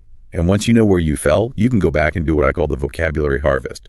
You go back to that specific part of the talk, the part that confused you. You find those bowling ball words that threw you off. And I look them up in the dictionary. Yes, but don't just write down the definition. That's a classic mistake. You must write down the word in its original context. Don't just write resilience, the ability to recover quickly. Write the full sentence you heard. We need to build resilience in our coastal infrastructure. Context is everything for memory. That makes sense. So you learn the word and how it's actually used. Now, you also recommend something that I know people are going to resist. Deep repetition. They always resist it because it sounds boring. You're telling me to listen to the same 10-minute talk multiple times? Why would I do that when there's so much other content out there? Because you're not just listening for content. You're using the same piece of material to train different skills. It's like a Swiss Army knife. I recommend a 4-pass approach. Okay, lay it on me. Lesson number 1. Just listen for the gist, the main idea. Don't worry about details. Lesson number 2. Now you go on a vocabulary hunt. You have a notebook and you pause every time you hear a word or phrase you don't know. Lesson number 3. You focus only on pronunciation and intonation. You might even try shadowing, repeating what the speaker says right after they say it. Lesson number 4. You listen only for structure. You ignore the content and you just listen for those discourse markers. First, however, in conclusion. So with each pass, you're putting on a different pair of glasses and looking for something different. Exactly. And I guarantee that deep mastery of one 10-minute talk will improve your overall listening skills more than passively hearing 10 different 1-hour podcasts. You're building deep neural pathways, not just skimming the surface. It's the difference between digging one deep well versus 10 shallow puddles. A perfect metaphor. You'll actually find water in the deep well. Okay, that's a very comprehensive framework. But I think we need to get specific because a talk is not just a talk. A university lecture is a completely different animal from a casual interview. Absolutely. The genre dictates the strategy. Let's do a quick run through. First up, the classic, the academic lecture. The one that puts students to sleep. It can, but structurally, it's often the most predictable. It almost always follows the same pattern. Introduction, thesis, statement, point 1 with evidence, point 2 with evidence, point 3, conclusion. So what's the specific strategy here? You have to listen for the professor's tell. Professors desperately want you to get the main points. So they signal them very obviously. They'll say things like, and this is the crucial point, or what's important to remember is, or a key definition is. That's basically them screaming, this will be on the test. It's a giant flashing neon sign. When you hear those phrases, you should write down what follows verbatim. Those are the pillars of the entire lecture. Okay, what about a business presentation? A totally different world, especially in an Anglophone business culture. The structure is typically inductive, not deductive. What's the difference? Deductive, like in academia, builds a case and gives the conclusion at the end. Inductive gives the conclusion right at the start. It's called bottom line up front. We need to increase our marketing budget by 20%. Here's why. Exactly. So in a business presentation, the first 2 minutes are the most important. If you're still settling in and miss the opening, you might miss the entire point of the meeting. Your strategy is maximum focus at the beginning. Listen for 3 things: the problem, the proposed solution, and the ask. The ask being what they want you to approve or do. Yes. Next up, TED Talks and motivational speeches. These are generally more entertaining. They are, but they have their own trap. They're built on narrative and emotion. The trap is to get lost in the details of the personal stories they tell. Right. The speaker starts talking about a childhood memory of their grandfather, and you're trying to remember the grandfather's name instead of the point of the story. Precisely. Your question should always be, why are they telling me this story? What is the emotional point they're trying to make? These talks usually have one big idea. Your entire job is to find that one big idea. The stories are just the vehicle. Don't get distracted by the vehicle. Focus on the destination. Perfect. And finally, the wild west of listening. Podcasts and interviews, like this one. The hardest genre. By far, because they are often unscripted. They are messy. People interrupt each other. They go off on tangents. They make jokes. So what's the survival strategy here? First, radical acceptance. Accept that it will be messy and you will miss things. Don't panic when it gets chaotic. Your anchor is the host. The host's job, or in an interview, the interviewer's job, is to bring the conversation back on track. So if the guest goes on a long, rambling tangent, just relax and wait for the host to ask the next question. That question will be your signpost showing you where the main road is again. Trust the host to guide you back. That's really helpful. Always trust the host. Okay, this has been fantastic, but it's still very theoretical. I want to make this concrete. I want to do a walkthrough, a simulation of how this would work in real life. Let's do it. I'll be your coach. Okay, so imagine I'm at home. I've got my 15 minutes for my active listening practice. I've chosen a TED Talk. The title is Reimagining Cities for Climate Change. It's 15 minutes long. What do I do first? Okay, before you hit play, phase 1, prime the brain. Right, priming. Okay, the topic is cities and climate change. So I'll just take a minute and think. Okay, climate change is heat, floods, storms. Cities are concrete, buildings, cars, people, pollution. Good. You're activating the schemas. Now, vocabulary tasting. Predict some words. I'll probably hear carbon emissions, sea level rise, infrastructure, sustainable, and maybe resilience. Excellent. You've loaded those words into your short-term memory. Last step of priming. Set a purpose. My mission. Okay, my mission is I will listen to find the speaker's 3 main recommendations for how cities should adapt. A perfect, specific mission. Now you are ready. Hit play. Okay, clicking play. The speaker starts. She has an American accent, pretty clear. She says, our urban centers are on the front lines of a global crisis. I understand that. I'm feeling confident. The unicycle is stable. You're pedaling. Then she says, we must fundamentally rethink our approach to urban hydrology and thermodynamics. Uh-oh. Bowling balls. Huge bowling balls. Hydrology, thermodynamics. I have no idea what those mean. I'm starting to panic. My instinct is to hit pause and look them up. Don't you dare hit pause. What did we say? Let the ball go. Don't focus on the word I missed. Exactly. Ignore those words. They are scaffolding. Yeah. Listen for the next content word you do understand. Okay. She's saying something about water and heat. There you go. Now you know what hydrology and thermodynamics are about. Water and heat. The context explained for you. Keep pedaling. Okay.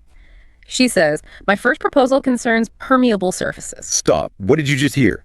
First proposal. That's a discourse marker. That's recommendation number 1. Bingo. So you grab your notebook, you write 1, and then the word permeable surfaces, even if you don't know what permeable means. Got it. Then she explains it's about letting rainwater soak into the ground instead of running into drains. So I add a little note. Let's water in. Perfect. You're doing great. What's next? She talks for a few minutes, gives examples. Then she says, secondly, we need a massive expansion of our urban canopy. Okay. Secondly, that's number 2. I write 2. Urban canopy. I guess from the context, that means more trees. You're a pro at this. You're cruising. And then my cat jumps on my desk and knocks over my water.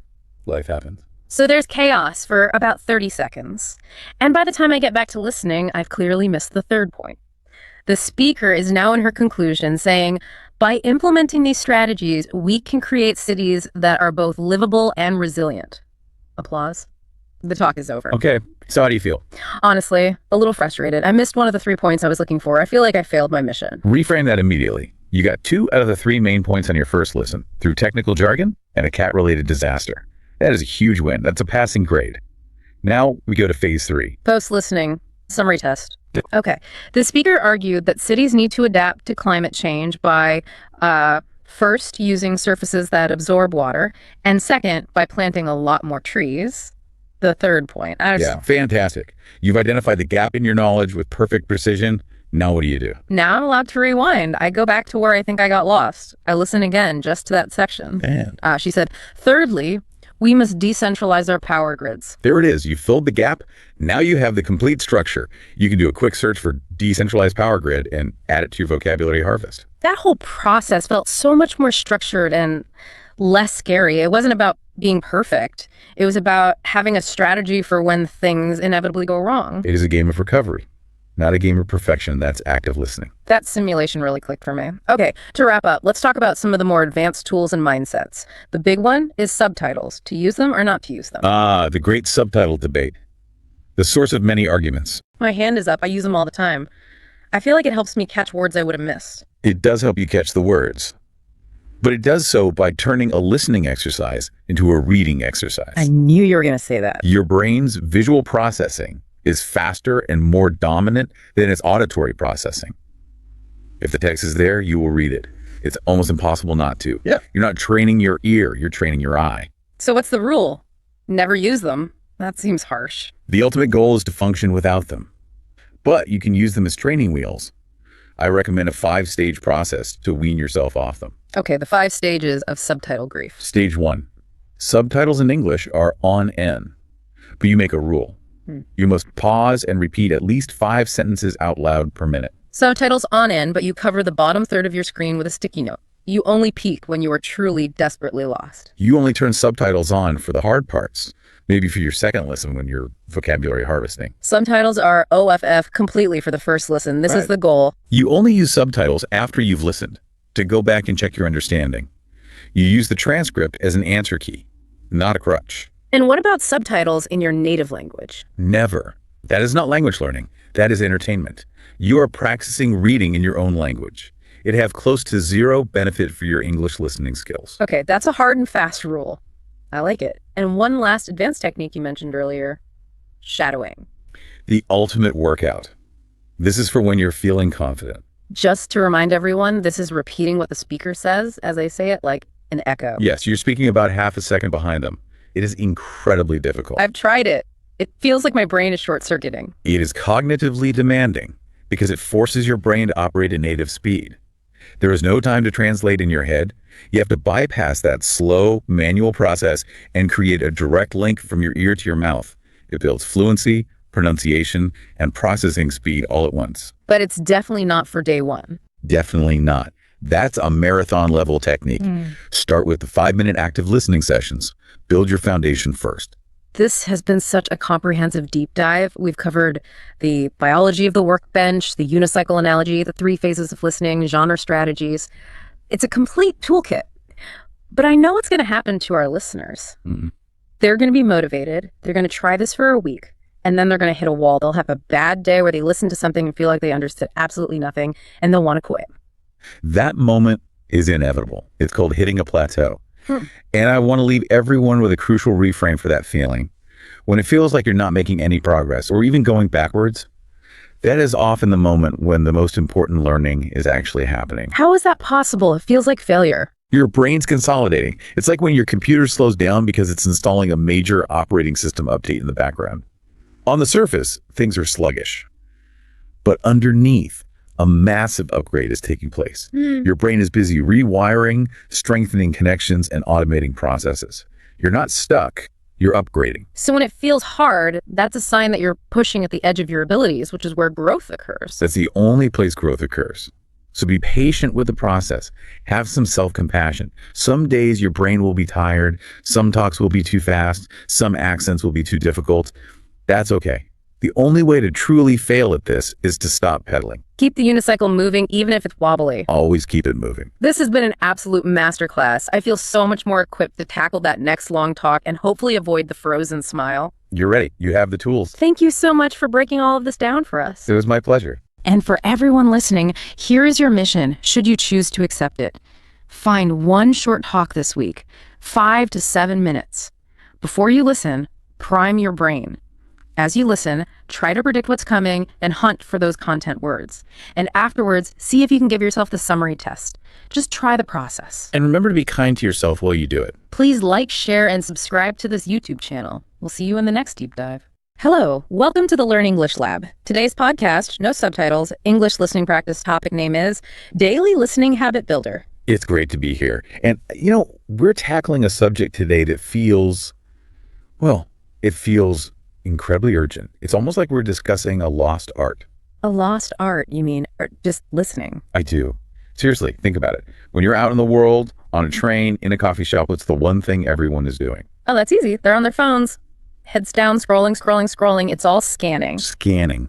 That's the perfect word for it. We've become a species of professional scanners and skimmers. We swipe through images, we double tap, we multitask. Right. But deep, intentional listening, the kind where you let an idea unfold at its own pace for, say, 20 minutes, that feels almost like an endangered activity. It really does. It's like the difference between skipping a stone across a lake and actually putting on the gear and diving in. And that's what we're getting into today, isn't it?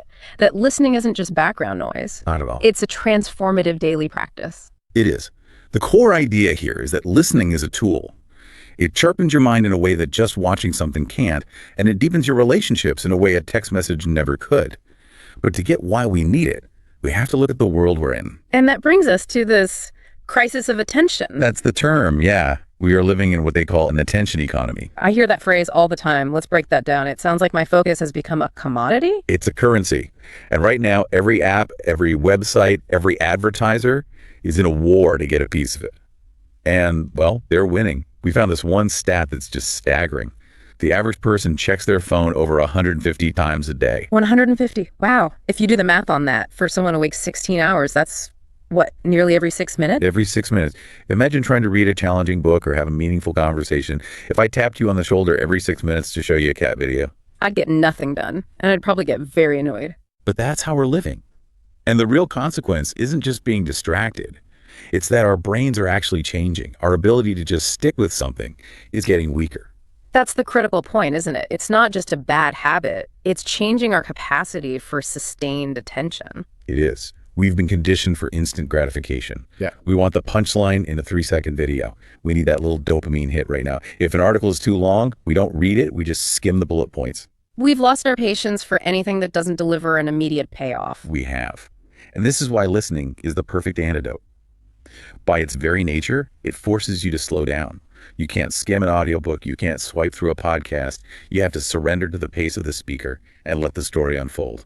So building a daily listening habit is actually, it's like an act of rebellion. You're taking back your own mind from the attention economy. It's a way of saying, my focus belongs to me, not to an algorithm. I love that. Okay, so let's get into the mechanics, specifically the neuroscience, because I think a lot of people, myself included, might assume that reading a book and listening to that same book are, well, basically the same thing. You're getting the same words. But your brain would strongly disagree. They are fundamentally different experiences. When you read, you're decoding symbols. It's a visual linguistic process, highly advanced, but specific. Okay. When you listen, you're engaging a much older, more primal part of the brain. You're processing what we could call the texture of the sound. The texture of sound. I like that. What does that mean, practically? It means you're not just getting the dictionary definition of the words. Your brain is simultaneously processing the tone of voice, the rhythm of the speech, the emotion.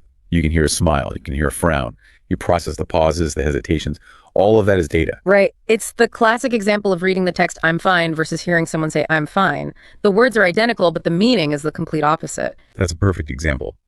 And your brain has to work to decode all that extra emotional data. This lights up multiple brain regions at once. It engages the empathy centers, the mirror neuron system, in a way that plain text just can't. When you hear a quiver in someone's voice, a part of your brain mirrors that feeling. So listening is a kind of high bandwidth connection for emotional information. It is. And this all ties into the concept of neuroplasticity. We used to think the brain was fixed after childhood. We now know that's completely wrong.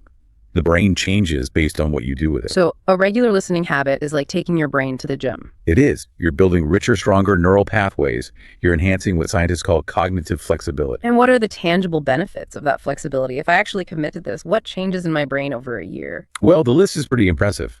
First, improved memory retention, especially for stories and complex ideas. Our brains are wired for narrative. We also see a measurable reduction in stress hormones like cortisol, especially with certain types of listening. And as we just discussed, you're strengthening those neural pathways related to empathy. You literally get better at understanding other people. So the core argument is you're not just downloading information. You are physically upgrading your brain's hardware to be more efficient, calmer, and more connected. You're building a better brain one podcast at a time. That is a massive claim. But we have to be specific here because listening is such a broad term. I think some people hear daily listening habit and they just think, having the news on in the background all day. Which is not what we're talking about. Right. So the material we've been looking at breaks this down into 4 very distinct types. It's like a balanced diet for your mind. That's a great analogy. You can't just eat one food group. You need variety for mental health, just like you do for physical health. Okay, let's go through them. The first one is the most obvious. Educational listening. This is the gym. Like you said, this is going to the gym for your mind. We're talking nonfiction audiobooks, lectures from universities, language learning programs. The goal is very clear. Yeah. You're trying to learn a specific thing. This is the I want to get smarter category. Pretty straightforward. But then we have the second type, which I think a lot of people feel a little guilty about, entertainment listening. And they absolutely should not. Guilt has no place here. This is vital. Entertainment listening is your fiction audiobooks, your comedy podcasts, storytelling, old-time radio dramas. The goal is just joy, escape. Joy, escape, emotion. And it's essential. This isn't wasting time. This is the nutrient-dense food for your creativity and your emotional well-being. We need stories. We are wired to make sense of the world through narrative. And from a brain perspective. From a brain perspective, getting lost in a good story is a rest and digest state. It's active recovery for your mind. It lowers stress and allows for creative connections to form. So if educational listening is the intense workout, entertainment listening is the healthy, delicious recovery meal. I think that's a perfect way to put it.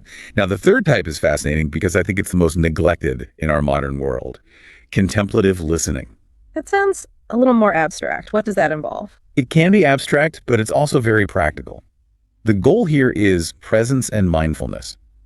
This category includes things like listening to nature sounds. Okay, like birdsong or rain. Yes. Or ambient music, certain types of chants, or, and this is the big one, intentionally listening to silence. Listening to silence. That sounds really hard. It is for most people. We're so used to being bombarded with noise that pure silence can feel uncomfortable, heavy even. But its function is to regulate your nervous system. It's the ultimate counterpunch to the constant overstimulation of our lives. So it's like hitting the reset button on your brain's audio input. It resets the baseline. It calms the static. And the fourth type is relational listening. Now, this one's interesting because we're mostly talking about a solo habit today. How does that fit in? That's a great question. Typically, relational listening is about listening to another human being in real time. But in the context of building this habit, it refers to content that deepens our understanding of human connection. So long-form interviews, biographies, memoirs. Things that explore the human experience. Exactly. Yeah. And here's the key insight. The skills you build in your solo listening practice, the patience, the focus, they directly transfer to your real-world relationships. Ah, I see. So if you train yourself to actually listen without interrupting to a 1-hour interview, You're building the muscle of patience. You're building the muscle of sustained focus. then when you get home and your partner wants to tell you about their day, you're actually better equipped to listen to them. You are more present. You've trained your brain to stay with another person's voice and their story. Okay, this is all fantastic. We have the why, the neuroscience, we have the 4 types, now we need the how, the psychology of actually making it stick. Because I'll be honest, starting is easy. I can download a podcast right now, but keeping it going into week 3, week 4, that's where the wheels always fall off for me. That is the universal struggle. And it's because most of us rely on motivation. We feel inspired, so we start. But motivation is just a feeling. It's like the weather, it's unreliable. You can't build a house on the assumption that it's always going to be sunny. So you need a system, not just a feeling. You need to understand the mechanics. And that's the habit loop. Right. It has 3 parts. 3 parts. First, the cue, that's the trigger. Second, the routine, that's the action itself. And third, the reward. That's the positive feeling you get from it. So where do most people go wrong with that loop? They usually fail at the very first step.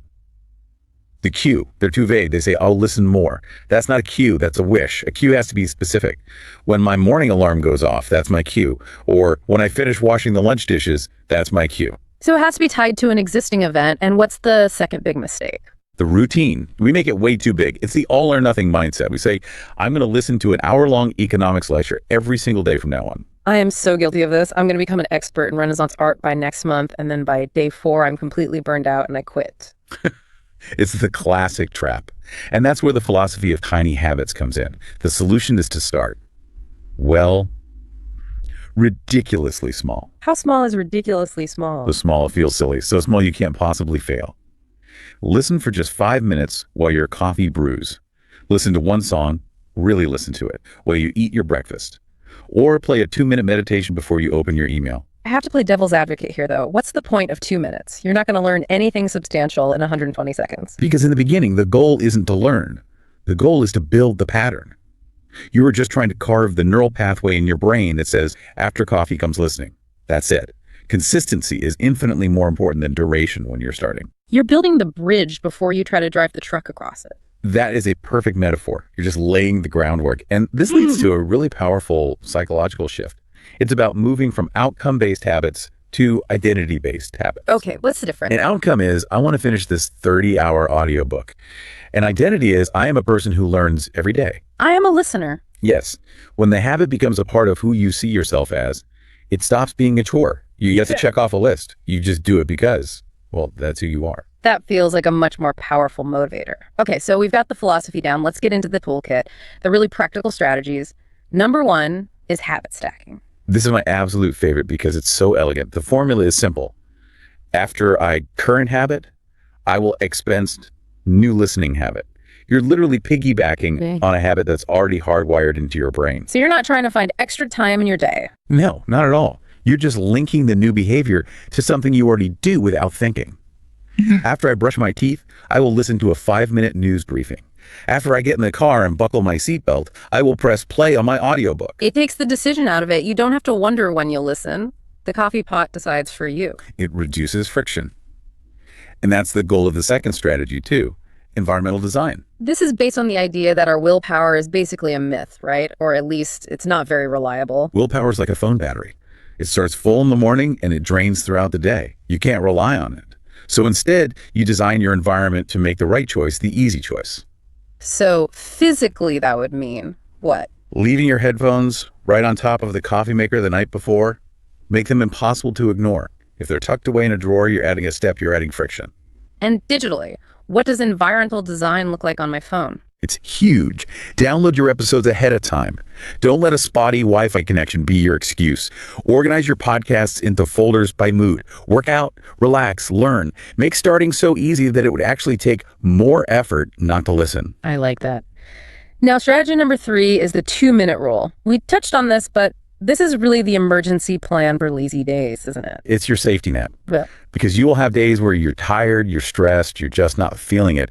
The rule is you have to do it for 2 minutes. That's the deal you make with yourself. And for that to work, you need to have those short options ready to go. Yes, you need a playlist, a 2-minute drill playlist, a couple of short poems, a few brief comedy bits, a 2-minute guided breathing exercise, anything. The point isn't the content. The point is maintaining the streak. You're preserving the identity. You're still a person who listens daily. Yeah. You just had a short day.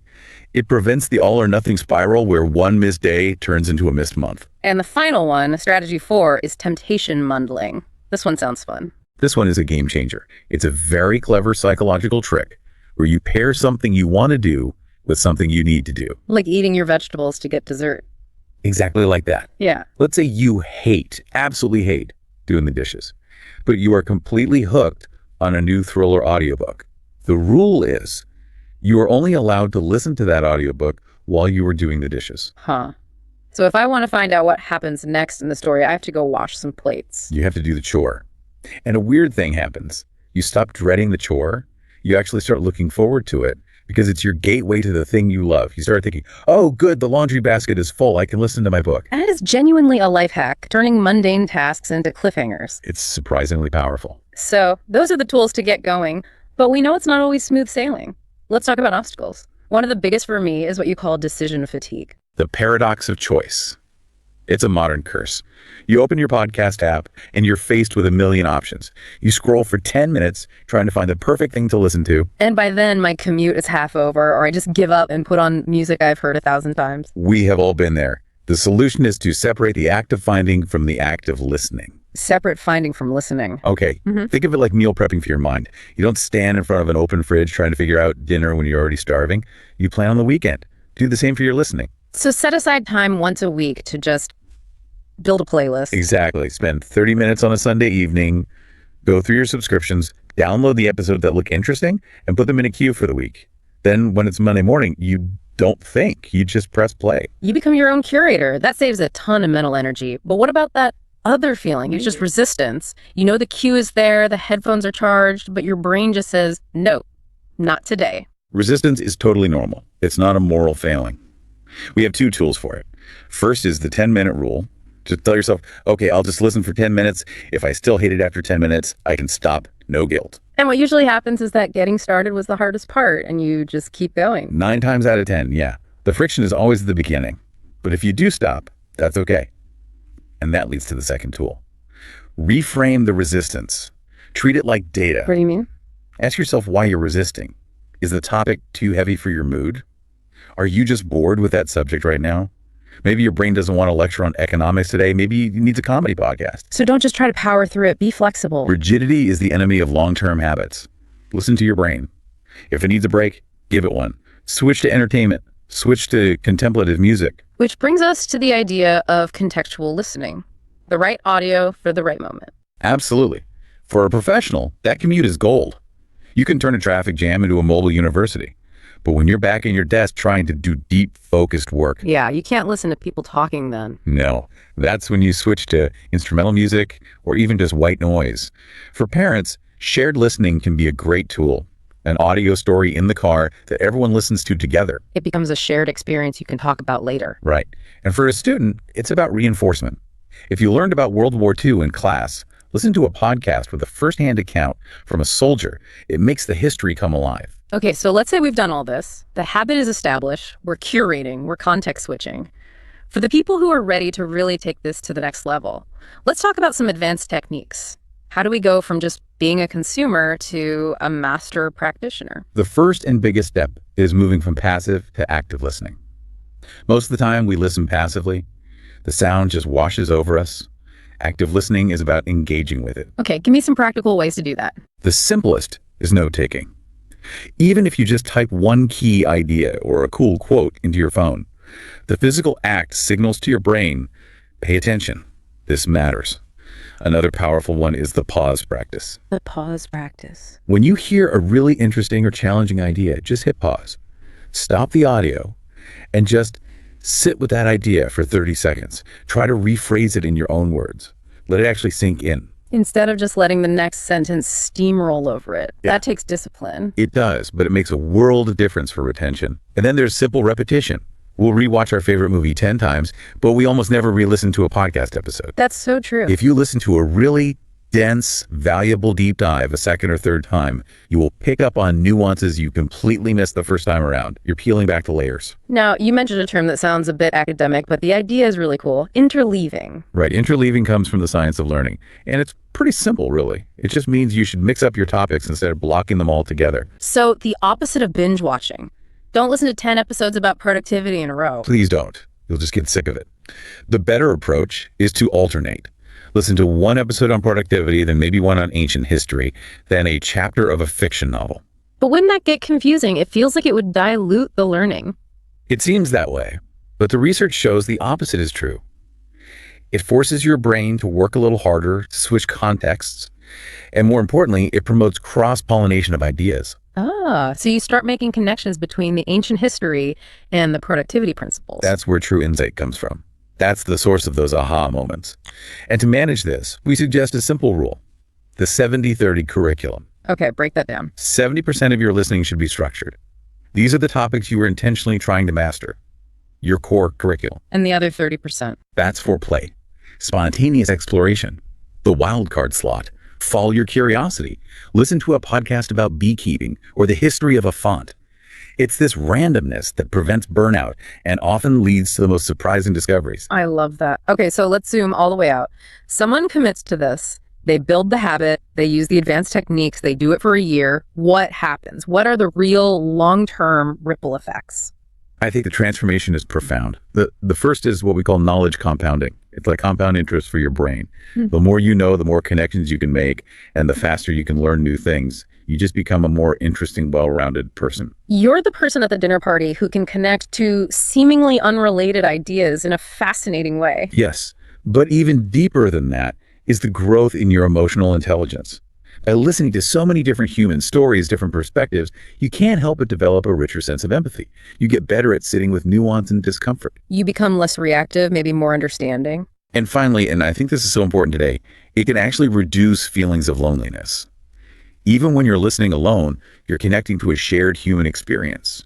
And all the skills you've built, patience, focus, make you a better, more present listener for the actual people in your life. So your friends, your family, your partner, they get a better version of you. That's the ultimate reward. It's not just about what you know, it's about who you become. Who you become. That's the perfect way to frame it. Well, we have covered a ton of ground today. We went from the crisis of attention all the way through the neuroscience, the habit formation, and these advanced techniques. It is a whole system. But the most important thing to remember is that it all starts with one ridiculously small step. And I think that's the final thought I want to leave everyone with. The world is constantly speaking to you. There's so much beauty and wisdom and incredible stories out there available 24/7. All you have to do is decide to press play. Your future self, that more knowledgeable, more centered, more connected person is going to be so grateful that you started today. Beautifully put. Please make sure to like, share, and subscribe to this YouTube channel. Thanks for listening, and we'll see you in the next deep dive. Have you ever been right in the middle of a sentence? You're on a roll, you feel confident, you're making a great point, and then just poof, the one word you need, the absolute key to your whole thought, it just vanishes. It's right there. You can almost taste it. You know, it's on the tip of your tongue, but it just won't come out. Oh, absolutely. That feeling of like cognitive quicksand, that little wave of panic that washes over you when the word disappears mid-flow. Yeah. And it happens everywhere, right? Presenting to your board, on a really important Zoom call, or even just, trying to land a joke at dinner. That feeling is just, It's universal. It is. And what happens? You stall, you get a little embarrassed, or worse, you just lose your entire train of thought. Right. But, and this is really what we're going to get into today, that moment, forgetting a word, it's just a normal cognitive hiccup. It happens to everyone, from the most polished public speaker to anyone. It is not a sign that you're not smart or you're unprepared. We have to get that out of the way right at the top, because real fluency, true communication skill, isn't about perfect recall. It's about how you handle those moments. It's the ability to keep the conversation flowing. So it's resilience. It's resilience. It's adaptability. You're an expert, not because you never stumble, but because you know exactly how to recover from the stumble. Okay, so that's our mission for this deep dive. We are going to look into this really common cognitive trip up. We'll explore the science behind why our brains do this tip of the tongue syndrome, or TOT, as the researchers call it. And more importantly, we're going to give you a sort of roadmap, a toolkit to help you master that blank moment so you can turn those stumbles into, maybe even captivating moments of communication. Yeah, we're going to focus on that adaptability you mentioned. We'll look at the on-the-spot fixes you can use right away, and then also the long-term training, both cognitive and physical, that can make these moments happen less often and feel way less stressful when they do. Okay, so let's unpack this. Before we can get to the solutions, we have to understand the science. Why do our amazing brains sometimes just lose a word? This tip of the tongue syndrome, it's comforting just knowing it has a name, It is. It really is. Because knowing that scientists have actually studied this exact feeling, this sense of being so close to a word but not being able to grab it, it helps you stop judging yourself. Right. And that's the starting point. TOT is a universal brain quirk. It is not, and I have to repeat this, it is not a sign that you're losing your intelligence or that you didn't prepare enough. It just means your brain, which is this incredibly complex machine juggling, multiple systems at once, has had a tiny momentary retrieval failure. We just have to normalize it. Okay, so if it's normal, what's actually failing? The word is in there somewhere, right? In my long-term memory. The sources we looked at point to 4 main causes, and they all seem to be about different kinds of cognitive stress. They are. The first one is probably the one people feel most acutely, especially in a professional setting. It's pressure and performance anxiety. The big one. The big one. When we're in a situation we see as high stakes, a job interview, an investor pitch, we suddenly become hyper aware of how we're coming across. So you start monitoring yourself. You have this little critic in your head running commentary on your own speech. Exactly. And that self-monitoring, that inner critic, it's eating up huge amounts of cognitive bandwidth that should be going toward just speaking and retrieving words. Right. So when stress hormones like cortisol start flooding your system, the prefrontal cortex, which is critical for your working memory and, coordinating all this stuff, it gets less efficient. The pathway from the meaning of the word to the sound of the word gets jammed. So the word is still in the library, but the librarian is panicking and can't find the right shelf. That's a perfect analogy. The book is there, but you're so worried about the library being audited that your hands are shaking, you can't pull it off the shelf. That's anxiety blocking a perfectly good retrieval path. Okay, that makes so much sense. The second major cause you mentioned feels, very 2024. It's cognitive overload. Yeah, this happens when we're just plain tired or distracted or just trying to do too many things at once. Think about what your brain is doing in a normal conversation. It's listening, it's reading social cues from the other person, it's thinking about what to say next, it's trying to remember specific facts or words. The sources call it overwhelming your mental queue. So if I'm trying to explain something complicated, while also checking my notes and worrying about the time and making sure I'm making eye contact, I'm basically setting myself up to fail. You're setting yourself up for a blank moment, yeah. You've maxed out your brain's processing power. You've exceeded the capacity of your working memory to hold all that information and run a high-speed search for a specific word at the same time. Something has to give. It's like having too many tabs open on your computer. Exactly like that. And eventually one of them is going to freeze. Okay, so the third cause is a bit more comforting. Actually, it's less about stress and more about just the brain being the brain. Normal memory retrieval glitches. This is the one that should make everyone take a deep breath. Language is just an incredibly complex and fast process. To say a word, you have to first get the meaning, the semantic part, and then instantly link it to the sound, the phonological part. And sometimes that link just misfires. It just misfires for a split second. It's a known feature of how the brain works at high speed. It's not a bug. It just means the connection between the idea and the sound had a momentary hiccup. It's not that the word is gone, it's just that the wire between the two departments was briefly down. I've had that happen where I know the first letter of the word, or I know it has 3 syllables. Yes, and that partial information is proof that the system is working. Your brain knows the meaning, it's actively searching, but the final step, retrieving the sound, has stalled. That feeling is the alert system telling you the search is stuck. Fascinating. And the last cause noted in the sources is aging and language skills. Right.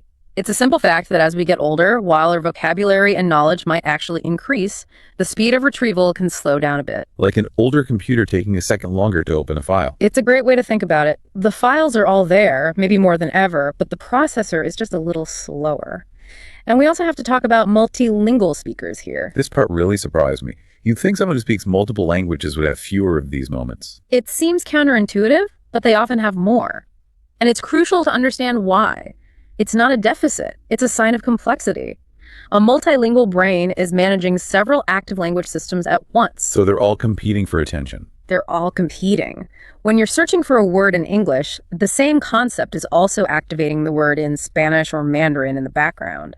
Sometimes the brain just grabs the wrong language's label for a second. It's a sign of a really powerful dynamic system, not a sign of confusion. So the big takeaway here is that forgetting a word is just human. It's a side effect of having a brain that's doing something incredibly difficult. Precisely. And that brings us to the next big question. If it's so normal, why does it matter so much how we recover? Why is handling that blank moment so critical in the real world? Right. If we zoom out a bit, why is it so crucial to get good at handling these moments? You said fluency is about recovery, not perfection. So what's the real world impact of doing it well? Well, the ability to navigate that moment gracefully is, I would argue, one of the biggest differentiators for an expert communicator. We get so focused on having a big vocabulary, but it's the resilience that really matters. Okay, let's start with the internal benefit first. Confidence. Handling a blank moment calmly gives you a direct shot of self-assurance. If you know you have a toolkit, a set of strategies to fall back on, the fear of it happening in the first place starts to fade. That makes sense. The fear itself is what makes it worse. It's a feedback loop. You panic, which releases more cortisol, which makes retrieval even harder. But when you have a smooth recovery, you prove to yourself right there in the moment that you can handle the pressure. And that builds real, durable confidence for the next time. I think for a lot of people, the biggest fear is about their credibility. They think that if they forget a word, everyone in the room will think they're unprepared or don't know what they're talking about. That's the fear, for sure. Yeah. But the reality is very different. Audiences are much more focused on your overall composure and the logic of what you're saying than one tiny slip-up. So a good recovery actually makes you look more credible. It absolutely can. Think about the opposite. If you panic and go, what was that word? Gosh, I've lost it. And you just freeze, that's what undermines your authority. But if you quickly and confidently just paraphrase the idea and keep going, you look like you're in command. That poise under pressure is way more impressive than remembering some obscure technical term. It shows your focus on the message, not your ego. That's a good point. Okay, what about the third impact? Connection. This one is huge. When you handle a blank gracefully, you're showing you're human. And that invites empathy from the audience. Everyone in the room has had that exact same experience. Right. So a little smile, a calm pause. It creates this bond. It's much more engaging than some stiff robotic presentation where the person seems flawless. The sources even mention that sometimes, inviting the audience to help you find the word can turn a potential mistake into a fun, collaborative moment. That's a great technique. And that leads to the last one, leadership. Why is this skill so important for leaders? Because leaders are constantly judged by how they think on their feet, especially when things don't go according to plan. The ability to stay calm and pivot when the script goes out the window, that's what separates a real leader from someone who just reads from a teleprompter. Mm-hmm. When a leader handles a blank moment with grace, they're modeling resilience for their entire team. They're showing that small imperfections don't derail the mission. It's a powerful display of emotional regulation. Okay, this is where it gets really interesting for me. It's less about the word you lost and so much more about that quick, graceful pivot. So let's get into the actionable stuff. The toolkit. A short-term toolkit. Yeah, the things you can do right now in that moment, whether you're on a stage or just, at the dinner table. All right, our first immediate recovery strategy, and I think this is probably the most useful one, is strategy 1. Describe or paraphrase the lost word. This is your go-to. It's foundational because it keeps the momentum going and it shows that you understand the concept, not just the label for it. So instead of freezing, you immediately shift gears and just explain what you mean in different words. Exactly. You use simpler terms, or you give an example, or you even use a gesture. You're bypassing the broken link to the word sound and going straight to its meaning. And that does a few things at once, right? It does. First, it shows the audience you're adaptable. that you care more about getting the idea across. Second, you don't break the flow of the conversation. And third, what's really interesting is that the act of describing the word often triggers the word itself to pop into your head. It's like you're giving your brain more clues to work with. You're activating adjacent neural pathways. It's like running a different search query in your mind. So what are some specific phrases you can use to do this smoothly? You don't want to sound like you're panicking. No, you want to sound deliberate. So you use phrases like, another way to put this is, or it's similar to when, or even just, it's the tool that does X, Y, and Z. You should also lean on analogies. If you forget the word infrastructure, you could say it's like the skeleton of the city, the roads, the pipes, all the systems that make it work. And the sources mentioned combining that with nonverbal cues like hand gestures. Absolutely. That's so powerful because you're engaging more of your brain. To use that example from the source, if you forget the word remote, you can just point and say, could you pass me that device? Yeah. The one for changing the channel without getting up. What's it called? A remote. Yeah. And you haven't really lost a beat. Not at all. You've kept moving. That's the key. Okay. Strategy 2 is about what to do in that split second of silence. Use fillers wisely and practice the power pause. We all say, and what's the problem with that? Well, those verbal fillers tend to broadcast anxiety. They sound like you're searching and struggling. The goal is to replace that sound of panic with a sound of thoughtfulness. And that's the power pause. Right. A deliberate silence can actually feel really strong, like you're gathering your thoughts for an important point. Exactly. It adds weight, it adds gravitas. It signals that you're being deliberate, not that you're lost. And there's a physical benefit too. A conscious pause lets you take a breath, which literally calms your nervous system down and can help break that anxiety loop we talked about. So the advice is when you feel the words slipping away, instead of just stop, breathe, and let the silence hang for just a beat. And if you need a little more time, use a soft transition phrase, something like so, or well, let's see, or what I'm really trying to say is those are conversational placeholders that give your brain an extra second to catch up without sounding like you've hit a wall. Okay, strategy 3 feels a little brave, but I can see how it would work. Ask for help and engage your listeners. This one leans right into that idea of connection. If you've tried paraphrasing and you've paused and the word just isn't coming, sometimes the best thing to do is just open it up into the room.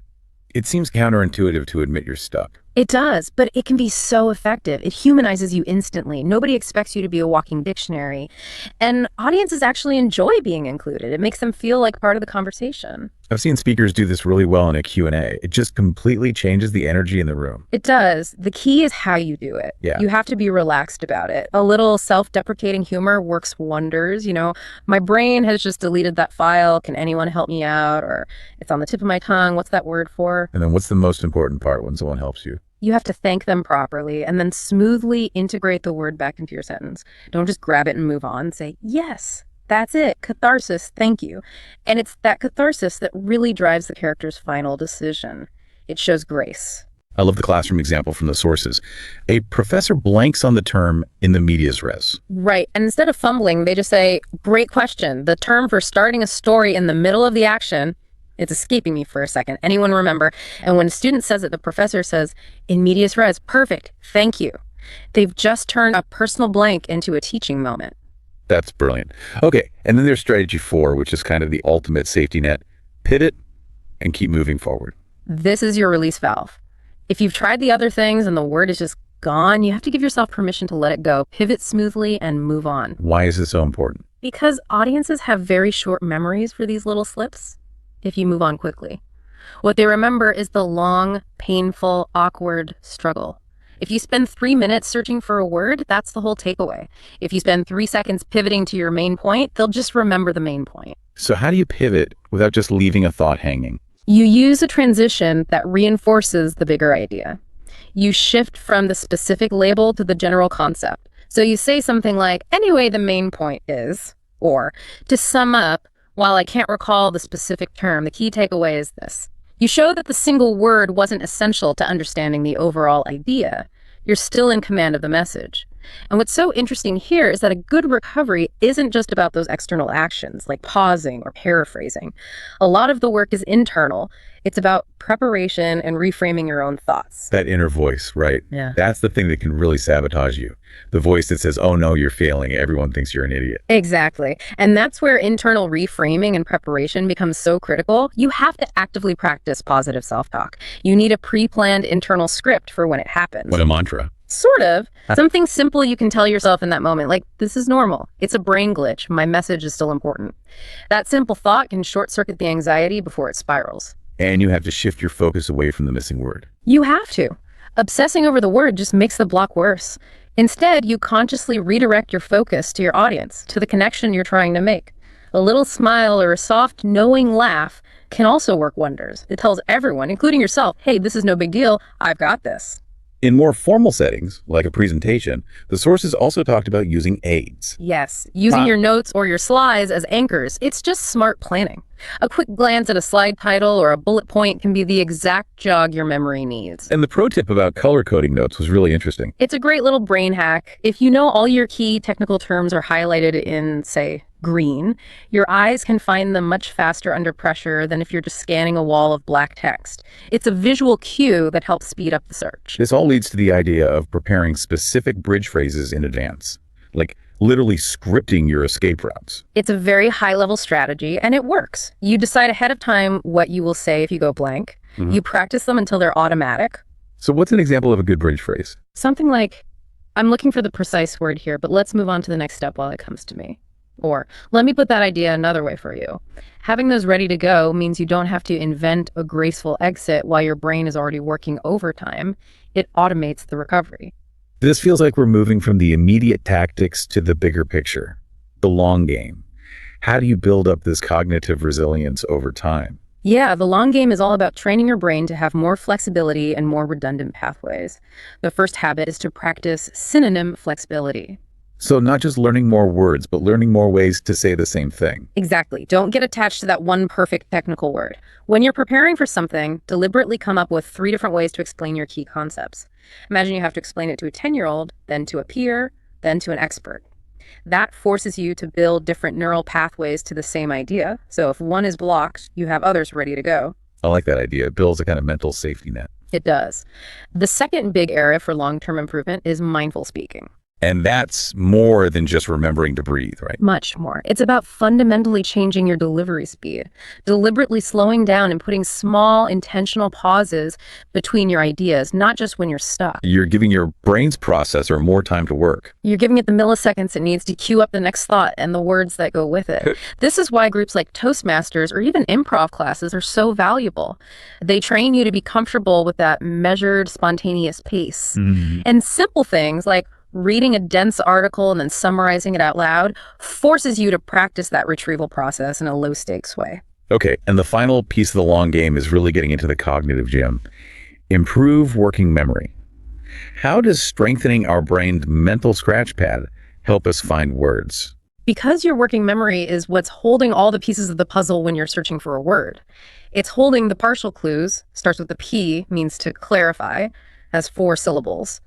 A stronger working memory can hold more of those clues for longer and juggle them more efficiently, which gives your retrieval system a better chance of finding a match. So what are some actual exercises for that? We're not just talking about crossword puzzles, are we? We're talking about more targeted brain training, things like word association games or trying to tell a story with a very specific set of constraints.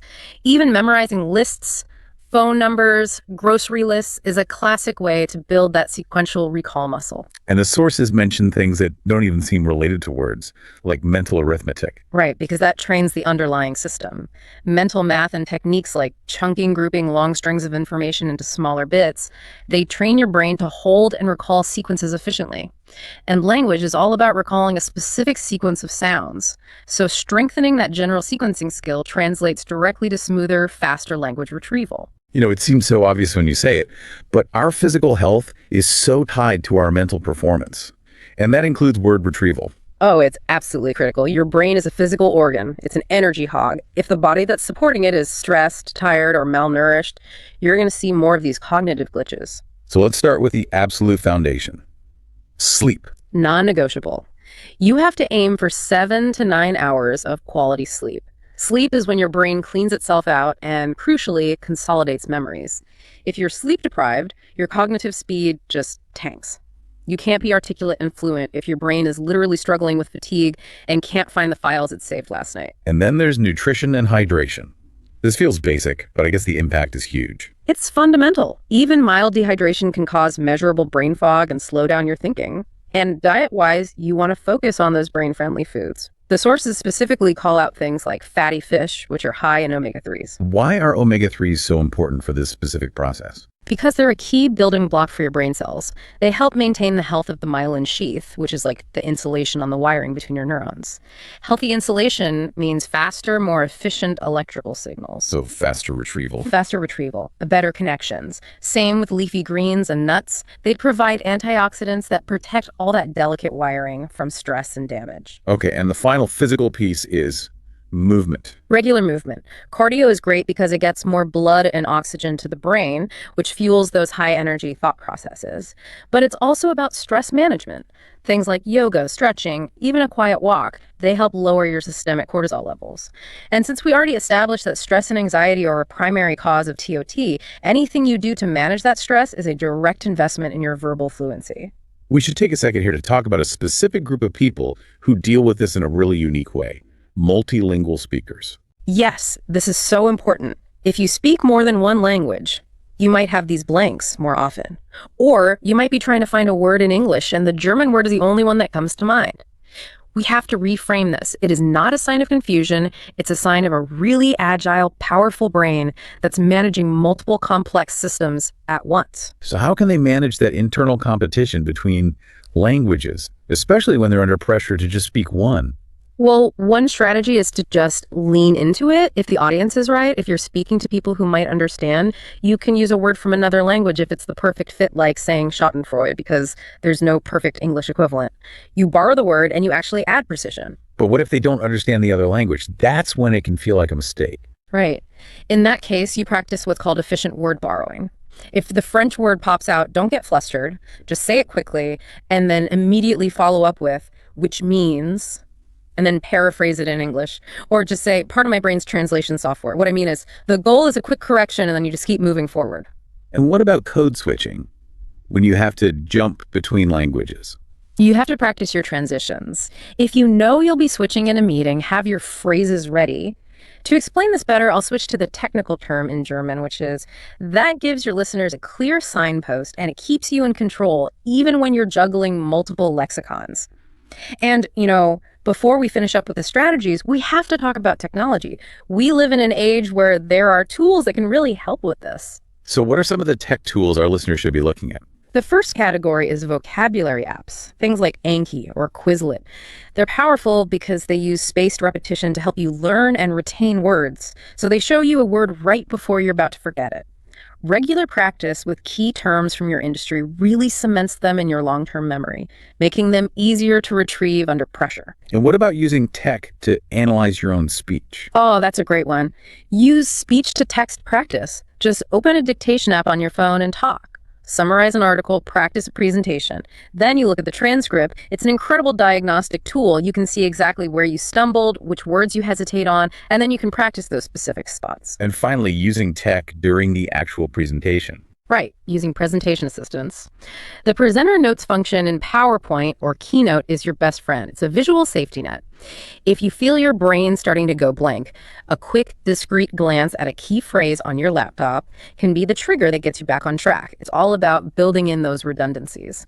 So to kind of bring this all together, I think it's really important we bust some of the common myths that just add so much unnecessary pressure around this whole thing. Okay, let's do it. Myth 1. Only nervous or unprepared speakers forget words.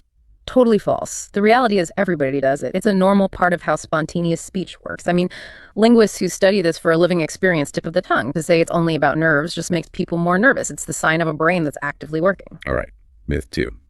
Forgetting a word means you lack knowledge. This is the one that really hits people's confidence. And it's just not true. It is almost always a momentary retrieval issue, a glitch in the connection. It has nothing to do with your underlying competence or intelligence.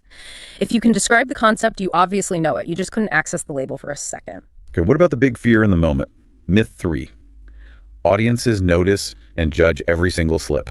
The reality is so much kinder than our inner critic. Most of the time, the audience doesn't even notice. They're focused on your overall message. Oh. And even when they do notice, what they value is authenticity and a smooth recovery, not some kind of robotic perfection. And the last one, about how to prepare. Myth 4. Only memorization prevents blanks. This one is actually dangerous. Relying only on memorization is so brittle. If you're nervous or get interrupted and you lose your one single memorized word, the whole thing can fall apart.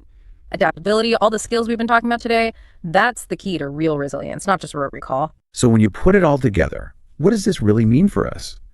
Mastering this is really about developing flexibility, trusting yourself, and focusing on real human connection instead of trying to be flawless. Absolutely. Your value as a communicator isn't measured by your ability to never forget a word. It's measured by the clarity and sincerity and, yes, the resilience you bring to your message. When you're authentic and you show that you can handle a little bit of pressure, that's when you're truly powerful. And every time you successfully use one of these strategies, you paraphrase, you take that power pause, you pivot, you're just reinforcing your own ability to adapt. You're actually modeling great communication skills for everyone else. And at the end of the day, people are going to remember your poise and your message, not the one word you briefly forgot. Exactly right. So the next time you feel that word on the tip of your tongue, don't see it as a failure. See it as a low-stakes chance to practice connection and humor and cognitive growth. And here's a final thought to take with you, building on that long game. What if, starting today, you spent just 5 minutes every morning taking a common concept you use and deliberately generating 3 synonyms and 3 analogies for it? How might that one small, consistent practice fundamentally change your fluency and your confidence next week? Go out there, practice your pivots, and just keep the conversation flowing. Hello and welcome to the Learn English Lab. Today's podcast is 1 hour advanced English listening practice. And the second part is advanced vocabulary learning from this discussion. So if you've ever found yourself just acing every single grammar test, mastering irregular verbs, you've got this huge vocabulary, and then you walk into a real life conversation and it just sounds like a blur of noise. Well, this deep dive is for you. That moment, we all know it. That exact moment, that frustrating, really intense struggle when native speakers are just talking at their normal speed. That is the universal gap we are here to bridge today. It really is a gap. Yeah. Because you're essentially dealing with 2 different versions of the language. There's classroom English. Right, perfect, enunciated. Exactly. And then there's real world English, where the rules are all about efficiency and flow, not perfection. Textbooks give you words as separate blocks. Real speech is like a continuous river of sound. A river of sound. I like that. So our mission today is pretty clear. We're treating this session as an intensive course in advanced English listening practice. We're taking a huge, comprehensive guide to understanding authentic English, and we're just condensing it all into actionable insights for you. And that ties right into the second part, the advanced vocabulary learning. Because it's not just about sounds changing. It's about how words and phrases take on new meanings, new social functions, in the middle of a real conversation. So let's jump right in. Let's get to the core of it. The single biggest reason that everyday English sounds so incredibly different. Why does a perfectly normal question like, how are you doing today, so often become something that sounds more like, how you doing today? That transformation is all thanks to one single concept, connected speech. It is, and I'm not exaggerating, the linguistic engine of fluency. It's just the natural way sounds blend together across word boundaries. If you don't get a handle on it, you'll always feel like you're one step behind the conversation. Okay, so let's unpack that, because I think a lot of learners hear it and their first thought is, wow, that's just lazy speaking, or, bad articulation. That's a really crucial distinction to make right away. It is not lazy. It's efficient. Think about it from a physical standpoint. Your vocal tract, your mouth, your tongue, they all naturally seek the path of least resistance. Okay. So maintaining a continuous stream of air and just blending sounds together is physically way easier and faster than stopping and starting for every single word. So it's not random. There are rules to this efficiency. Absolutely. There are very specific phonetic rules governing these changes. Once you start recognizing the patterns, your brain doesn't have to work as hard. So you stop listening for the full separate word and you start anticipating the transformation. That's it. The moment your brain stops trying to hear, what are you? And instead hears the single sound chunk, whatcha, your processing speed just skyrockets. Okay, let's run through a few more of those transformations, just to really hammer home how dramatic these everyday changes are. We just mentioned what are you going to do, turning into what you going to do. Can you break down the mechanics of that one again for us? So you've got two things happening. First, that initial blend, what, followed by you. Yeah. The T sound at the end of what and the Y sound at the start of you, they merge. Through a process called assimilation. Right. Precisely. That T plus Y combination creates a chi sound, so you get whatcha. Then, the second part is maybe the most important reduction in all of English. Gonna. Gonna. The phrase going to is almost never pronounced fully in conversation. It reduces to gonna. It's not optional. If you want to understand fluent speech, you have to hear gonna as the future marker. What about something even simpler, like, I don't know? Classic example. This one's about elision, which is just dropping a sound entirely. The T in don't often just vanishes. So you're left with dunno. I don't know. The consonant cluster DNT is just too clunky to say at speed, so it gets simplified. Right. And you see this with polite commands, too. Let me see. Give me a minute instead of give me a minute. Yeah. And in those cases, you'll notice the T or the V sound just disappears. The M or N sounds kind of take over and carry the rhythm themselves.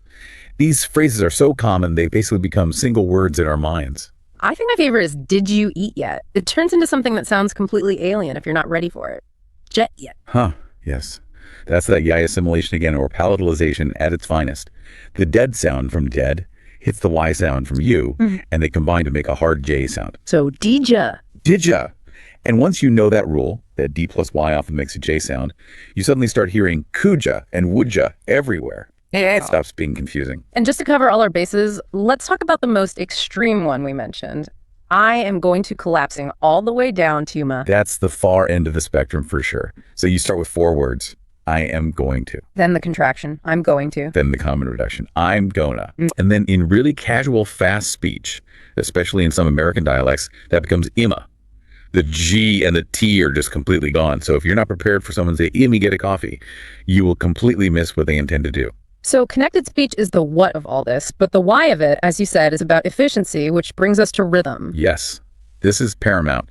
English is a stress-timed language, and this principle explains almost everything about why we reduce words. And this is a huge mental shift for a lot of learners, right? Especially if their first language is syllable timed, like Spanish or French, when every syllable gets roughly the same amount of time. A profound shift. In a syllable-timed language, the rhythm is very even, like a metronome. Tick, tick, tick, tick. But English isn't like that. Not at all. English is like a wave. It has peaks and troughs. We try to keep the time between the stressed syllables, the peaks, roughly equal. Okay, so to keep that beat, you have to rush through the words in between. You have to rush, you have to squash them, you have to reduce them. Let's use that classic example because it's so clear. I went to the store to buy some bread and milk. The important words there are obviously store, bread, and milk. Right. Those are the lexical words, the content words. They carry the meaning, they get the stress. We say them louder, more clearly with full vowels. And everything else. Everything else. I went to buy some, and those are function words, grammar words. They're unstressed, rushed, and their vowels usually reduced to that weak neutral schwa sound, or they just disappear. So you sacrifice the grammar words for the rhythm. You have to. If you didn't, the rhythm would be broken.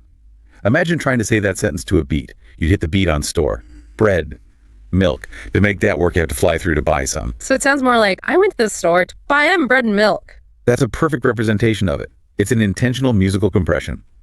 And the key insight for you, the listener, is to stop trying to hear every single word. Focus your energy on the stressed words. That's where the meaning is. Okay, that's a great point, but let's test it. What about a more complex formal sentence? Does this principle still hold up, or does it make things impossible to understand? That's a very fair question. Let's try one. How about the manager is looking for the contract that was signed this morning? Wow, okay, yeah, if you hear that at full speed, you might catch manager and contract and just get totally lost in the middle parts. So where would the rhythm peaks be? On the content. So manager, looking, contract, signed, and morning. Exactly. And all the little function words in between get squeezed. Is, for, the, that was. So what you'd actually hear might sound something like, the manager's looking for the contract that was signed this morning.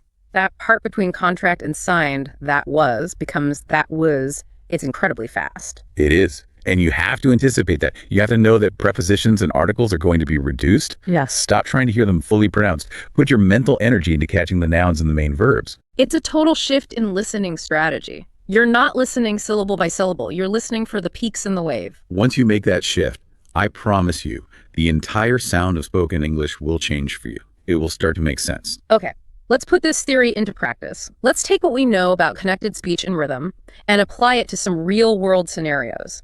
This is where we can really see textbook formality just completely evaporate. Right, and this is where our advanced vocabulary learning comes in too. Because it's not just about sounds, it's about the specific phrases people choose to use in these situations. Let's start with scenario A, the cafe order. A super common, really high-speed interaction. So the textbook might teach you to say, "I would like to have a medium black coffee, please." Which no one has said, probably ever. Right. And the barista probably wouldn't say, "Good morning, what would you like to order today?" You know, the whole thing is driven by speed. The barista is more likely to just lean in and say, "Hey, what can I get you?" There it is, getcha, that get you blend we talked about. And the customer's response is just as direct. Yeah, can I get a medium drip, please? Can I get, that phrase is huge, isn't it? It's the standard, especially in North America. It means I want to purchase. It's not a question about ability. You have to recognize can I get as a statement of intent. And even the word choice, drip, not filtered coffee. It's the insider shorthand. Exactly. And then the back and forth about the details is just as fast. The barista might say, "room for cream," with a rising intonation. Not the full sentence, "Do you need room for cream?" And the customer's rejection. Instead of "no, that is all," you'll hear. Yeah, that's it. Yeah. That "nah" is so important. It's a compressed, super casual no that you need to recognize instantly. And the final hurdle, the price. My goodness. Someone says $5.25. And the learner freezes because they were listening for $5.25. Right. When people quote prices or times, the units are almost always dropped. 1030 is 1030. 240 is $2.40. Your brain has to supply the context dollars, minutes instantly. Okay, let's shift gears. Scenario B. A casual catch-up between two friends. This is where the idiomatic language really comes out to play. Let's say Jake and Mike run into each other. And this is often the hardest scenario for advanced learners.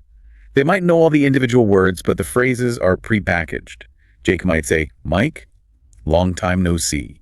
You can't analyze the grammar of long time no see. It's a fossilized greeting. You just have to know it as a single chunk, meaning we haven't seen each other in a while. Precisely. Yeah. And Mike's response to "how have you been" might be, same old, same old. Same old, same old. What does that really convey? It's a polite, neutral way to say nothing new or exciting has happened. It effectively closes that line of questioning. You wouldn't use it in a formal setting. It's purely for casual chat. Then Jake says, "Work's been crazy busy lately." And Mike replies, "Tell me about it. I've been swamped too." Let's zoom in on swamped. Swamped is a fantastic piece of vocabulary. It means completely overloaded, submerged in work, like you're literally in a swamp.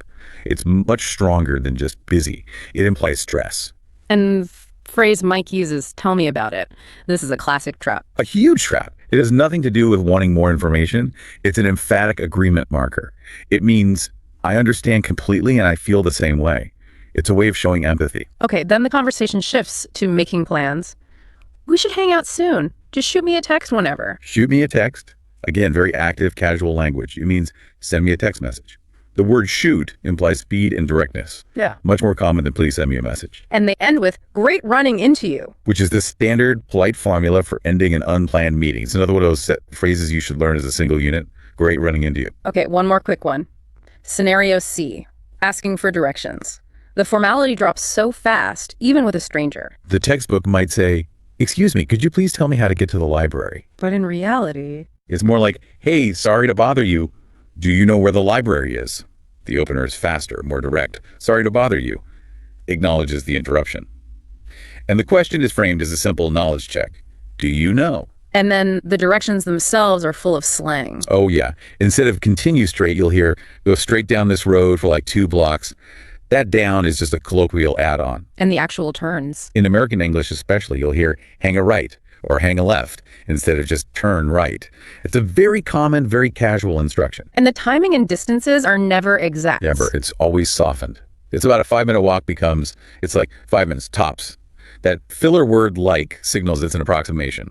And tops is crucial. It means at the absolute maximum. So in every one of these scenarios, it's a dual challenge. You have to decode the reduced sounds, and you have to translate the idiomatic phrases. And you have to do it all in real time. So now we need to dig a little deeper, moving from seeing these reductions in action to really understanding the mechanics behind them. This helps your brain move from reacting to anticipating. Right. It's about moving from just being confused to actual pattern recognition. Let's start with what we'll call reduction group 1, future and obligation. These are some of the most frequently reduced grammatical structures. We've already touched on going to, becoming, gonna, but I just want to stress the frequency. You will almost never hear the full going to in rapid speech. Your default expectation must be gonna. And what about want to? That predictably reduces to wanna. The T from want and the T from to just merge into one, I want to go. But there's a rule there, isn't there? It doesn't always happen. A very important rule. It only happens when want is followed directly by the infinitive to. You can say, I want to eat, but you can't say, I want a pizza. You have to say, I want a pizza. Knowing when the reduction applies is key. Okay, what about obligation? Words like have to or have got to. Both of those very commonly collapse into gotta, or sometimes hafta. I gotta go. We have to finish this. Notice in hafta, the voiced E sound in have becomes a voiceless F sound because of the T that follows. It's easier to say. And with gotta, it's like the have just disappears from have got to. It often does. The have got structure is just an emphatic form anyway. So in casual speech, the have gets dropped, leaving got to, which then contracts to gotta.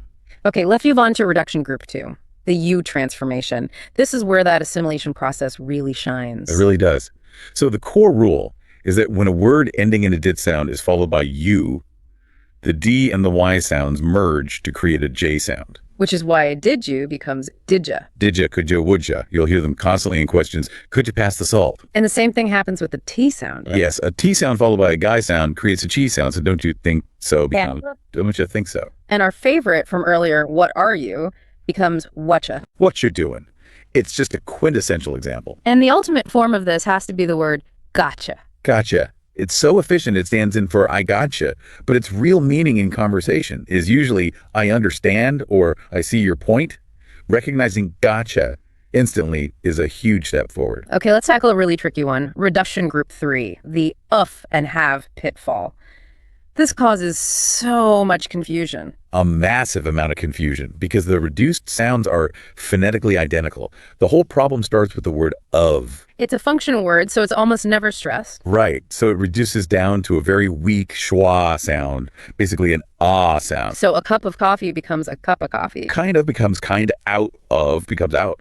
A lot of becomes a lot of. You have to train your ear to hear that little sound and know that it means of. And this is what creates that famous confusion with past modal verbs. This is the big one. So the correct written forms are could have, would have, should have. When we speak, we contract them. Could, would have, should have. And when you say those contractions quickly, could have sounds exactly like could have. The I've sound and the reduced of sound are identical. Which is why so many native speakers make the mistake of writing I should have known. Their ear is telling them it's of. Exactly. And this is a perfect example of where you, the listener, have to rely on grammatical context, not just the sound. If you hear that sound, you have to know that grammatically, they're talking about a past possibility, so it must be would have. You use your grammar knowledge to resolve the phonetic ambiguity. Okay, last group. Reduction group 4. Pronoun loss and the glottal stop. These are a little subtler, but just as important. Let's start with the word them.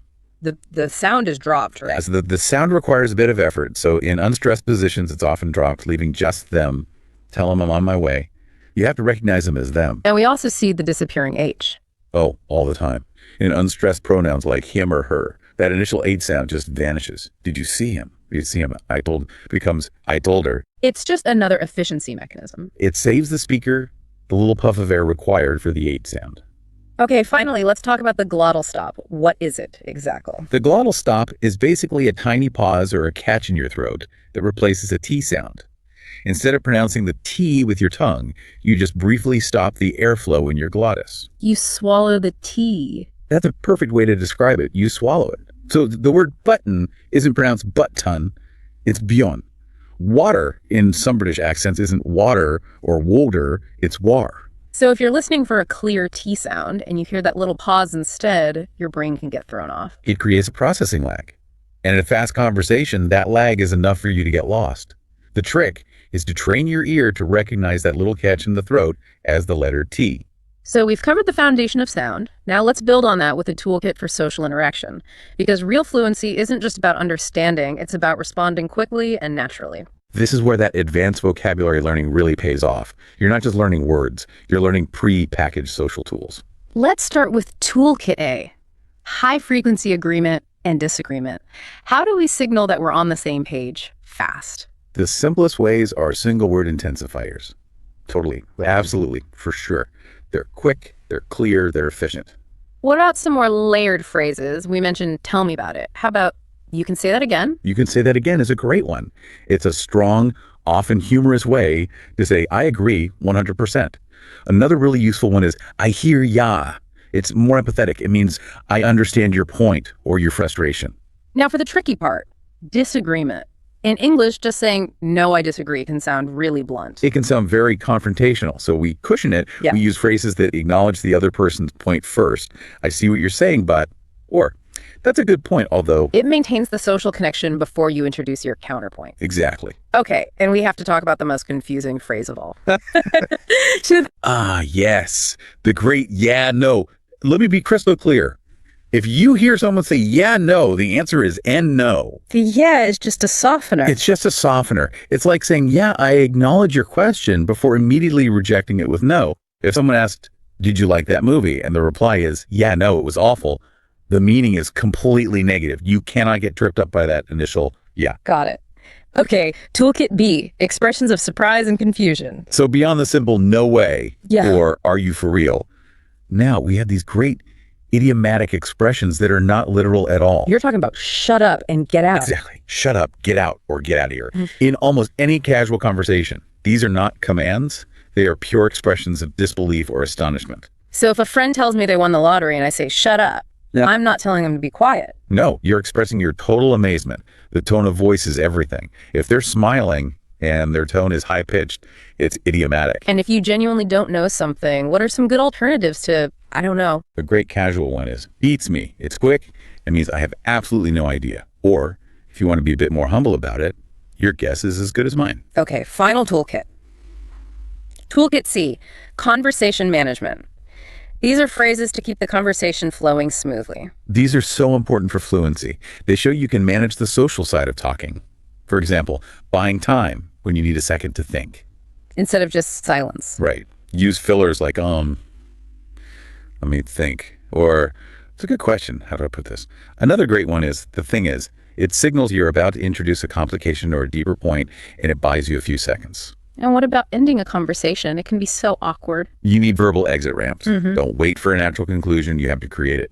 Start with a transition word like anyway or well, and then speak your intention. Anyway, I should get going. Or, well, I got to run. And then you finish with a warm closing. For sure. It was great catching up. Or the super efficient catch you later. Having these phrases automated frees up so much mental energy. All right, so all this theory is great, but it's useless unless you put it into practice. We need to talk about active, targeted ear training. Passive listening is not enough for an advanced learner. You have to force your brain to rewire itself to hear these new patterns. So we've got some specific, actionable exercises for you. Let's start with exercise 1, the shadowing technique. In my opinion, this is the single most effective exercise you can do. Okay, so walk us through the process. What exactly is shadowing? You need a short audio clip, 30 seconds to 2 minutes with perfect transcript. First, just listen to it, then listen again while reading the transcript. Find all the connected speech and reductions. Then comes the shadowing part. You play the audio, and you speak at the exact same time as the speaker. You try to be their echo, their shadow. You match their speed, their rhythm, their intonation, everything. So you're not just repeating after them, you're speaking with them. Simultaneously. And if they say what you're going to do, you have to force your mouth and say what you're going to do. Not the slow textbook version. What happens if you fall behind? You keep going. Don't stop. The goal isn't perfect accuracy at first. It's matching the rhythm and flow. You're building muscle memory.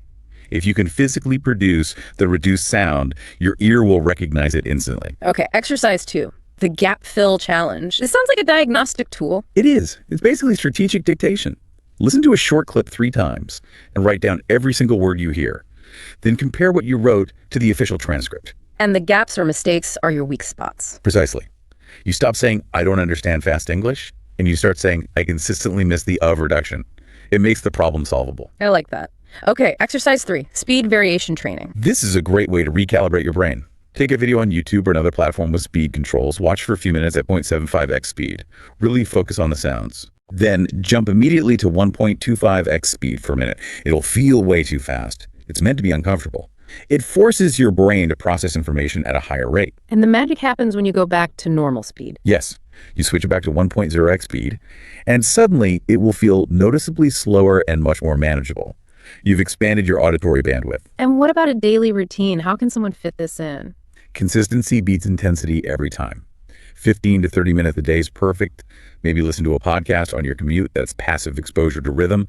Then for active practice, spend 10 minutes watching a short video clip, first with subtitles, then without. And then finish with 10 or 15 minutes of intense shadowing practice. That combination of passive exposure, active analysis, and production practice is the fastest way to improve. And make sure you choose the right content. Start with something clear, like an animated show, and work your way up to faster sitcoms or documentaries. Okay, we've talked a lot about the rules of fast English, but we have to address the elephant in the room. Accents. The rules change depending on where the speaker is from. This is so important. True mastery means being able to handle diversity.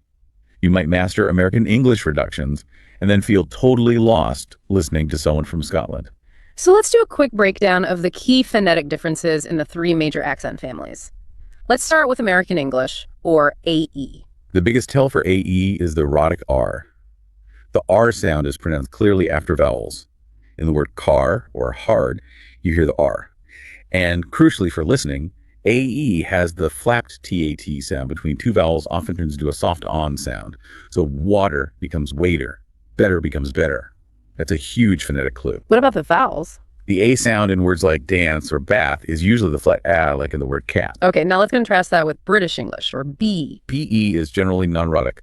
That R sound after a vowel is dropped, so car sounds more like ka. And we talked about the glottal stop. Yes, it's much more common in many BE accents, often replacing the T sound.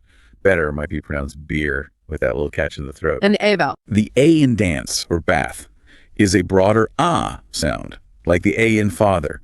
That vowel sound is one of the biggest giveaways. And finally, Australian English, AU, which has that really distinctive intonation. It does.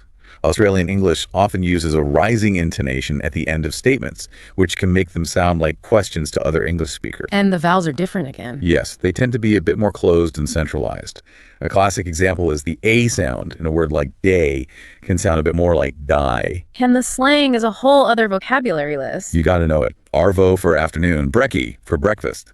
And the standard greeting is often, how you going? Instead of, how are you? Okay, let's wrap up this section with some troubleshooting for common challenges. The first big one. I get lost in long conversations. What's the solution? Stop trying to catch every word. Focus only on the key stressed words and the overall context. And practice asking for clarification naturally. Just say, sorry, what was that last part? Don't panic. Okay, challenge number 2. I can't catch every single word and it frustrates me. You have to accept that you don't need to. You only need about 70-80% comprehension to follow the general meaning. The goal is to understand the message, not to transcribe the sentence in your head. And the final one, I can't respond quickly enough. I understand, but I'm too slow. This is an output problem, not an input problem. The solution is twofold. 1, more shadowing practice to build your own production speed. And 2, memorize and automate those conversation management phrases. Use, to buy yourself time to formulate your real answer. So this deep dive into advanced English listening practice and advanced vocabulary learning has, I hope, given you a really clear roadmap. The difference between feeling comfortable and feeling totally overwhelmed isn't about how many words you know. It's about understanding the mechanics, the predictable, efficient mechanics of connected speech. The key takeaway really is to stop fearing the speed and start recognizing the patterns. Exactly. All those sounds that used to confuse you, the gonna, the wanna, the gotcha, they aren't mistakes. They're features. They're the sounds of natural, fluent English. And please, be patient with yourself.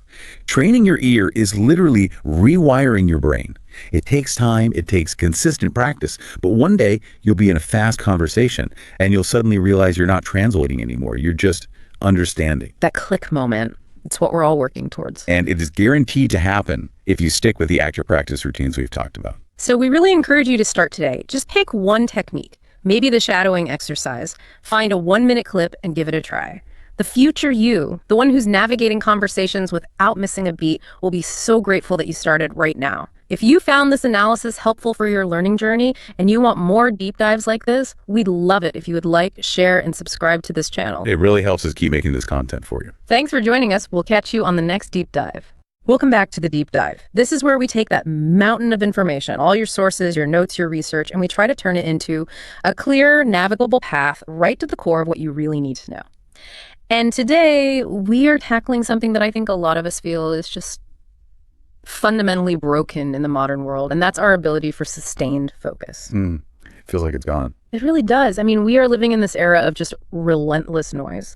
You've got pings, notifications, constant chatter, and this ever-present cultural pressure to be multitasking all the time. Always on. Always on. And for so many of us, getting to that place of true deep focus feels like trying to, I don't know, grasp smoke. Yeah. And the usual advice is just, work harder, grit your teeth, power through it. Right. More effort, more willpower. Exactly. But our deep dive today suggests something profoundly, and I think beautifully different. This session is a kind of shortcut to reclaiming that clarity, not through more effort, but through more presence. Our mission today is to explore this idea that the secret to sustained focus and to, genuine inner calm, it isn't about doubling down on sheer will. It's about transforming how we engage with the world of sound. It's a fundamental shift in approach. Yeah. We're diving into this idea that deeply attentive, peaceful listening, that is the foundational practice. That's what you need to cultivate clarity and to really sharpen your mind. It's more than just hearing things. Oh, it's way beyond just hearing. It's about cultivating pure presence, in every single moment. And that's the key connection we want to make for you, the listener. If you're struggling with information overload, if you feel like your mind is just constantly pulled in 1,000 different directions, Which is most of us. I think it's all of us, right? We're offering some accessible, actionable knowledge to help you stabilize your mind, to recharge your spirit, and this is the best part, without adding a single crushing item to your already massive to-do list. And this really gets to the core premise of all the material we looked at. True listening. It's described not just as, hearing and processing sounds, but as a rare art. A rare art. I like that. It's rare because our modern life, it prioritizes speed and volume over reception and stillness. This kind of listening has to be presence-driven and what the research calls full-bodied. Full-bodied. What does that mean in this context? It means engaging your entire being, your memory, your emotional centers, even your physical body, not just your ears. It's about fully receiving the input.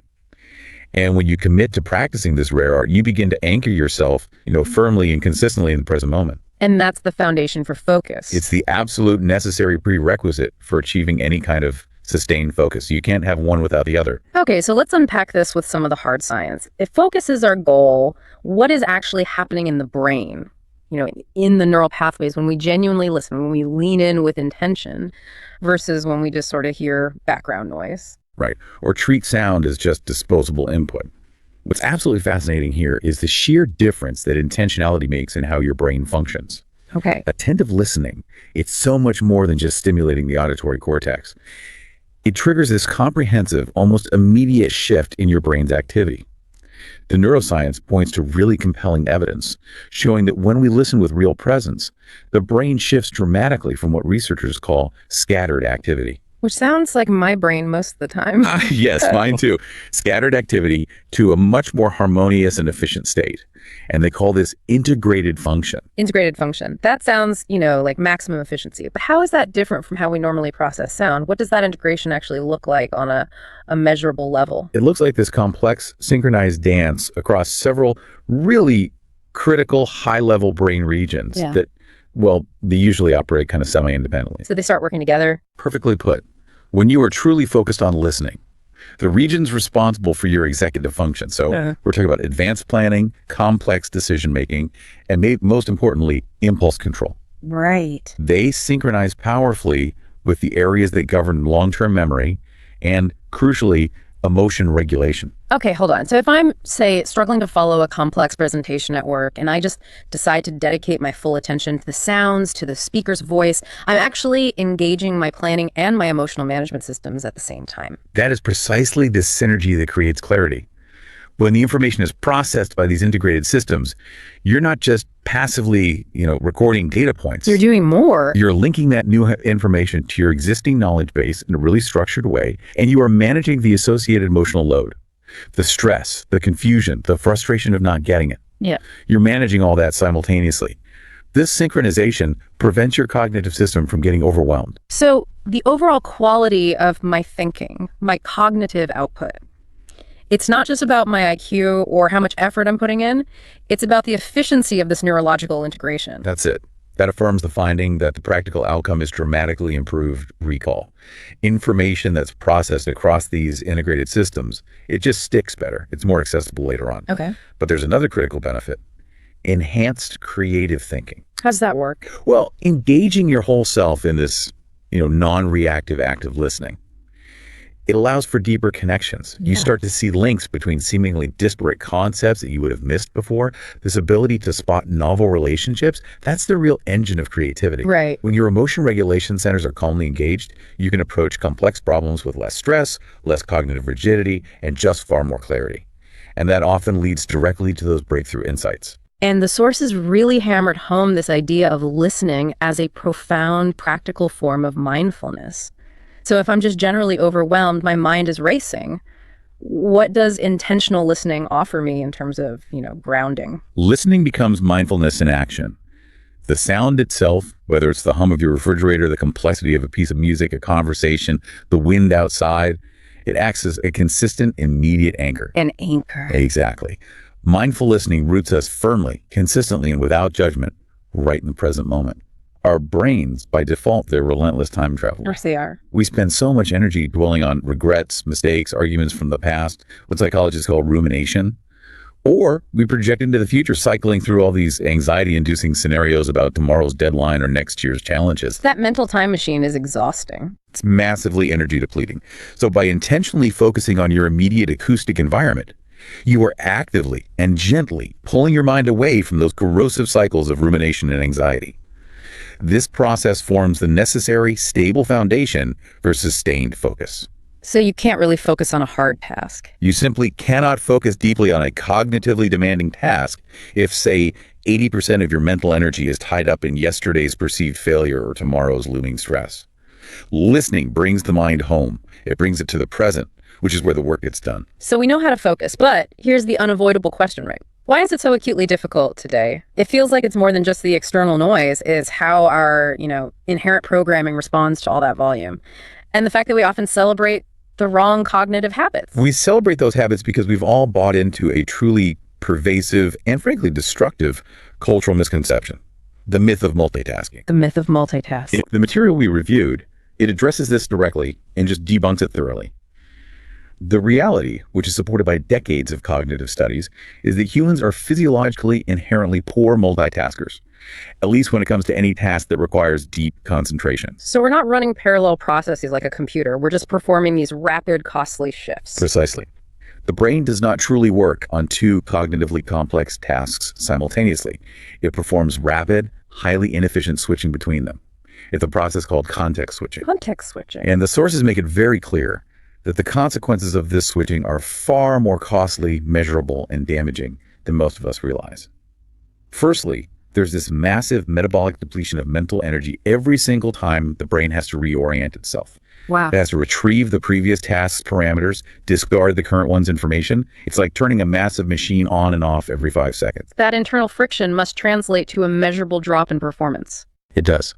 Secondly, there's a quantifiable reduction in comprehension, and your error rates climb significantly. That's because the brain never fully commits its resources to encoding the information from either task. So you end up reading an email while you're half listening to a meeting. And you retain zero of the critical details from both. Okay, but I have to introduce the skeptical counterpoint here. I mean, my company, many companies, they actively praise and promote the people who can juggle 10 things at once. If I stop multitasking and I insist on deep, single task work, that deep work approach. Yeah. One, I just look lazy. How do you justify this in a culture that demands constant visible activity? That is the essential conflict of the modern knowledge worker. It really is. And the research provides the justification. You need to frame deep listening and single task focus not as laziness, but as a commitment to quality and long-term sustainability. The multitasking worker produces a high volume of fragmented attention, and they suffer burnout much more rapidly. The focused listener, by contrast, minimizes that context switching and uses their mental energy efficiently. They produce higher quality output, faster, and with less long-term stress. So you trade the appearance of being busy for actually being effective. You're trading performative busyness for actual measurable effectiveness. You achieve the higher level task, the truly important strategic task, with far less strain. That validates the idea. We're fragmenting our attention, which leaves us perpetually feeling busy, behind, and ultimately ineffective. Absolutely. And this is all compounded by the sheer volume of sensory overload we endure every day. It's not just the external inputs, the emails, the meetings, the social media. We often forget that even when the external noise stops, the inner noise immediately takes over. That internal chatter, the endless self-criticism, the planning loop, the what-ifs, that is often the loudest input we receive all day. It generates its own form of high-frequency overload. Yeah. And this constant bombardment, both internal and external, it forces our nervous system into a low-grade, persistent state of stress. You mean that fight or flight mode? Think of it as being stuck in a subtle fight or flight mode, yes. The sympathetic nervous system is perpetually activated. And when this happens, our higher cognitive functions, our prefrontal cortex functions, which are responsible for that sustained, high-level focus, they're dramatically impaired. This stress state essentially dims our natural innate ability for deep focus. Because the body is prioritizing survival over thinking. That's it. We're biologically designed to pay deep, stable attention only when we feel safe and calm, which, modern life rarely allows for. Okay, so if our current state is defined by this chaos and chronic overload, we need a calm center to move forward from, and a structured way to build it. The sources give us a clear roadmap for this. So what are the fundamentals, the core elements we have to consciously adopt to build a peaceful listening practice? The foundation of this whole transformation is what's called intentional attention. It's so much more profound than just turning off the TV or finding a quiet library. Yeah. We have to cultivate a calm center within ourselves, regardless of the ambient environment. Okay. And the research describes 3 essential pillars that you really have to adopt simultaneously to support this practice. Let's spend some time defining the first one, intention. How is this different from just deciding to listen? Intention is the conscious, almost ritualistic decision to truly listen.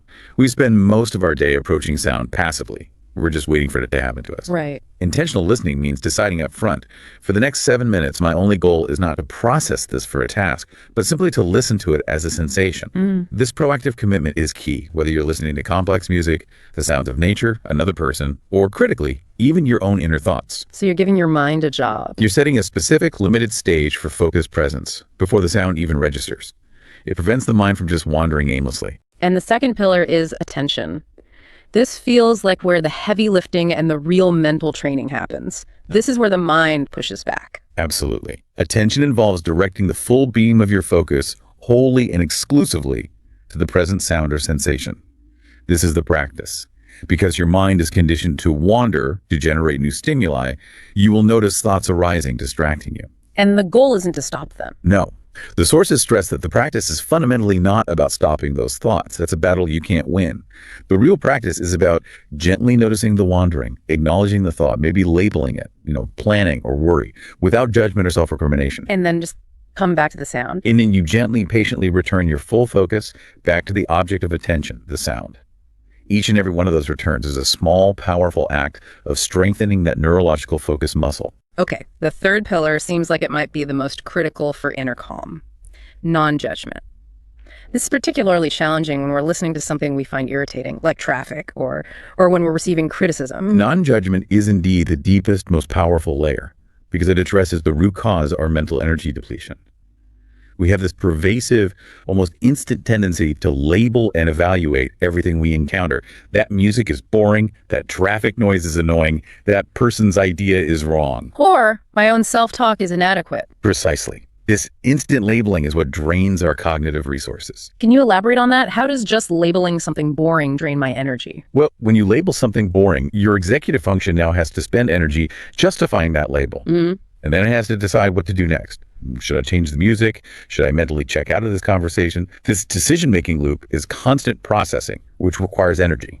Non-judgmental listening requires allowing sounds or ideas or feelings to simply be what they are, without immediately applying that evaluative label, good, bad, boring, important. You're observing the fact of the sound or the thought rather than reacting to its content. And this radically reduces the amount of secondary mental processing you have to do, which frees up vast resources for genuine, non-reactive focus. So that's the mental framework: intention, attention, non-judgment. But while the core practice is internal, the physical environment must play a supporting role. What are the practical steps for laying a foundation that supports this deep mental work? Well, while an advanced practitioner might be able to find peace in a hurricane, when you're starting out, your practice will benefit enormously from conscious preparation. The goal is just to maximize your likelihood of success. The research recommends finding a space where interruptions are unlikely or can at least be minimized. This doesn't require total silence. It just requires predictability.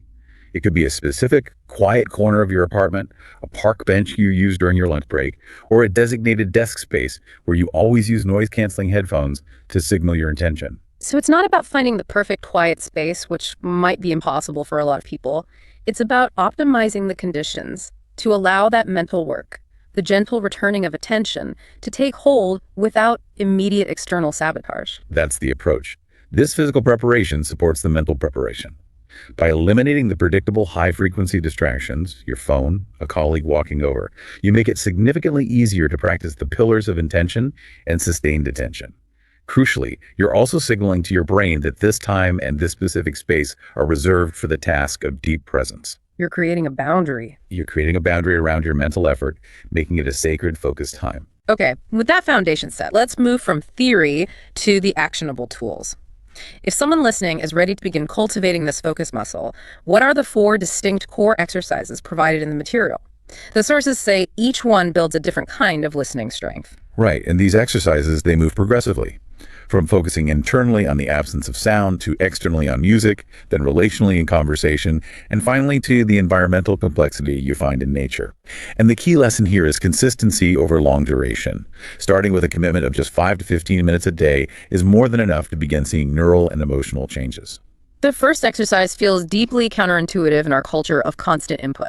Listening to silence. What is the fundamental purpose here? The purpose is profound, is to tune into the underlying quietude that exists beneath the surface noise, and by doing that, immediately calming the perpetually overstimulated mind.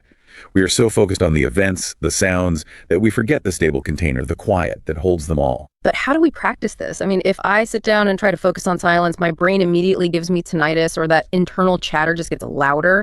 It seems impossible to achieve pure silence. And that insight is crucial.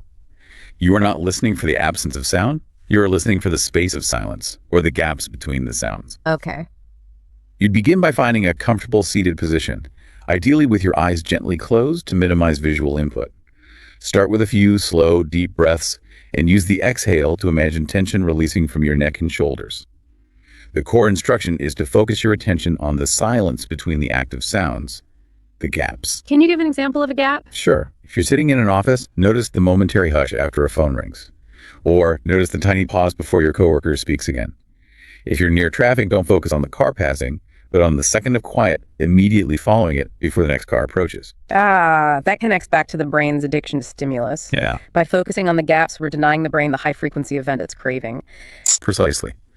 By focusing on the negative space of sound, we are deliberately forcing the brain to settle and attend to low-frequency data, which is highly restorative. When thoughts arise, and they will, you acknowledge them, maybe labeling them thinking, and then you gently bring your attention back to that quiet space. Right. And a practical tip for anyone trying this is to use a gentle timer.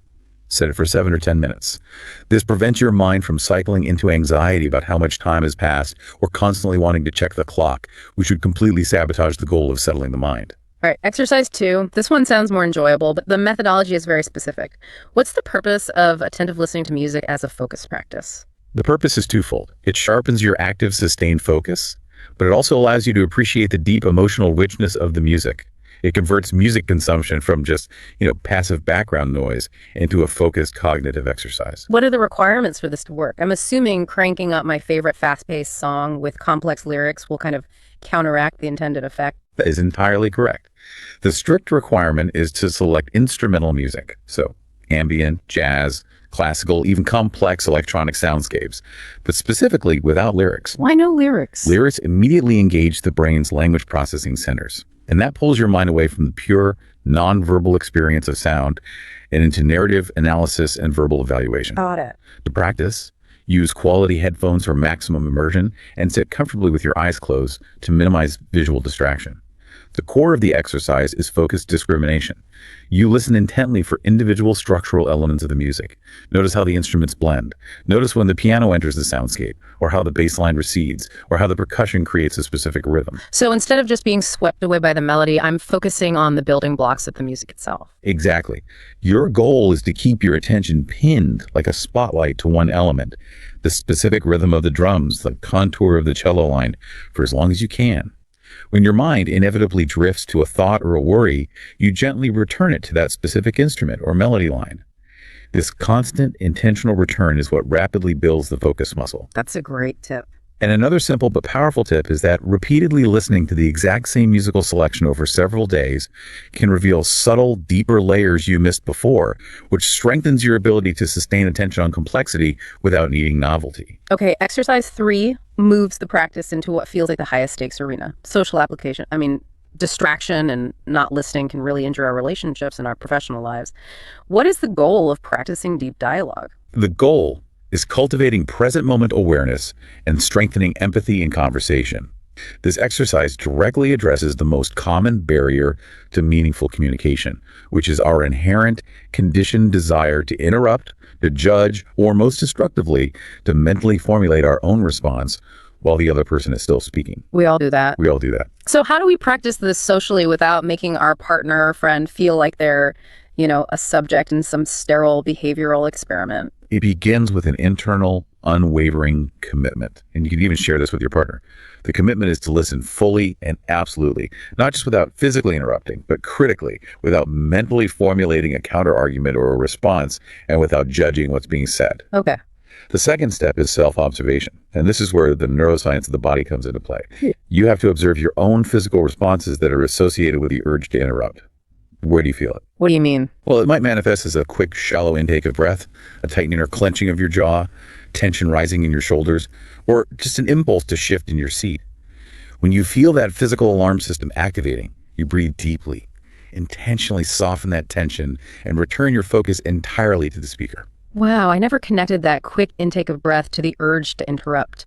That's a physical alarm telling me I'm moving toward reaction, not receptive listening. It affirms the power of the practice. It trains you out of that immediate reactivity and into calm presence. And the final powerful step is what makes the dialogue truly deep.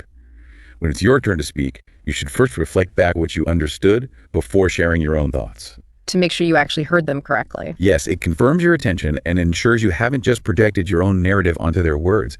It shows them they were truly heard. And a great tip for this is to use supportive, confirming phrases like, "So what I'm hearing you say is," or, "Could you tell me more about that specific feeling?" to gently deepen the exchange. And the final exercise takes us outside. In a world of synthetic noise, what is the specific purpose of engaging with nature's soundscapes for focus? The purpose is to rekindle a sense of pure, unforced sensory focus, and often to tap into a childlike sense of wonder through natural sound. Nature provides an acoustic environment that is complex, yet inherently kind of fractal and calming. It's highly complex but non-threatening, which allows your parasympathetic nervous system to remain active. So how do we structure this so it moves beyond just enjoying a pleasant walk in the woods to becoming a structured focus practice? It starts with setting a very specific intention before you even leave the house. You're going out to listen to the world, not simply to walk through it or use the time to solve a problem in your head. Take a walk in any natural setting, a park, a forest path, even a quiet garden space. Periodically, you must pause, close your eyes, and dedicate a minute or two to cataloging every single sound you can perceive. This requires effort and patience. The faint rustling of leaves, the specific sound of wind in different trees, the distant call of a specific bird, the low hum of distant machinery. So it's about auditory discrimination, breaking the unified experience down into its discrete components? That's the approach. You attempt to identify the distinct layers of sound. Which sounds are in the foreground, demanding attention, which are in the background, the constant hum, and which are the fleeting, momentary sounds that will disappear instantly. By focusing on these distinct layers, you resist the urge to mentally catalog or control what you hear. You just allow the natural, complex experience to unfold. That sounds really restorative. And a powerful tip for anyone listening.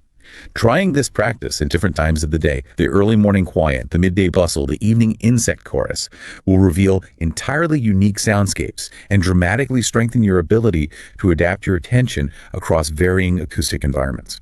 Okay, so if we zoom out and connect all this commitment to the bigger picture, What are the tangible, long-term, transformative returns for someone who commits to this practice, even for just 5 to 15 minutes a day, consistently? The returns are pretty profound, actually. Let's start with the purely cognitive gains.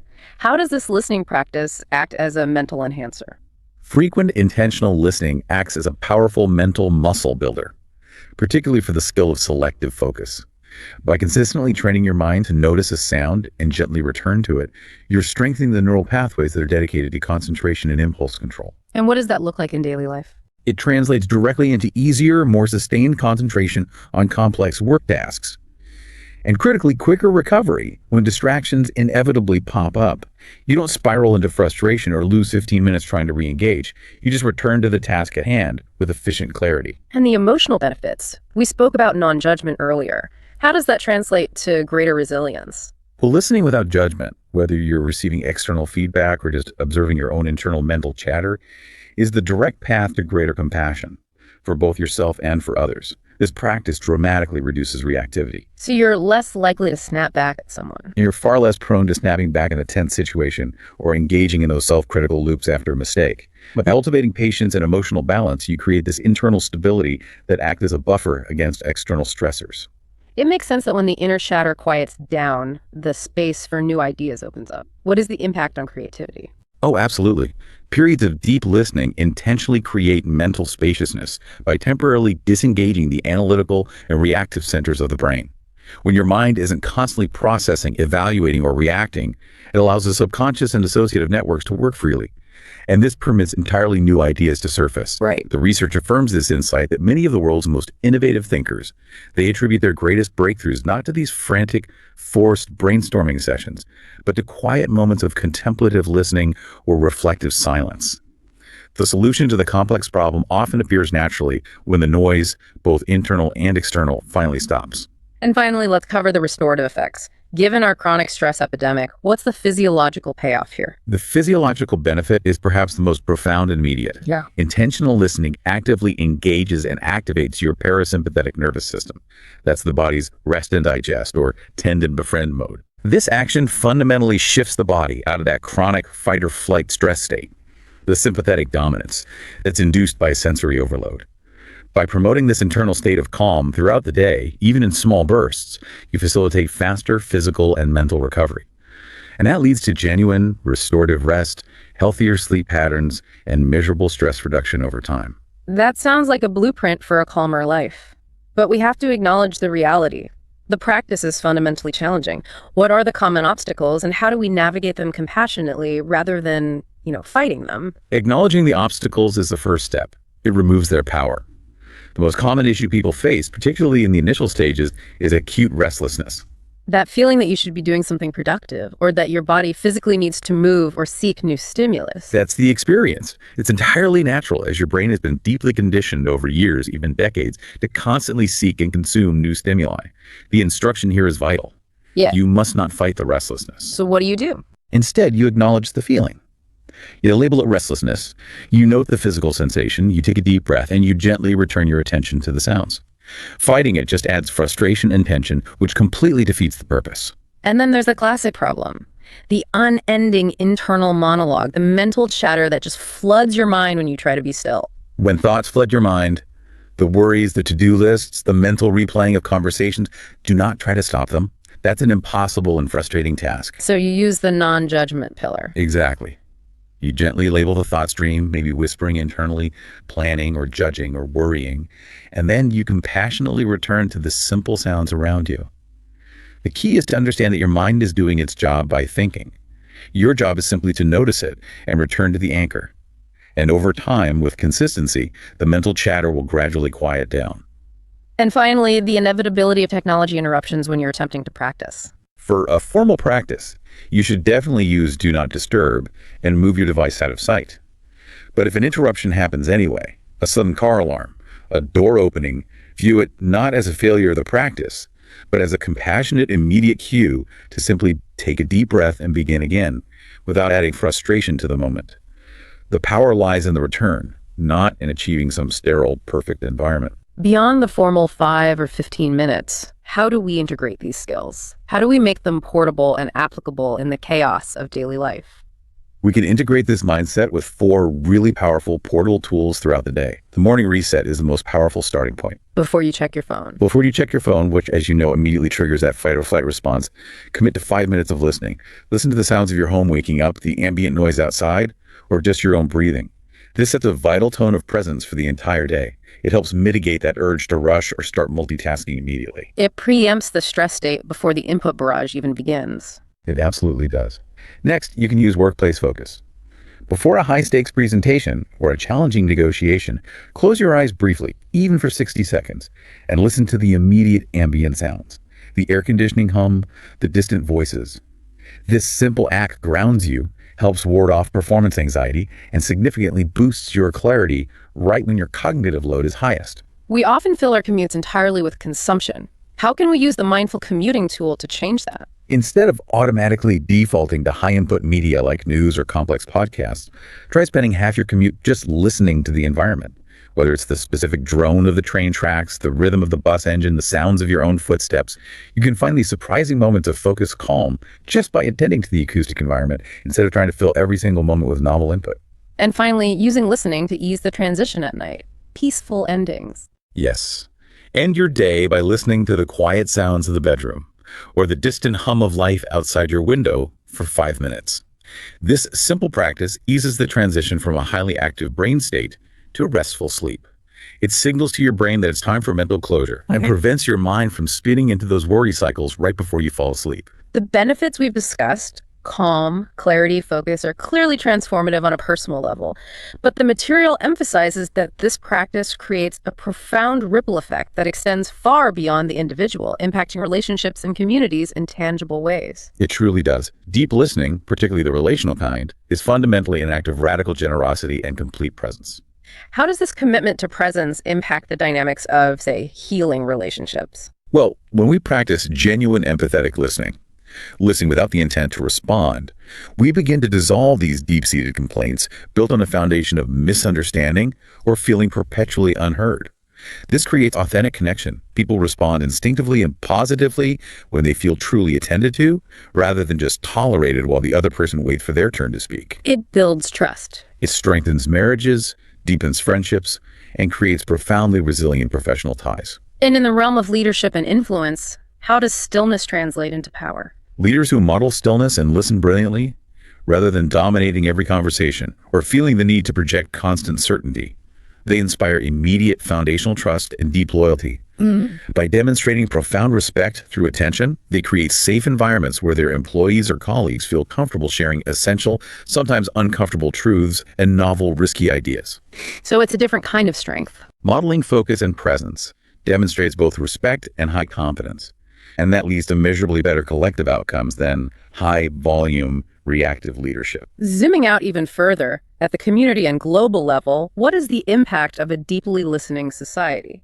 The sources describe a society that consistently values deep listening as one that naturally becomes less polarized, significantly less reactive, and ultimately far more collaborative. That's a big claim. It is. But when we listen with the intent to genuinely understand another perspective, rather than the intent to defeat the argument or win the rhetorical point, the political and social temperature naturally drops.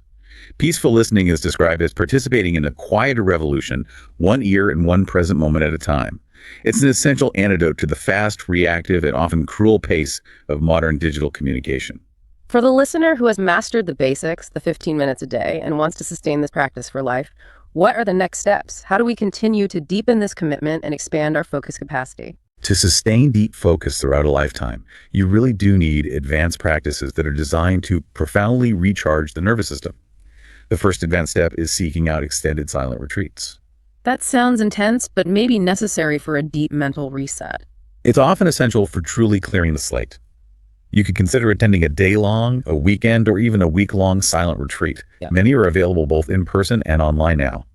These periods of sustained silence are incredibly effective at deeply recharging the nervous system and deepening clarity far beyond what a daily short session can achieve. It's the neurological equivalent of a total deep clean and system reboot. Okay, what else? The second is exploring sound meditation in a structured way. This involves guided meditations using specific tools like singing bowls, gongs, or tuned bells, or recorded natural soundscapes designed for therapeutic listening.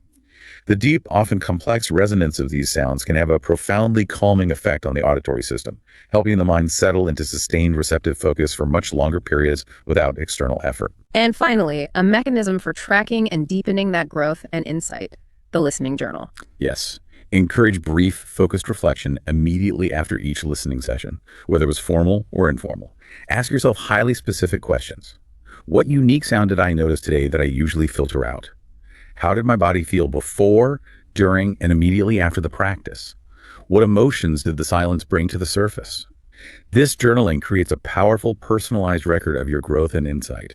Over time, you begin to see patterns in when you feel calmest or most distracted, and that allows you to proactively tailor your environment and timing for maximum benefit. To bring this home, let's look at some specific, expanded examples of how people in very different, high-demand contexts have successfully applied these techniques. This really illustrates the wide applicability of the practice. We have 3 excellent examples here that showcase the sheer portability of this discipline. First, the high-stress environment of a software developer who needed sustained, non-reactive focus. Tell us about Alex and the challenge of more focus in coding. So Alex was wrestling with this particularly complex, insidious system bug in his code base. It was one that demanded deep, uninterrupted sequential thinking. But his mind just kept fracturing under the pressure of his tight deadline. He had hit a wall, context switching between his project and his email every few minutes. I know that feeling. He started a simple mindful listening practice, 5 minutes a day, sitting at his closed laptop, listening specifically to the subtle ambient sounds in his apartment, the distant traffic, the refrigerator hum. He described the moment of insight as occurring not while he was coding, but in the quiet space after his 5 minutes was up. The intense focus on the low-level hum of the environment had forced his mind to slow down and stop frantically jumping. When he returned to the screen, the entire architecture of the system appeared clearer, and he saw the precise structural flaw in the code that he had been too frazzled to notice before. Wow. The 5 minutes of listening provided more cognitive efficiency than 2 hours of panic searching. That's a perfect illustration of breakthrough insight born from calm. Then we have a crucial family application from a parent navigating the chaos of domestic life. Yes, Rachel, a mother of 2 young children, described their family dinners as feeling incredibly frazzled. Rapid-fire conversation, constant interruptions, and often everyone covertly checking their phones. The atmosphere was transactional, not communicative. So what did she do? Rachel initiated a simple shared listening practice. Before the main course was served, they would sit in silence for 1 minute, and each person would share one specific external sound they had heard, from the dog chewing in the other room to the sound of the wind chimes. This forced a momentary synchronization and stillness. It quickly transformed dinner time from fraught to truly communicative. They began truly listening to one another's descriptions of the soundscape, which naturally led to them truly listening to one another's stories, deepening their family connection by valuing presence over input. And finally, a high-stakes crisis example from healthcare. A nurse maintaining composure under severe pressure. Mia, a highly skilled nurse, works in a fast-paced emergency department, an environment defined by chaos and urgency, where critical decisions have to be made instantly. She learned to use 2 minutes of intentional listening, often just focusing on the specific, quiet sound of her own breath moving through her mask, to center herself during the shift of a catastrophic patient event. A tiny island of calm. Exactly. This momentary grounding allowed her to maintain composure under severe cognitive and emotional pressure. More importantly, it allowed her to be fully, non-reactively present with patients and their families during critical, urgent moments. She was providing not just technical care, but crucial emotional stability during chaos. This deep dive into peaceful listening reveals a profoundly simple yet enormously effective truth. The core takeaway really is that peaceful listening is a simple, portable, and profound gift. It deepens your presence in life, it fundamentally increases your kindness towards yourself and others by reducing judgment, and it significantly improves your overall capacity for sustained, deep focus. And remember, the most critical advice on getting started: consistency is infinitely more important than duration. Start small, 5 minutes today. Build slowly to 15. It's not about painful discipline or withdrawing from the world. It's about embracing the richness of life more fully, with a clear mind and a steady, non-reactive heart. What's so compelling here is the potential for lifelong growth and learning that's embedded in this simple act of attention. As you truly listen to the world and yourself, you may discover that the clarity and focus you're looking for isn't out there, locked away behind some barrier of overwhelming information, but in the peaceful stillness that arises when you just pause and attend. It's in the space between sounds, the hush between thoughts, and the calm you carry forward into every task. So we invite you to consider one final provocative thought. How might your life transform if you committed to listening, not just to respond or consume, but to genuinely understand the intrinsic structure of the sounds and the silence that surround you every single moment of the day. Use this practice as the backbone of your focus, and just watch as calm and clarity infuse every part of your experience. Thank you for joining us on this deep dive. If this information helped you gain clarity and focus, please like, share, and subscribe to this YouTube channel.